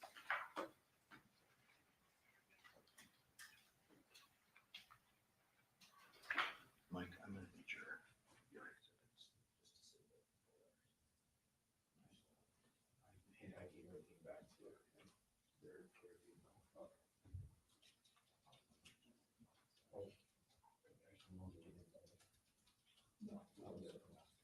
May I approach? And just for the record, the things you reviewed started with defense A through Z2, and you and the defense attorney, myself, and their expert went back and verified these in the back room before trial. Yes. There are a couple of very specific items I asked you to look into. Is that right? Yes. There was a suggestion that there was a gun photo on Devier's phone from August 7th. Do you remember that? Yes. And did I ask you to look into that and say, hey, you know, was Devier looking at a gun photo on August 7th or creating one? You remember that? I do remember that. And did you create a separate report for that? Yes. Showing you 651.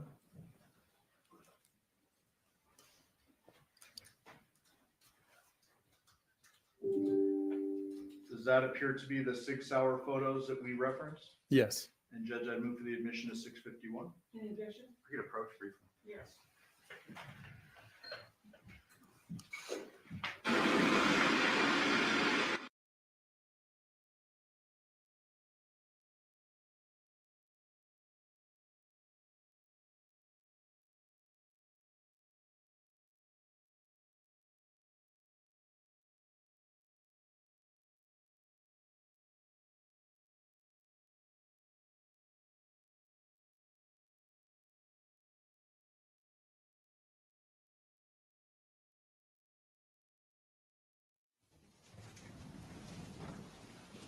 I move the admission of 651. No. 651 will be in my hand.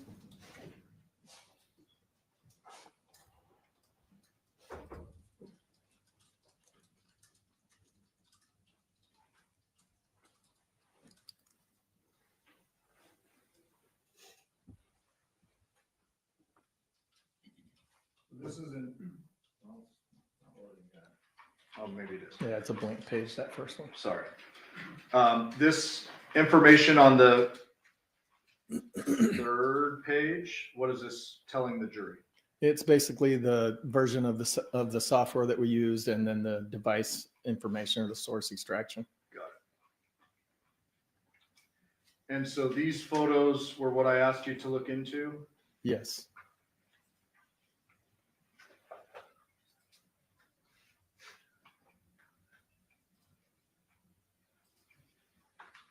Okay, so let's start as an example with 12, row 12. What type of information do you have about this device? I'm sorry, this photo. Okay. It shows on that first pane the name of the photo itself, what it was named, as well as the path that you can find that in the database.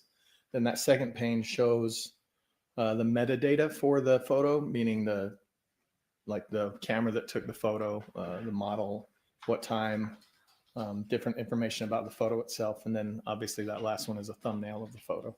What does capture time mean? That's typically when the picture was taken by whatever camera or device. So these all appear to be 7:15 of 22. Right? Yes. Nothing on 8/7. No. Show you another one.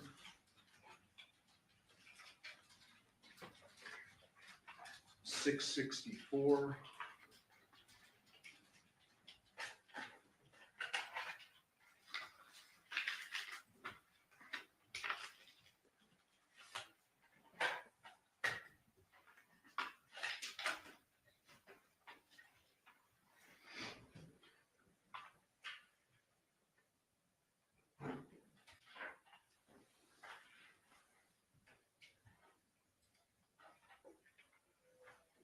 What are we looking at here?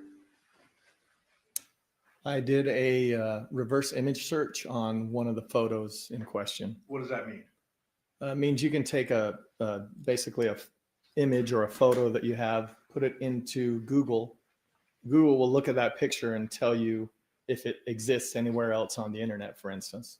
And this is with specific regard to a gun photo that I provided to you that was provided to me by the defense. Yes. I move the admission of 664. Any objection to 651? No, Your Honor. 654 will be in my hand. Thank you.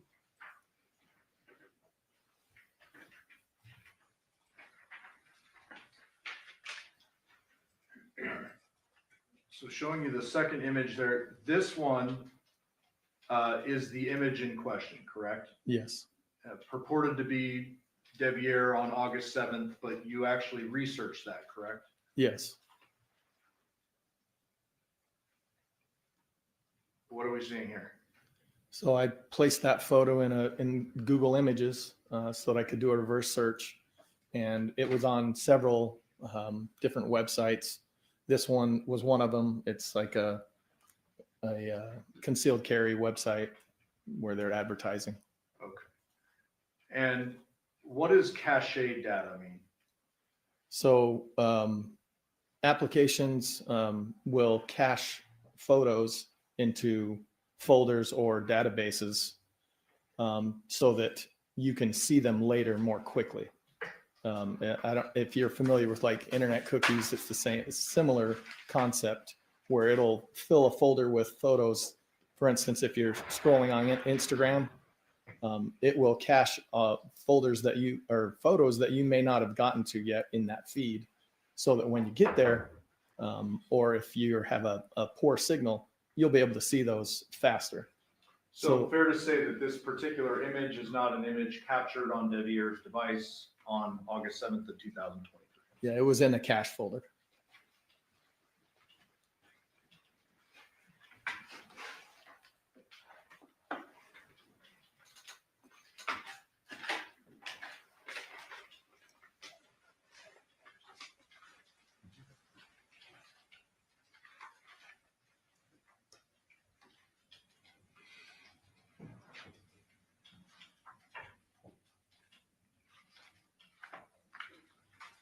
May I approach? Yes. Showing you 667. My kid would have a field day with that exhibit number. You recognize this? Yes. This is one that was prepared just in the back with defense counsel and their expert. Is that right? Yes. I move for the admission of 667. Any objection to 667? No, your objection. Okay, 667 will be a minute. Fair to say this is a text conversation between Devier Willette and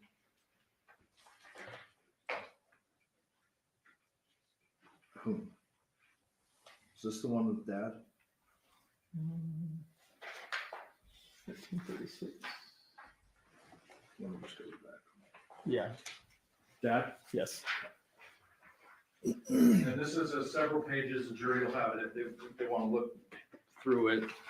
But there was some text messages referenced on the very last page, 37.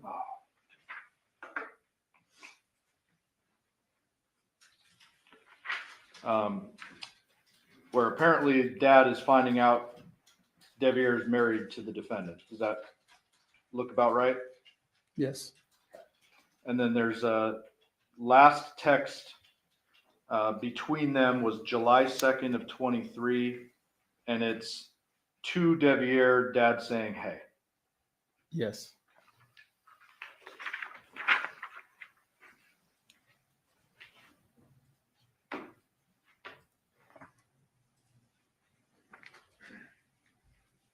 Did you want that? Did I mark that? We moved the admission of 608. It's just the head. I don't know why it's so. Any objection to 608? No, Your Honor. 608 will be a minute.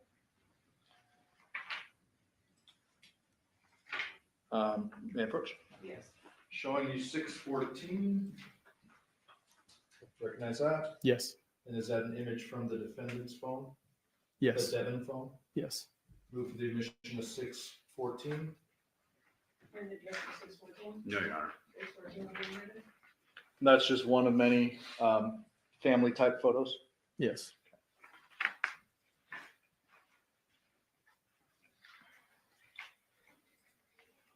Showing you already admitted 431. Have you ever seen this image before?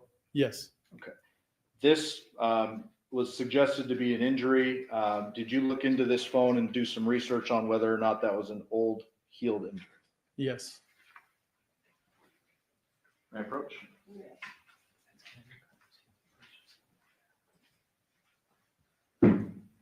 Showing you states 665.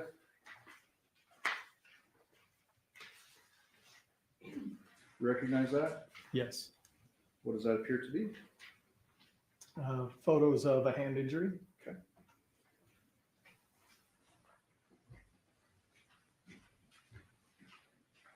Move to the admission of 665. Any objection to 665? No, Your Honor. No, Your Honor. 665, And just for the record, I'm putting back up 431. That was the right hand first two knuckles, the pointer finger and the middle finger, correct? Yes. I'm just going to jump to, well, let's start with page 1. You find some images where Devyn had a pretty significant injury to those fingers, Yes. and the dates associated with those photos. Yeah, I can't read that on the screen. Sorry. December 5th of 2022. We've got some digger photos just to show you.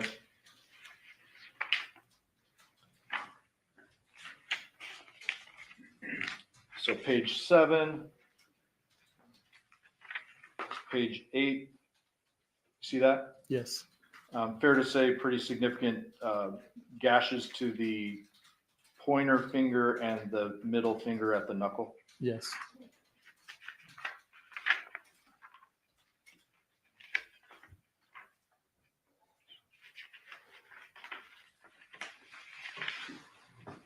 There's actually some medical paperwork too. Yes. December 19th, 2022 is the date. Is that right? Yes. Okay.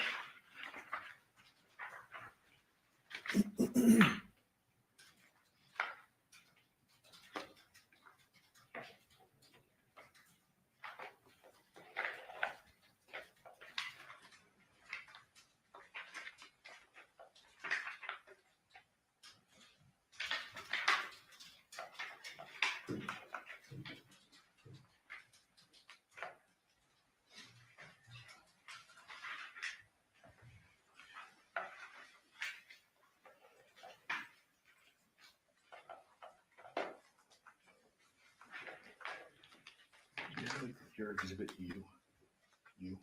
I gave him all the exhibits.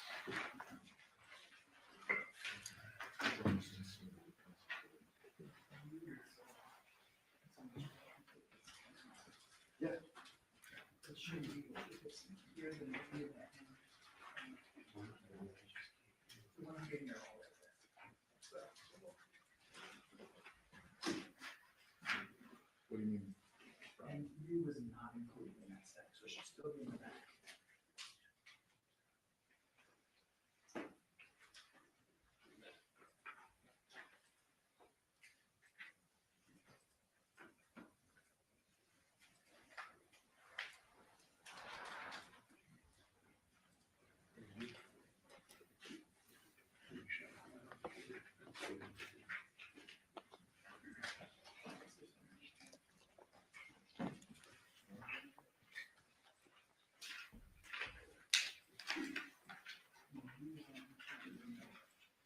It is admitted. No, he was not included.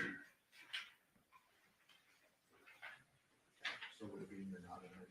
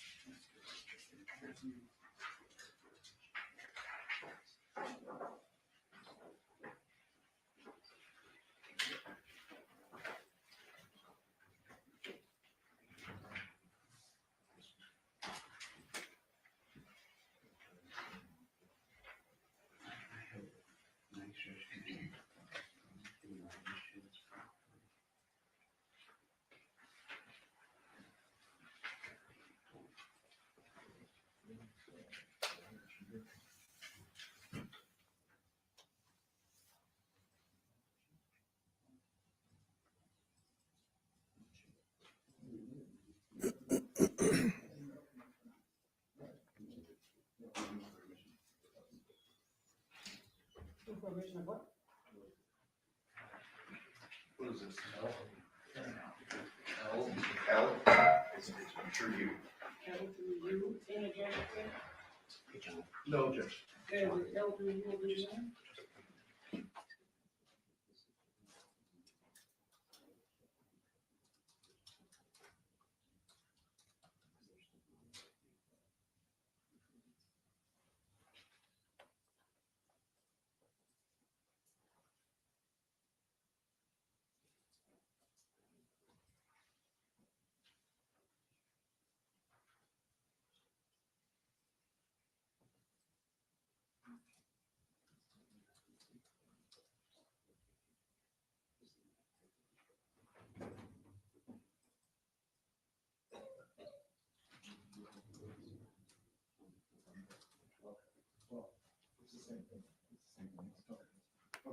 Sorry for the confusion. So,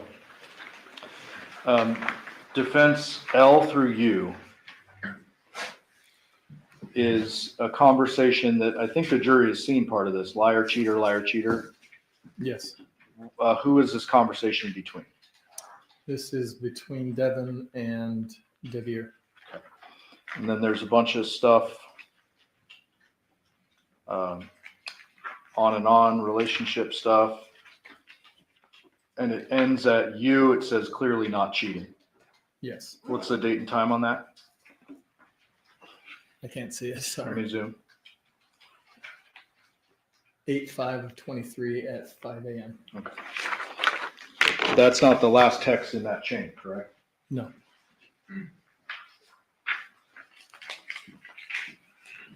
Showing you exhibit 666. Yes. This includes the last text on that chain, correct? Yes. I've moved the emission of 666. No objection. 666 will be the winner. So on page 1, this is the liar cheater stuff, right? Yes. I want a divorce, a bunch of back and forth. Keep your alcohol. I'll see you when I'm off. Don't bother. It's not a bother. I really am over this. Honestly, sounds like a personal problem. Just relationship stuff, right? Yes. And then at the end, what we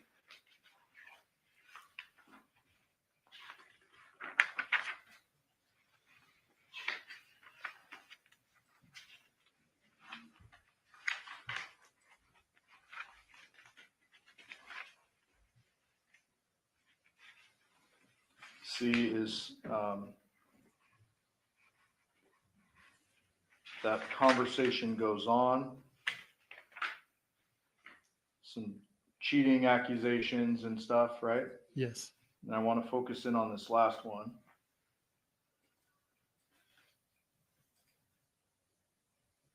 What are we looking at here?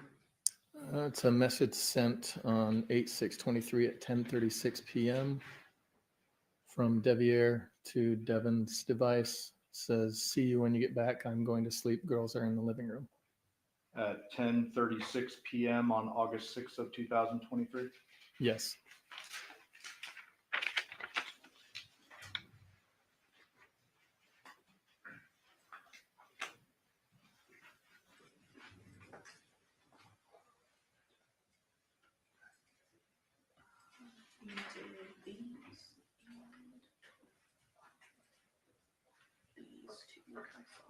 Okay. Thank you, Judge. I will pass the witness. You're going to move your approach real quickly.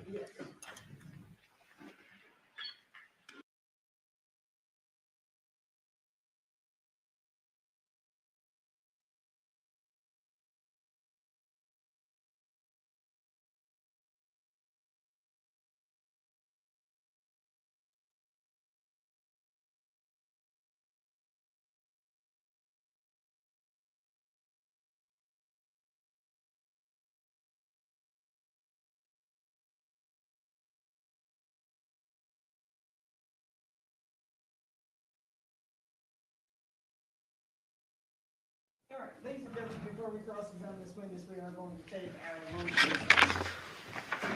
During this recess, you must not discuss or communicate with anyone, including fellow jurors, in any way regarding this case or its merits, either by voice, phone, email, text, internet, or other means of communication or social media. You must not read, watch, listen to news, or read the accounts or commentary about this case. You must not do any research, such as consulting dictionaries, using the internet, or using any reference materials. You must not make any investigation, testify in the case, recreate any aspect of the case, or in any other way participate or learn about the case on your own. You must not quote or express anything regarding this case or its facts for the two. Ladies and gentlemen, it is 12:10. We will be in recess until 1:20. All rise for the jury.